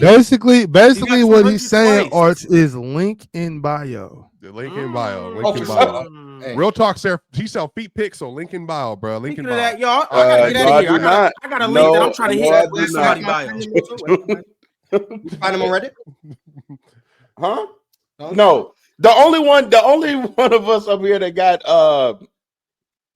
content like that is Swiper when he was shaking his titties on that video. Okay, to say at least, and that's another thing. Nobody else got AI images of them but me. So I don't know what to tell you. I don't know what to tell you. That also means something to me. I don't know what to tell you. Hey, when that dropped, ChatGPT wasn't popping like that when that dropped. Hey, I got an Instagram story right now. Me doing, you know what I mean? You know, you can put that one out there. Nigga, I like you that was video. on the Put that one out there. internet jiggling your chi-chis. Nigga, we don't. You know what I'm saying? You can't come back from that. I ain't got bruh. Chi-Chi. Real talk. I ain't got Chi-Chi. Look at that. All muscle. See, Average look at that. Real talk. Look, real talk. Real talk. Look. That's crazy, bro. Hey, y'all, That's what he was doing. I can remove everybody. I can just leave y'all up here. Real talk. Do you consent? No. Oh, all right. Okay. Super chat.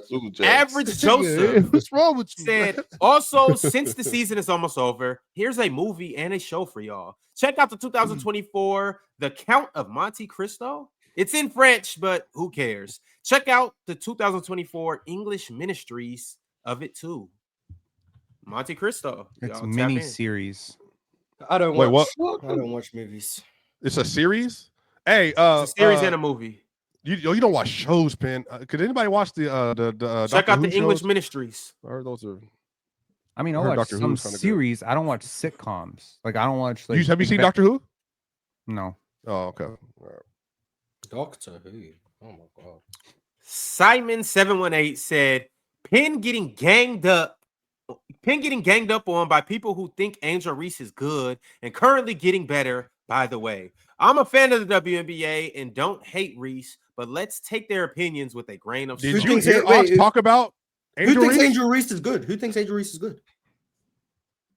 That's ironic. There's no fucking way. Oh my. Angel Reese got game. Y'all can say what y'all want to if y'all I want. see, Angel- I know Angel Ron- Reese We got don't game. hold. We wouldn't hold her. We wouldn't hold anybody else to that standard. I mean, as a basketball alone, we wouldn't say that about anybody doing what she's doing right now. So I don't talk about her because the conversation's nasty. And Ox pointed that out on Twitter. I just don't bring it up because it's a bunch of nonsense in the conversation. But it's just There ain't like no game. There player. ain't no game to talk of, bro. I just leave it alone. She's getting worse. She's actively getting worse. There's no way.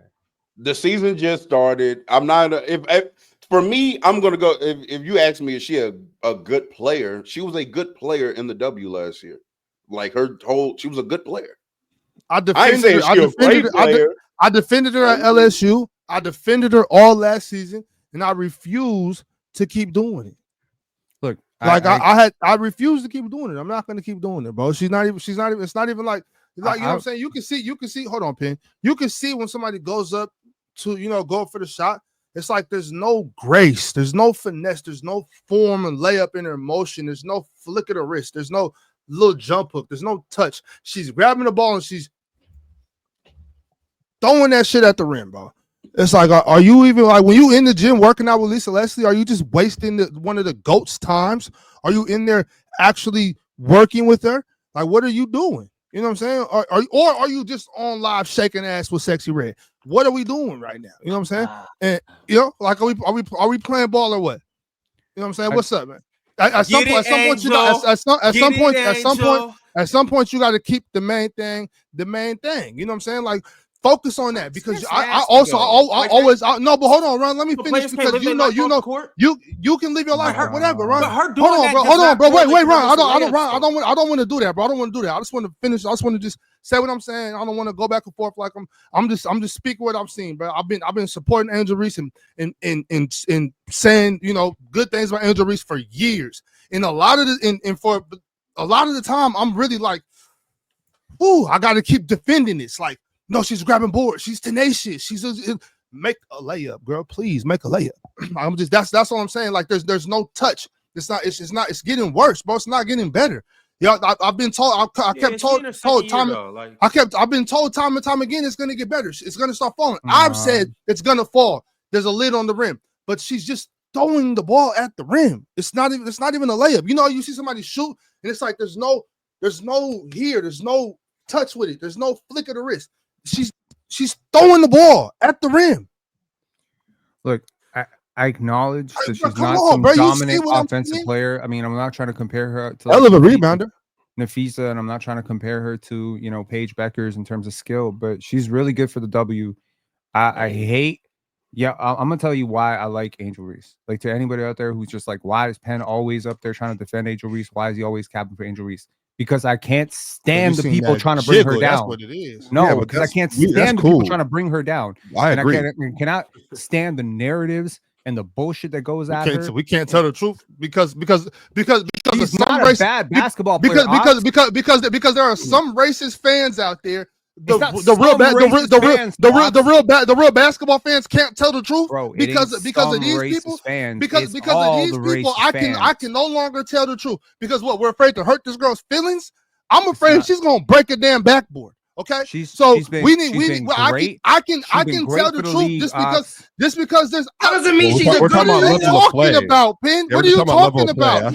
I'm talking about just straight basketball. I'm not involved. I'm not involved in the you're racist if you don't like Angel Reese or the poor little white girl or this or that. I don't care about none of that shit. Like, that didn't make me start watching WNBA basketball. That didn't make me start being involved in women's basketball. I've watched women's basketball all my life. My whole life. You know what I'm saying? Congratulations. I love women's basketball. I don't need no. Anyways, I'm just gonna ignore you because I see what you look. That has nothing to do with it. I'm not caught up. One thing have to do with the other. I'm not getting caught up in any of that. I'm not getting caught up in any of that. I'm talking about this. Yeah, I don't think that's fair to us. I'm allowed to. You want a medal? I'm allowed to tell the truth. I'm allowed to tell the truth. Mars, you're not gonna understand. Just please, you have to just block that shit out. I'm not allowed to tell the truth about basketball anymore because we got some asshole racist fans that don't even care about the game. I don't have to pretend like she's doing something she's not. She don't need me to protect her. You know what I'm saying? I'm gonna tell the truth. I see what I'm seeing. She's throwing the ball at the backboard, and I'm gonna say that regardless of if there's some asshole out there. Rebounds. She rebounded her ass. She's a good connected passer, but that's what she's not. She's an okay defender. She's an okay defender. So but there's nothing. She's not a starting level player. She's not a starting level player in the She is a backup power forward at best. She is a backup power forward at best. This is what I'm saying. She's a dirty work. She's a dirty work player. There's nothing wrong with that. Pen, hold on. Reggie Evans. Hold on. Wait. Ox, the person I talk to the most about WNBA. Hold on, Ox, because I know I'm gonna defend you real quick. I'm not even saying that. I know I just because I want to get in your corner a little bit. The person I talk to the most about WNBA is Ox up here. I've been watching WNBA since they started the league with Teresa Witherspoon and them. I've been in the league since Lobo, Lisa Leslie, Tina Thompson, Cheryl. Like, I've been there. But I'm saying, stand up, OP. What's up? But this dude, my whole point is to Ox's point. The reason why I don't even engage with Ox is going further than I would. Because he actually he's wanting to deal with it. I don't want to deal with it because it's nonsense. Even talking about Caitlyn on the timeline. To your point, Penn, it's a bunch of nonsensical, racist, dumb, new fans that are stands of WNBA players. I think that's stupid because the league is too good for us to not talk about the basketball side. And I get it. Basketball fans. But Penn, the reason why I'm saying what you're saying to Ox is unfair to the situation we're talking about right now. Ox ain't got nothing to do with that. Ox just wants to talk about what she does well or doesn't do well. Because Rebecca Lobo, I dare used to watch her in the playoff be trash. trash. But this was in the 90s, in the 2000s. Wasn't nobody watching a game like that. But now every game is televised. They got social media. Everybody got something slick to say. And so what I'm saying to you is, I believe when we talk about the game, we had a whole conversation like 2 weeks ago. Nikola Jokic is playing better than anybody else in the WNBA right now. We had a whole conversation about the Liberty. Had a whole conversation about the Lynx. We had a conversation about Maya Moore maybe being the best individual basketball player we've ever seen in our lives. But this was all pre-Ox. This was all before all these new fans got involved because of social media and all this nonsense. And we were just talking about hoopers. And what we didn't have, we didn't have emotional reactions about, oh, but she's good for the league. Okay, talk about what she's doing on the basketball court. You know what I'm saying? Let me talk about when we talk about the want to talk about the basketball court? Let's talk about the basketball court. And Asia, 12th and MVP voting last year. When we talk, I don't care about votes and shit. You always bring it there. What I'm saying is, when we talk about Asia Wilson and Nafisa Collier, when we talked about Marina Mabry and these players last week, there was no emotional reaction about the fact that Jewel Lloyd is stinking up the court this year. When we talked about that, there was no, oh, well, she was good for the league. She's trying. What else is she good at? No, because we don't got to do that when we can really talk ball. I don't want to talk about the emotions and you know what I'm saying, like the black versus white thing. That's not necessary, bro. Angel Reese is playing very bad basketball. And she needs to get better. She is scoring at a very, very inefficient rate. I agree with you. She was already efficient at 39%. Now she's down to 30%. I get that. But has she not improved at certain things? Sure, she has. Like what? She's trying to take threes now. She's trying to take threes. Does that mean she's improving on something? What is she improved on, Pin? Well, she improved her 3-point percentage from 18% to 33% on very low volume. I'll give you that. How many threes has she shot? How many threes has she shot? She's 1 for 3. Oh, thanks, Mars.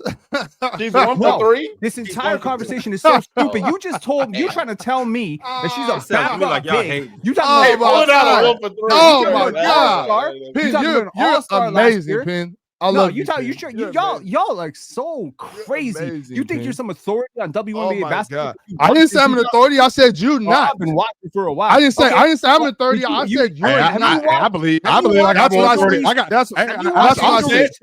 more authority. I got more WNBA authority than you, Pin. I believe that. I don't care. I said you're not, Pin. That's why I said you're not. I don't care. Fellas, I gotta get back to the Super Angel Reese cannot hit a layup. I don't need to convince you. She convinced you if you watch the game. If you watch, what did you just say? She's hit 73% of her free throws on her career. That don't mean nothing. You acting like she can't make a fucking layup. Yes, we got. Wait. You haven't officially. No, wait. Real talk. See, this is why sometimes you have to just let Penn talk because he will embarrass himself. Penn will just embarrass himself if you just let him. Yourself. He will embarrass himself if you let him. Allowing yourself to be on this side of the argument. Good. On this side of the argument? It's not. What are you talking about? What are you talking about, Pin? Pin, blindly supporting Angel Reese won't make you one of the cool kids. I'm not trying to be cool. We don't got to do that. Believe me. Trying to throw rocks at Angel Reese for having a poor shooting performance. Throwing rocks at Angel Reese. That's what you telling the truth that she's being a bum. Think is making you cool. That's what I'm doing. No, supporting Angel Reese doesn't make you cool anywhere. I know that. I don't think so. I'm not. You started Angel Reese making me cool. Don't try to like I'm bandwagoning. Angel is a good WNBA basketball player. People do no, she ain't, Ron. No, people talking about basketball. Are you kidding me?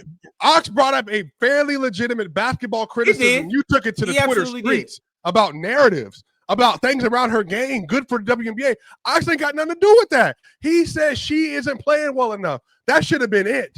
Over. That's it. Done. You didn't have to embarrass yourself with the 1 for 3 and the 71% free throws. You didn't even have to embarrass yourself. You could just let it go. 73% free throws. Did you shoot 73%? You didn't. Was Angel Reese a better free throw shooter than you? Wait, Pin. Angel Reese. Chris Bosh a better basketball player than you. Wait. Swipe, please. Basketball player than you. Swipe. Wait. You want to go there? Swipe. If I needed help with Pin, I'll call one of my sons over here. I don't need no help with Pin. Please relax. I got some babies in the front room that can handle this. What I'm saying is, Pin, as far as basketball goes, Angel Reese is 3 times the player I ever was in respect to our levels, and her with the women, me with the men. That's not even up for debate. I never made it to the NBA. I'm not embarrassed by my resume. Shooting. Not at all. Not at all. Pin. That's fine. That's fine. Why are you? You're moving the goalposts, bringing me into this, Pin. Shut up, bro. Are you on my Pin? Don't do that, bro. Because I'm gonna have to ask you if I'm better than you. All right, come on, bro. Like we're not gonna do that, Pin. We're not gonna do that type of shit, bro. You can never be on the same court with me. What these people play pro basketball up here? And it's not Pin. You can not Pin, bro. Like, come on, like you don't bring me into this, Pin. I'm not a professional basketball player. Shooting is a great indicator of touch. You would know that. You would know that if you Pin. There's nothing you could do better than me with a basketball, Pin. Please don't do that, bro. You're embarrassing yourself further. You're embarrassing yourself further, Pin. Like there's nothing on the basketball court you can ever do better than me at anything. Bro. Please stop. Get out of here, man. Pin, just leave me alone, bro. Like I'm not the one to pick on with the Super. Real talk. Am I tripping or did Ox not play professionally? Why is he even in conversation with this man? Next thing he gonna say is he a better shooter than Shaq McKenzie. It's coming. It's coming. Go ahead. Keep going. You're a better shooter than Shaq. Free throw shooter than Shaq. I'm better than you. Keep it going. Shaq shoot like 6 to 8% from 3 or from free throw in his career. I would never say that. I would never say that. I would never say that. I respect you as a shooter. First of all, it takes one to know one, Swiper. You wouldn't know that. You hitting backboard and clanking. And guess what? Here's the problem. Hey, real talk. Real talk. Hey, I gotta make sure Pin knows. Just don't. Real talk. To my left, I have a wall with awards, with a C on my jersey, Pin, with an all-conference, all-American, all right here. So when I want to call you one day to talk about Pee Wee football, I'll bring you up. But you and me ain't in the conversation together. Ox is better than you. Real talk better than you. Ron better than you. Mars, if he was better than you, go. There's a bunch of people up here that actually play for real at a high level, and you ain't one of them. And for you to not do this, I'm not doing this. Let's play against goals. You don't know what you're talking about. Pin, you will never, ever, you were never one of them. You know, Pin, 1% of athletes go D1. Guess how many of us did it? Not you. But this one right here, that one right there, all did it. Come on, yo. Shut up. Stop all that yapping. Wait. Let's stop this now. We don't do real talk. Talking to the wrong people. This is the wrong crowd. This ain't a bunch of book readers in here. This is the wrong crowd. I know you never read a book. 4 degrees. We still got more than you. I still got more than you. Hey, real talk. Real talk. Remember the meme? Real talk. Remember the meme? Real talk, remember the meme? I'm stacking them. You ain't got nothing better than me, brother, at all. At all. Masters, 3 bachelors, B1, captain. I'm not gonna lie, Pin. Every pivot hasn't worked, bro. Come on, y'all. I got to get to these super chats. Salute to everybody that sent them through. Let's all be friends. You guys stand next to each other and have fun down there in that. Man, y'all need to shake hands, man. Bobzilla sent through became a YouTube member. Shout out to Bobzilla. Ben Shelley, my bad. Ben Shelley sent through a members chat and said, "This the Alex Caruso playoffs." Every playoffs Alex Caruso participates in is the Alex Caruso playoffs.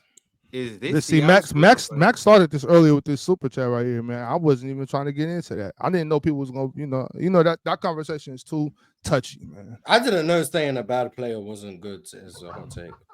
She's too touchy right now.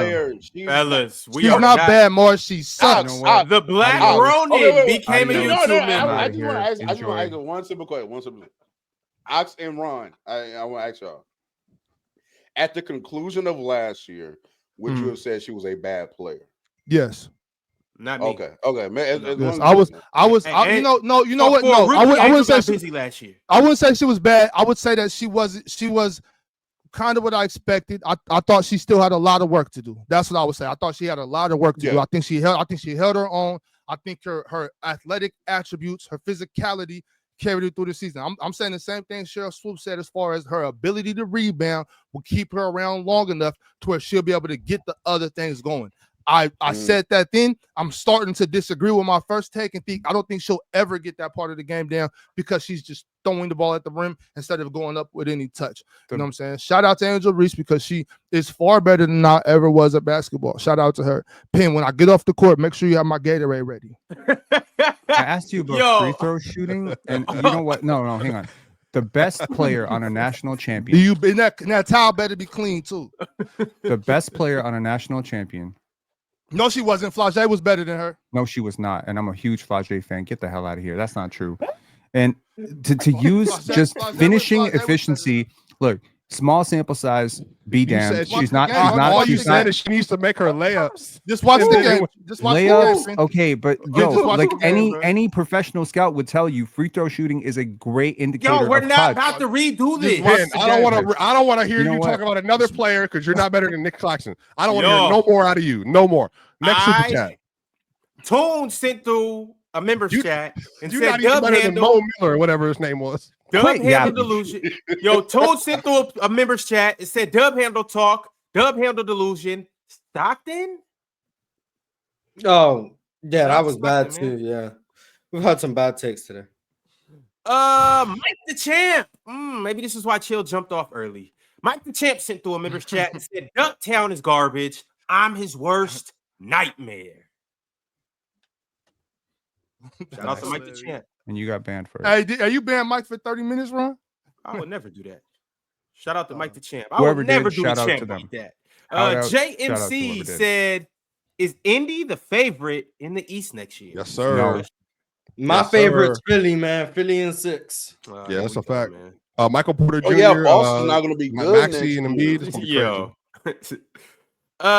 We got another super chat from K Nicole. K Nicole said it's lazy to act like Angel is the demise of the sky. Camilla was drafted number 3, and what do y'all say about her performance? See, don't nobody be talking about her big sorry ass. She sucks too. Go ahead, Ron. Ariel That's my problem. She just big. What do y'all say about how the coaches' schemes and rotations are hurting the team? I talked about that with somebody earlier. I don't think he's doing a very good job coaching. I don't. I really. Is he a bum?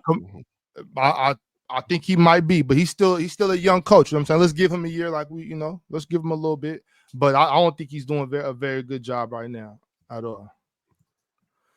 Also, when you let your best player play in Mexico City now, that kind of, kind of. That is a fact. And I'm not going to get into that, but that was disgusting out of the WNBA. She in China now, right? As a whole, that was disgusting. No, she in Mexico City now. She's still in Mexico. Okay. That girl got game. I don't care if she fouled somebody. I don't care if she don't do her hair. I don't care. And I'm not saying she doesn't do her hair. I'm just throwing things out there. I'm not saying she's a bad teammate. I don't know if she's a bad teammate or not. I'm not in the locker room. I'm just throwing things out there. I'm just saying she needs a contract. Sauce Man Bandit. That she's not in the W. It's absolutely ridiculous that she's not in the W. Sauce Man Bandit. Ron have to bring her hair up. That's a great photo. That's a great book, by the way. Pen, I don't know if you read that. That's a really good book. Y'all can Somebody ban Sauce Man Bandit. It's a very good book. I don't read. You do read. But they have it on audio. They have it on audio.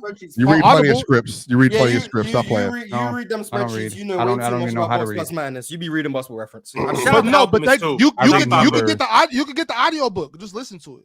That's amazing. I'm glad. There's listening is now Penn want to downplay his own intelligence because he upset. Shout out to Paulo Coelho. The Alchemist is a great book. Last name. I told you to leave him alone. Is an amazing book. I got made fun of, by the way, of that outfit all day because I wore too much orange. So I just want to let y'all know. Well, you wearing too much. I wore too much orange. But you got a shirt on right now. I was about to say, go get dressed. Your head ain't really shining. More light skin jokes on a platform with other black people. Why? Can we all just stand together, please? Goodness gracious. Put a shirt on. We can stand together. I'm talking about Real Talk. Me and Real Talk the same color. Me and Real Talk the exact same color. That's a shirt on. You don't. That's why we not talking about Real Talk. You came up here. You're definitely lighter than me, brother. No, I'm not. Real talk closer to us. If you turn that light on. Look at that. Same color. Y'all put your hands closer to each other. Hold hands. All right, so we got another power chat or super chat from Alan R. Alan L. Alan L said only like 6 of Tyrese's points counted, by the way. Nash clears.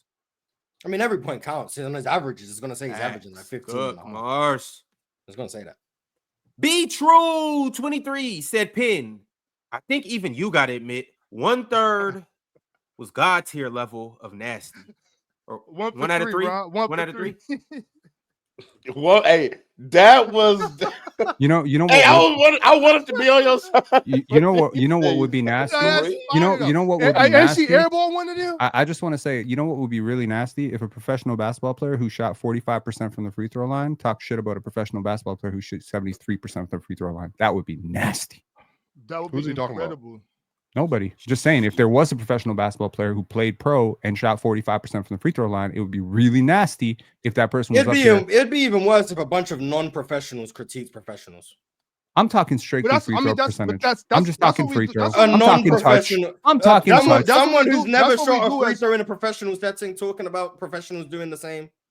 Bro, free throw shooting is free throw shooting. I don't know what to tell you, Mars. Free throw shooting in high school translates to free throw shooting in the college basketball. It's not like if you're a 90% free throw shooter in high school basketball and you're not going up against D1 competition, it's not like shit changes. I don't even know if I shot that good from the free throw line, Swipe. I went a game. I went 1 for 15 one game, Swipe, and still had Shaquille O'Neal will shoot like 80% in an empty jump.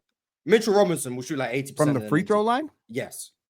I'm not talking empty gym, Mars. I'm telling you that it is different. Professional testing is different. In front of a crowd. That doesn't. You don't think high school games are played in front of a crowd? There were 200-300 people in the gym. I don't think I shot 73% from the free throw line in my career. I will tell you this. The day that I shoot 45% from the free throw line, please know that someone broke my arm off and gave me 25 shots of Jägermeister before I took those free throws, okay? I've never gotten 45% from the free throw line. Who are you referencing that shot 45%? I'm saying if a person hypothetically shot 45%, if you're going to throw line, don't that was so random. Put a name on it, Pin. Who were you? Be a man. Stand up, Pin. Be a man. Who are you talking about? I'm taking lessons from you on how to be a man. Who are you talking to? Come on, man. You don't stand on business. You stand on business. I've never criticized somebody's whole. All right, real talk, Mars. How you guys doing? It's been an amazing episode, right? Happy Monday to everybody that's out there. It's been fun. OG Team said, what is Hali's shot attempts and percentage from the left side of the court compared to the right side of the court? I swear he never looks to score going left. Anybody? Well, I mean, he barely looks to score, period. So, I mean, I said a year ago, send him left. You know, I don't get when he goes into his size up package. And again, I don't, this is why I need to be on the scout team. When he goes into his size up package, and then because he likes to do hang dribbles, right? He likes to do hang dribbles. If I was coaching whoever's guarding Halliburton, I would say whenever he hangs dribble with his left hand, jump into the right side of his body. Do not let him get back to his right hand. Because that left hand is weak. It's hella weak. You make him, and then he don't even got a shot where he can adjust his shot pocket to shoot off his left hand either. Man, but whatever. He's not that good. Okay. Bob Wick sent through a members chat and said, "My GOAT, RT." What's up, Bob Wick? What's up? Average Joe sent through a super chat and said, "Oh no." He said, "I read more books than you." Then he said, "I got more money." Nah, Pin. Respectfully, that was way too much. White man energy for a I Monday. didn't say I had more money. I said I made more money than you 4 degrees. And I widely question why you didn't stop at 1. I don't know why you flexing 4 degrees and then calling me a nerd. I should have stopped at 1. Why would I limit my education? I don't know. I stopped at none. But anyways, Mugarbe said, just asking, is beating a team 16 points is making them asking Pin? What? I don't understand what you're saying. Maybe you should get, one of the swipers degrees. I really can't stand this dude, bro. You know what? Swiper I shot 45%. Y'all better stop asking Pin questions before you come to school tomorrow. I'm talking about he come to school. Nah. All right. Dirty 30, speaking of questions, said Pin works for Adam Silver with these weak suggestions. Ox is disgusting. All right. Simon718 said Gucci Man runs / calls a fair and clean crew / game consistently. Shout out to Ref Gucci. Y'all know what his real name is? Gucci. The ref that look like Gucci. Oh, okay, never mind. All right. Shout out to Gucci. Shout out to Ref Gucci. Yusuf Oz said off topic, but what's the best performance from one player you guys have seen live in person? In person. Oh, I've never been to a game. Well, I haven't been to a lot of wow, really? The most recent one would be one of the Oh yeah, you live in the most impressive. I remember I went to that game where it was 2018. It was Rockets versus Cavs. In that game where Bron had twisted his ankle and then like tied up his shoe, and then a few plays later, like he bumped Trevor Reese and then dunked on him with the right hand going left. That was an amazing game. He played amazing, but James Harden had like 40 that game too. So. I saw SJ make the game win over Peyton Watson last year on the turnaround. That was pretty impressive. But I'm sure like one of those Jokic games I was there for is probably the best I've ever seen in person. I mean, but hey, remember that Ben Simmons game we seen? Oh, hell yeah. Me and Ox seen a prime Ben Simmons game. He was getting busy in Sacramento. But remember, because we came back and seen Giannis like a couple days later. Yeah. Giannis was going crazy too. That's the first time I seen Giannis up in person. But remember, I seen him in person that game, and he was making Willie Cauley-Stein look little. And then seeing him in person in Portland when he walked when we was in the tunnel. That nigga is humongous, bro. Honestly, Giannis had me feeling small, bro. Remember like 2019 when there were conversations of who's going to be better long term, Ben Simmons or Giannis? Yep. Or the famous Colin Cowherd. We're good, LeBron. Ben Simmons. We're good, LeBron. Yeah. we got. Oh, do y'all remember when Cat used to win every who do you want? Oh, who would you build around? Yeah, who would you build around your franchise around? He used to win. I was one of those people with Cat too. Cat disappointed me. Oh well, yeah. But Ben Simmons was so dope at that time too. Like remember when y'all did that first Black Friday debating, and it was Ron versus Dale, and Ron, you had said something along the lines of Ben Simmons was on the way to the Hall of Fame, and everybody lost it, and I was like, I agree. I thought Ben Simmons was headed that way for first year. Yeah, you're right, Ox. I was cooking like I typically do, but anyways, Ben Simmons was one of them ones, man. Dorian Clayton sent to a members chat and said, I like the dub, a new fan. But just because I say something negative about a player's game doesn't make it slander. Also, can't wait to see the Fever versus the Storm later this year. OKC in 6. Yo, Dorian, you going to the game in Indiana or you coming to the game in Seattle? Because if you come into the game in Seattle, holla at me, Dorian. Don't go to the one in Seattle. Oh my God. Hell yeah. You pulling up, Ox? Hey, Dorian, hit me. Me and Ox will pull up. Hell yeah, I'll be there for sure. Shout out to the WNBA, man. Yeah, real talk. Pull up, bro. Mars, I'm really happy that you're starting to watch some WNBA games, bro. I really think Mars, whatever the beef is, bro. Whatever the beef is. Like Mars, I really think you watching the W is actually really good for the game. I think more people will see you watching it and be like, Mars is watching it. You know what I'm saying? I made one tweet about the WNBA and I got called like 3 hard R's. That's okay. Yeah, that was great. I was about to say this is America, that happens, but I remember. I was like, oh, nice. It's not no big deal. Don't worry about that. Yeah, it's not America, Ox. It's even worse. It's the internet. So. I'm definitely gonna be more locked in, especially once the finals is over. I'm gonna be more. I'm serious though. Like I think that's really good for the game, and I think a lot of people, even people that pay attention to this platform, will be influenced to actually check it out. You know what I'm saying? And watch it because you're watching it. You still agree with me that Paige is going to be better than Caitlin? Yeah, I think Paige is going to be better than Caitlin. Yeah. I said before the season that Paige is the best player on her team, and then Ox got mad at me. But shout out, man. Well, I wasn't trying to be mad at you. I was saying that I didn't think that Paige was the best player in her class. I thought Kiki was the best player. She's cold too. Kiki's been playing better than Paige. But remember, I've been telling everybody Kiki was the one since she was at Stanford before she went to USC. You know what I'm saying? And I think she's playing very good basketball right now. I'm pretty sure Kiki just got rookie of the week last week. Mm-hmm. Well, no, she's rookie of the year already. You know what I'm saying? When's Cameron Brink coming back? I don't even know. They had something come out that she's still taking it slow, I guess. I don't know. The ACL injury that tall is gotta be careful. She honestly might not be back this year. I wouldn't be surprised if they held her out. Well, because I think it's just, I don't know. Yeah. I'm not saying that that's the case, but they might want to just take it slow with her.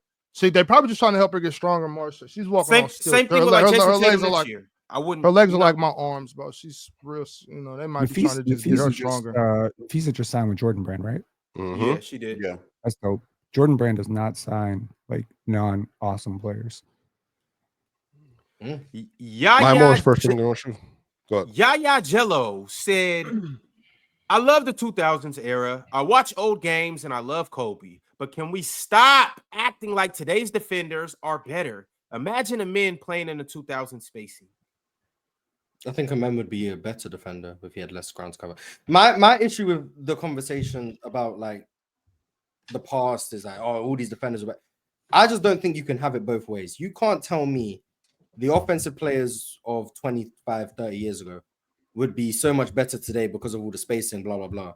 And then not afford the defenders of today's era the same luxury if they went back in the past. That's where you lose me. You can't tell me you can't tell me Allen Iverson would be way better in today's game because of all the spacing. But then if someone says by that same logic, Amen Thompson would be even better defensively in 2000s, and all of a sudden that's a foreign concept to you. That it can't run both ways, in my opinion. That's fair, Morris. That's fair. I'm gonna sleep on that, and I'm gonna figure out how to cook that. I'll get back to you. I'll get back to you, bro. I'm gonna get back to you on that. All right, y'all. The next super chat is from Kareem. Oh, my bad. Average Joe said, I'm with Chill, especially when you factor in availability. CP3's body couldn't hold up past the first round. Availability in a handles discussion? Man. Football careers and a free throw shooting discussion. I mean, we do go all over the place, right? Hey, Ben is hilarious, bro. Between you and Mikey Moore, Swiper, I'm telling you, bro. I don't know, bro. I'm telling I don't know. I might be better than Chris Bosh. I'm having nightmares about both of them, to be honest. You have nightmares about me, Penn? Yeah, you just don't shut up. You have dreams about me.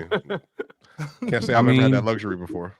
Okay, yeah. Now, Penn, I do want to apologize to you, bro. I apologize. I cooked you a little bit too much, so I apologize to you, bro. I shouldn't. Simon 718 said they left me off the poll, and you just got in your feelings. You're like, I can't believe Penn is not on this poll. I'm gonna make sure if there's an after this chat poll, he's gonna be winning this poll. That's what y'all wanted to do, and Ox just got triggered about that Chris Bosh thing all over again. So you know what? It's just it's just y'all being in your feelings. It's just the two of you. You were triggered about Mikey Moore, Angel Reese, and that's okay. No, you thought I was triggered by Mikey Moore. I'm just trying to tell you that's who Chris Bosh was, and I'm not litigating this shit for the fourth time this episode. We 4 hours. God damn, thank you. Please never litigate it again. Simon 718 said, "Swiper thinking more degrees makes you more intelligent." Laughing my ass off. Swiper the type of dude to never look in the mirror. Here you go, Swiper. Let me help you. You are who you think you are. Swiper. You think that's Swiper? You think more degrees makes you more intelligent? No. Everybody probably knows up here.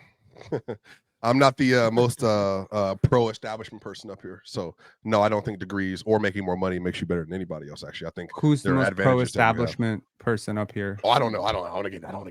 I'm probably the least, though. The least most established. How do you know? Do you know all of our political views? I thought you would have. They gave you 4 degrees and they didn't teach you about that, huh? I mean, I talked to Ox and Ron in person before. You know what I mean? So but you don't know how I feel about establishment. I mean, Penn, I told you we're doing film. We're doing film this week. The Brutalist is a great movie for us to watch. I think we have great discussions about that movie. I can't wait to watch. You want to watch The Brutalist on Playback? 3.5 hours. Can we do that? Ron, can we do that? Can we watch movies on Playback? I don't know on PC. We should watch The Brutalist. Like, can we do like a book club? Could we? Oh yeah. I think you truly suffer from that affliction where you think the louder you talk, the more correct you think you are. Do you have a Playback? You can't. No, you can watch. I don't want to. I mean, I could do it again. So hey, real talk. If you're a partner room, like if you get paid for your room and you're a partner or whatever, you can't do that. Hey, real talk. I think we can do that in Real Talk's room. I think Real Talk, your room would actually like watching movies because y'all do other stuff. But I'm saying, the reason I'm assuming the reason you want to watch movies with me is because you think it would be nice to talk to someone who's your intellectual equal in terms of cinema, right? No, you are. Well, hold on. Well, to be fair, I don't know anyone up here that loves film more than you. So, like, why would I talk to anybody else about it? I love films. I like westerns mostly. Hey, for a few dollars more, that's a great one. You know, I love those movies. Somebody made a Fistful of Dollars reference. High Noon. You know what I'm saying? I know real talk. We had that conversation about this. Great. Katie Elder's Boys. You never talked about. Yeah, we have real talk. When we had an hour and a half conversation on my trail to Savannah, Georgia. Jokic and basketball and stuff. No. That was talk real. That was real talk. Wait a minute. We talked about the movie Carol. Okay, it's a movie about in the 1950s between two women. One works at a mall. One's a rich, estranged woman. Real talk. Are you fronting right now? It's really good. It's really good. No, Swiper. It's just lying. Real talk. Real talk. You know, there ain't no future in your friend, right? All right, so I guess it ain't no living in your lying because Swiper just. Hey, W. Kate Blanchett. I've seen almost every one of her movies. She's a phenomenal actress. Average Joe said, not gonna lie, some of y'all overrate handles and dismiss effectiveness. This is why some of y'all believe Bones Highland is better than TJ McConnell. So I was trying to get across a little earlier. Who up here thinks Bones Highland is better than TJ McConnell? I used to think Bones Highland was going to be in like Jordan Poole talks one day, but I was proven wrong. Remember that game he had against Philly? Was it a game he had against Philly? Yeah, he had 22 points. He had four threes in the third quarter or something like that. I remember that game. Yeah, it was great. Cowboy Bob. Speaking of Cowboys and Westerns and all of that, Cowboy Bob said, Swiper, we ain't enemies. I just debate. No hate. I challenge your topics at times, but if I can't call you out on an error, then I'm not a true fan. Go New York, go. No, I think you are creating one buddy situation. I think that you are a very bright person, and I think that you attacked me for a take about the Knicks I didn't even have. So, I think that's where a lot of that came from. I still don't think Tom Thibodeau is a top flight coach in the NBA. But guess who also doesn't think that? The New York Knicks. Well, James Dolan, Leon Rose. I mean, he definitely is one of the top. He's a top 10 coach in the league. I just don't. Yeah, you think so? He's just not. Personally, I wouldn't go for that. I don't think he's in there for me. But I've also not been big on Tom Thibodeau. Hey, actually, somebody came up on Chill with Chill this weekend and said that I would be a better coach than Tom Thibodeau. What you think about that, Pin? You shot 45% from the free. Yeah, what was your free throw percentage? What was your coaching win percentage? I'm not gonna be. I'm. How you gonna tell Mitchell Robinson to you shoot went 1 for 15, Ox? How you gonna tell Mitchell Robinson? 1 for 15 is crazy. What was happening in that game? I was arrogant with it. Real talk. I was hey, like, fuck it. But I'm still getting buckets, though. You know what I'm saying? Like shit, y'all. They start hacking me because it was a hacker. It was a hacker. Okay, hacker. I mean, like, but real talk. But I've never been ashamed of this. You know what I'm saying? I speak about this openly. I've told stories on the panel about the time I got fouled so bad. Told the ref like, yo, he fouled me. He said, yo, you're not gonna make the free throws anyway. And I just had to walk away. Like, you know what? Well, hey, but can I self-admit something here, Ox? When I was in the 7th grade, Pin, I was about 5'10". I played power forward at the time. I was just a really good athlete. Couldn't do a lot else at the time. 5'10" in the 7th grade? Yeah. I've been big. So I've been big my whole life. I've been big my whole life. But look, you're like 12. But real talk. There were four straight technical free throws. I missed all 4. I froze, like completely froze at the free throw line, Ox. Brick. You were a good free throw shooter otherwise? I mean, inconsistent. Like pressure, I was good, but non-pressure, I was better pressure overall as an athlete than I was at non-pressure. Like I just got better as cool. But real talk, the families were laughing at me. Laughing. I heard it too. They got that big tournament down in Modesto called the Modesto Christian Tournament, right? And we used to play in that every year. We go down there. We're playing to go to the. Actually, we're playing to go to the championship. We end up winning third because we lost this game against Etowanda. We're playing against Etowanda to go play in the championship. And I'm at the free throw line. We're down 1. I didn't make one of them, bro. And we lost the game. We lost the game. But I'm like, I balled out though. You know what I'm saying? I had a great game. You know what I'm saying? Yeah. But them late game free throws, bro. I'm just not. I was back when I was playing basketball, because I don't play basketball anymore. You know what I'm saying? I hoop, for fun. But back when I was playing ball, I was never considered a good free throw shooter. But it never deterred me from loving the game of basketball. And Penn, mind you, my senior year of college, like we were playing in Washington, I missed 4 tackles that game, including a 3rd and 12 on a swing route, and I started crying on the sideline. Like trust me. I mean, I've had some. Penn, I'm a flawed human being, guys. I'm not a perfect free throw shooter, and I still talk shit about professional basketball players that are bad free throw shooters, and I get paid to do it. Okay, and I have fun doing it. That's amazing. And I have fun doing it. You know what I'm saying? All I'm saying is, look, as a scout, but is it amazing when you watch a basketball player play in at any level? Yep, I got paid to scout. The best indicator of touch is free throw shooting, right? So I'm just saying, the best indicator of touch. I don't know. I mean, my free throw shooting and mid-range shooting can be used to project. My jump hook never faltered because of my free throw percentage. So I just think you don't know what you're talking about. If someone shot 90% from the free throw line, but threw layups off the backboards, would you say they have touch? I would say they have the potential to fix all levels of their scoring, because they can score at one level. They can score at the free throw line. So that shows to me that their hand-eye coordination and their depth perception is okay. And that's usually what screws up your touch. So you know what? I have a good question to ask you about this, Penn. This is relative to this. Who do you think has better touch? Because I know Angel shoots a better free throw percentage than this player. Angel Reese or Amen Thompson? I think Amen Thompson has better. They're both similar that way, though, right? They're very similar that way. Yes, they are. Amen has great touch around the basket. Around the basket because of how he is as an athlete, the advantages he has. As an athlete, he's just on a plane by himself when he's at the rim, right? If Angel could jump like that, if Angel was an athlete like Amen, she's getting it out of the mud, right? Angel Reese athletically is like freaking Reggie Evans. She's strong, she's forceful, she's got like really good balance, but often on her finishes she'll fall short. She doesn't process well in those situations. But all I'm saying is, for as a sport as multifaceted as basketball, where we're talking about playmaking, transition finishing, defense, rebounding, secondary creation, all the stuff that goes into being a good basketball player, I think Angel Reese is a very good basketball player. And because she doesn't do this one thing well, which is shoot and finish around the rim, I don't think that one thing alone. Great. I think she does things that are great, though. She literally set a record. Besides rebounding, but rebounding is very. Rebounding is the most important part of the game. I say before, but what is it when 4 of my rebounds are my own misses? You know what I'm saying? Like, what is it then? I'm just curious to know what is it that she does. Shout outs to Andre Drummond and Moses Malone. We're not talking about Andre Drummond and Moses Malone. You wanted to talk about this. Let's talk about it, Penn. What is it besides her balance and rebounding that's so great? Oh, her depth perception, you said once? Her depth perception, besides that, what is it that she's so great at? That's all I'm asking you. I think she's a really physical and very good defender. I think she's a very good communicator defensively. I think she sets her teammates up. I think she's also got a lot of the soft skills. Like, I think she's a very good leader off the court. She motivates and leads by example.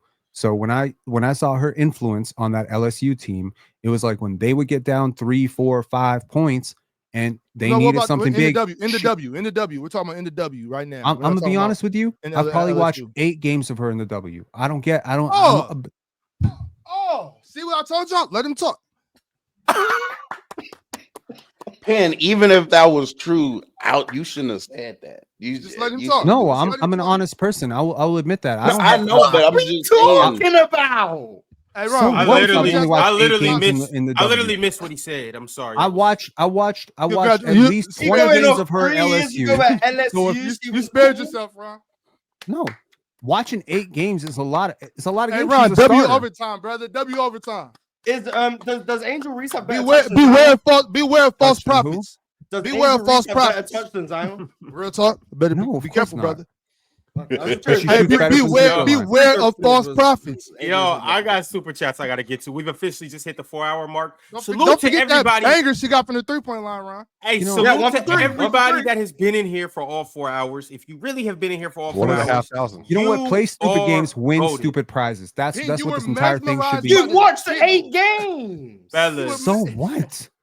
That's 8 games more than any of you have watched with Scotty Barnes. Chat from okay,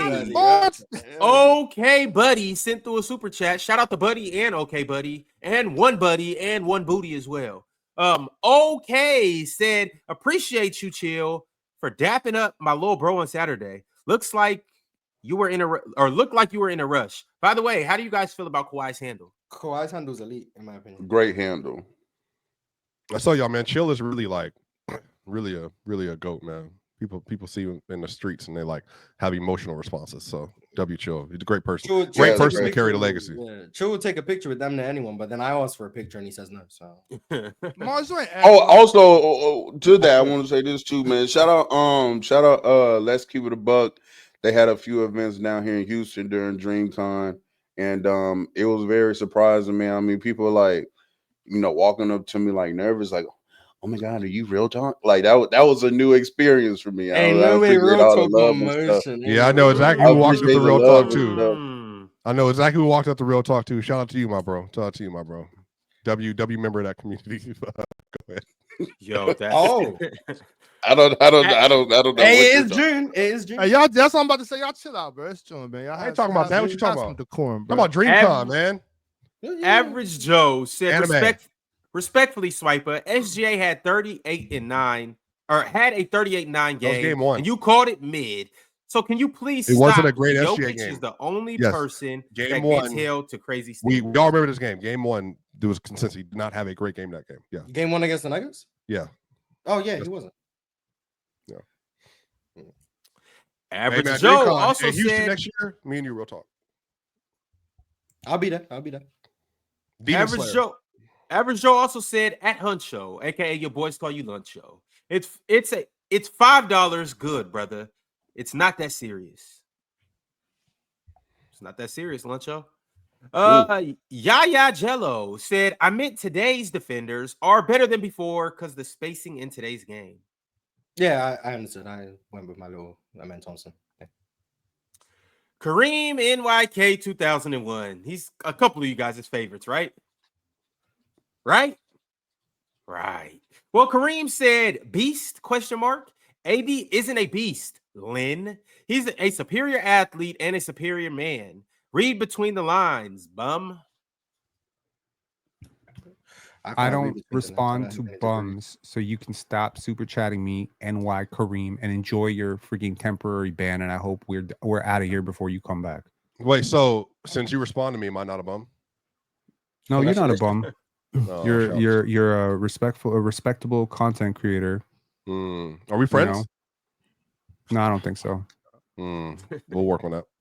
MP13 said Ron really brought up this nonsense and the Kobe and SGA point just to let Penn eat up airtime to avoid Hali getting cooked for his performances. That's some 4D chess right there. I respect him. Now, Ron, I like the move. You forced us to talk about the Chris Bosh thing. Like, yeah, that was random as hell. That was crazy, right? And then we answered the question. It was like, no, because y'all would talk about Jokic. So now you're going to talk about Hang on. In fairness, Ron, why you snap on us like that though? Like, in fairness, because you don't want to talk about in fairness, Ron messaged me well before yesterday's game to say the next time you're on, we have to talk about this because so, Ron, that clip went viral again. You? So no. You let him influence Listen you? to what I'm talking about. I don't want to listen to you, Penn. I'm talking to Ron. Do not want to listen to you at all. If you're not going to listen to me, don't talk to me. Not at all. Well, don't talk about Angel Reese if you haven't watched her play. You know what? She's played 41 games.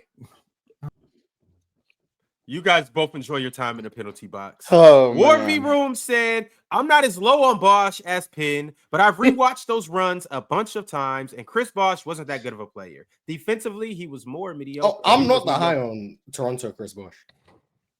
I just think he's better than Nick Claxton by a lot. I just think that if Scotty Barnes won 47 games as the first option, Penn would be praising him. But Chris Bosh does it, and he's above. Put a poll up, bro. Fairs. Simon718 said, just trolling. Love y'all. Ox is my favorite panelist, anyways. Smart guy. He must be a Hornets fan.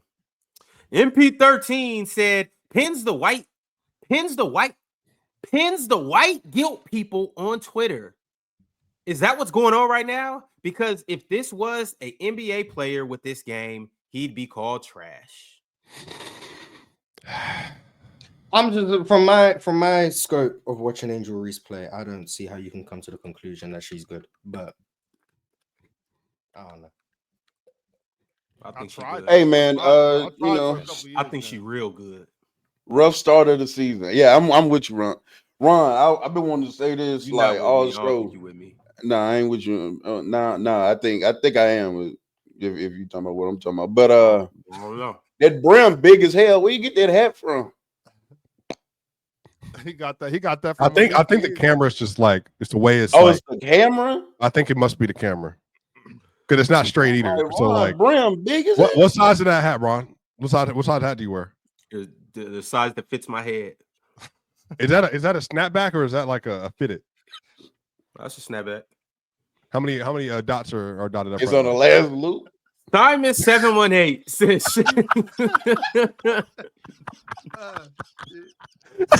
Simon718 says, shout out you boys. I love the panel.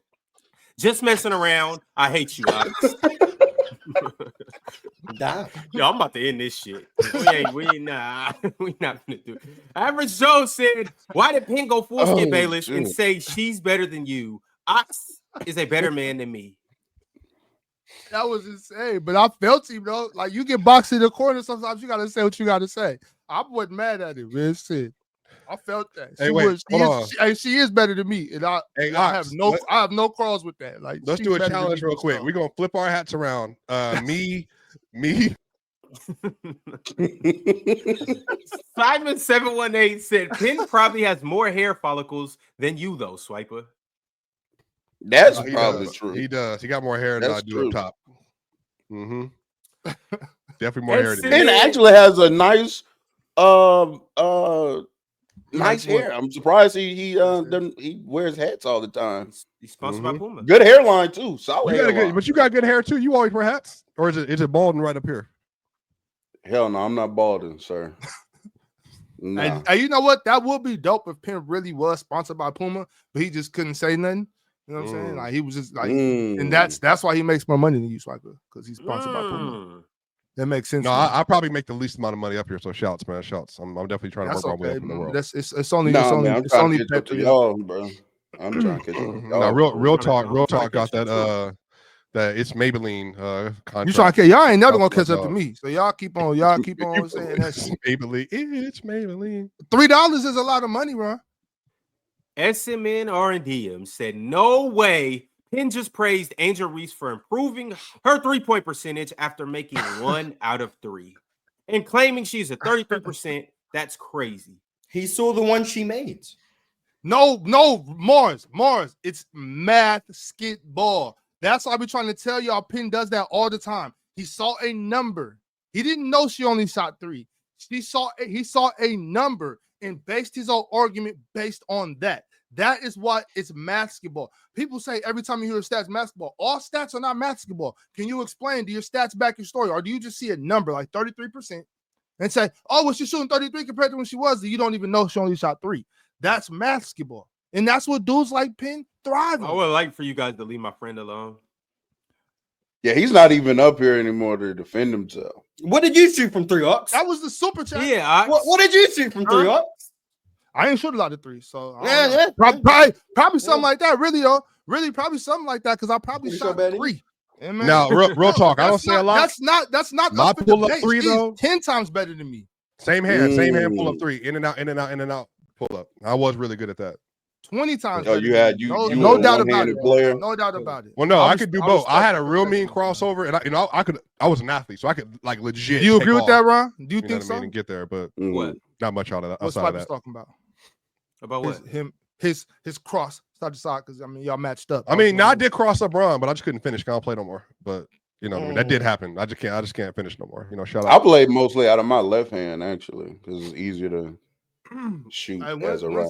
When's the next time we all gonna get together and hoop, bro? In Indianapolis. Invite Real Talk out. We'll see. I'll pull up to a PC weekend. Yeah, we might have to leave the Houston niggas home. Jordan and Mars included. I don't know. Jordan owe me a 1v1 next time we see each other, so he gotta come. What kind of 1v1? Like next time there is a PC weekend, you guys go and play some actual basketball. Like we've done like thank you, Morris. That's what I'm saying. Everything is played actual basketball last time. Nah, but like the weekend wasn't predicated on that. We went to that gym for what, an hour? No, outside. Seriously, that needs not for me. Obviously, I'm a spectator, but like for you guys, that needs to be a day where the day is just basketball like that. These content creators don't want to get told. Hold on, swipe, Mars, go further than that. Make sure that we have enough people that's PC, and even if we have to invite a couple people from that city to make sure we got a full 7 on each team, 8 on each team, and we can run a game. Mars don't want to play; he could coach a team. You know what I'm saying? Something like that. I want to really hoop. Like, but you from the free actually wasn't even running up and down the court when we did this last one, though. I was running way more than you. I was passing. You seen the I was the one getting back on transition D, transition O. Remember we ended the game ended with me running out?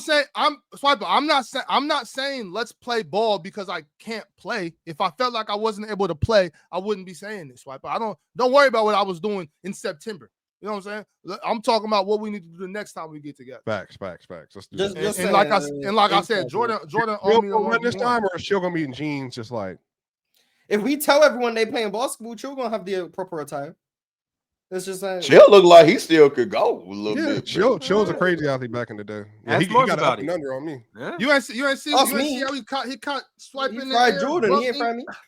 Oh, that was you. Everybody up here that got fried by Chill. But the player that got the fried the most, had the worst bucket made against him, was that man right up there. That dude right there. Oh, when Gifty hit you with the with the bump fade. That was crazy. Yeah. But y'all gonna act like when we was playing before that, when we was playing the tools, like I wasn't getting busy already, so I don't even care. You nearly killed Zizi. I remember that. Man, everybody catch it. Anybody can get it. Yeah, but nearly ain't good enough. Exactly. That's what I'm saying. Let's get it back.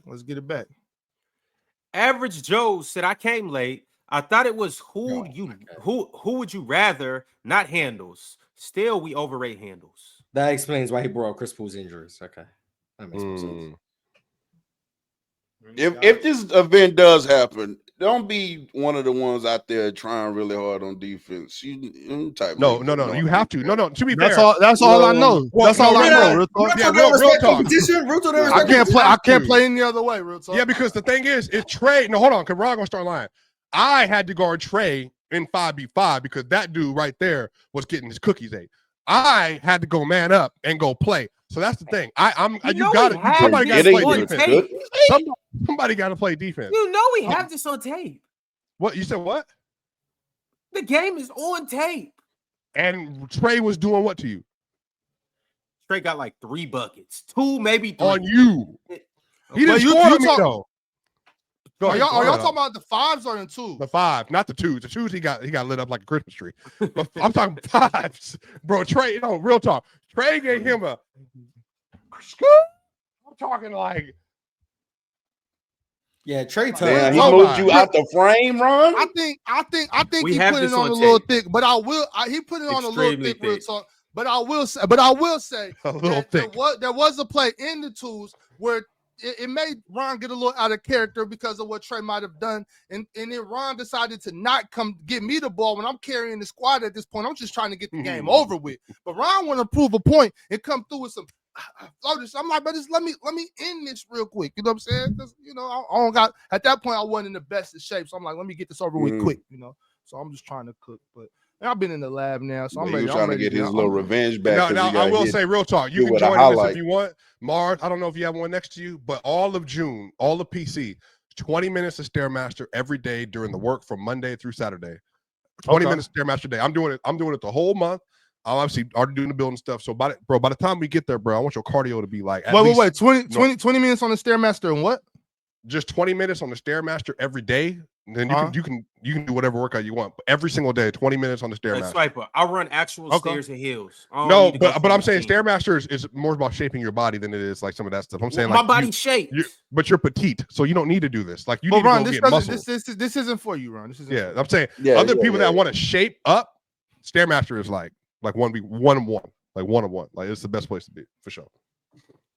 Ron, you don't work out anyway. So this is for people built like penguins. All right, cool. No, not at all. This is just for people that like want to tone even more based on what they are. Ron, you don't have any definition at all. You just are small. just small. Hey, real talk. No muscles showing anywhere. It's just long. That's it. Just body. And so I'm built like Thon Maker. That's what you saying? That's crazy. All right, for sure. These are built like you trying to say you John Henson. Simon 718 said, "Dub response, Swiper. I respect you now. Thanks for standing tall. All love." Nah, I think some of this y'all gotta realize we playing into this a little bit. We start arguing with Penn and Ox and all that kind of stuff. So like none of this is like serious, like real life. You know, maybe not to you. Nah, to be fair, that's true. Don't set your alarm tonight, bro. Okay. All right. That's all I'm gonna say. You gonna skip school tomorrow? Is that what you trying to say? I didn't say that. I just said don't set your alarm, bro. Last super chat of the day is from Average Joe. Average Joey said, "Does Andrew Reese have a better touch than career 61% free throw shooting percent Rondo? This take is flawed." Yeah, I understand free throw shooting can indicate touch, but you can't tell me Angel Reese has touch because she shoots 70% from the line. A, that's not even good. And B, all the other touch indicators indicate that she has bad touch. You can't just look at the one indicator and be like, oh, look, touch, and then ignore all the other ones. So that's where I'm at. But yeah, I don't think she's very good. You know, another great example is because I actually think that touch, like, I don't even know if that could really be developed. I think that's just something that players kind of innately kind of have. I think you can learn to shoot. I don't think you can learn touch. Like to me, Ant has learned to shoot. Ant does not have great touch to me. Tim Duncan had great touch. But real talk, when you work on certain variations on the mic and drill, it definitely improves your touch.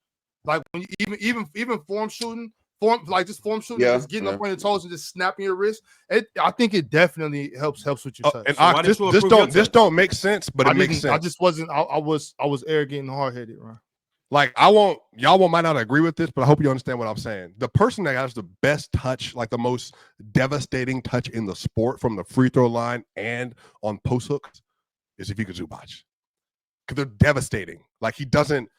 It's like his free throw percentage sucks. But it went up in the playoffs though. Like when he starts making those things, it's like, bro, like come on, bro. Like I'm fouling you, putting you at the line. But then it's the hooks though. Like they're not even close.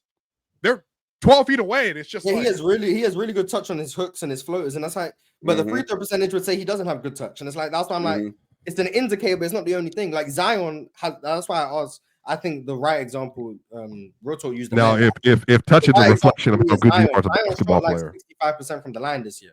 Zion has some of the best touch in the NBA.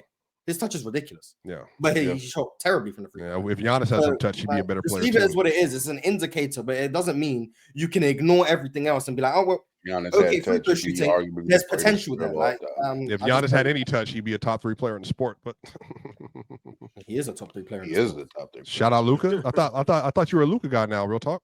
My bad. All right, but hey, Ron, are we done? My fault. Yeah. Top 3 players in the sport are Jokic and Embiid and Giannis, man. I don't know what to tell you. All right, y'all. It's been a he actually believes that. But Giannis, Shai, he believes that. He believes that. He believes Embiid is better than SGA. And I actually don't think he's crazy. Yes, I believe Embiid is better than SGA. Shoot me. I don't care. What the fuck? Yeah, I think Embiid's better than SGA.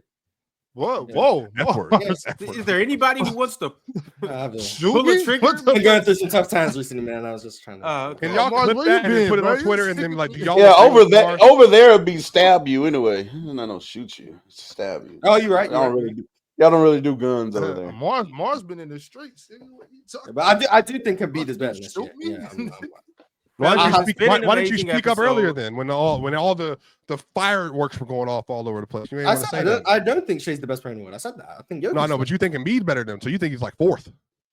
I think this is why I said I think Jokic is number one for me, and I'm very comfortable in that. The next group, and this is where I'm kind of on Real Talk side, but obviously I think Jokic is ahead of them. But the next group for me is Embiid, Luka, Shai, and Giannis. That's the next group. The order, I don't really care. But for me, today, I'm gonna go with Embiid. But yeah, Shai could be anywhere from 2 through 5 for me. That's where I'm at. How far is Wemby away from that? Embiid can be 2 through 5. That like Wemby. He's 6 for me, 6 or 7. Him and Tatum. This is the man that caused all of this. Mikey Moore. I haven't seen that. I haven't seen him since he played. It's the cause for all of this. Shout out to Gold, man. Shout out Duke did it. All right, y'all. We're going to go ahead and get up out of here. Salute to everybody that's been in here. Make sure you like the video on the way out. You know where to find us tomorrow morning at the same time, same place. We'll see y'all then. Merry Christmas. Peace. Great episode.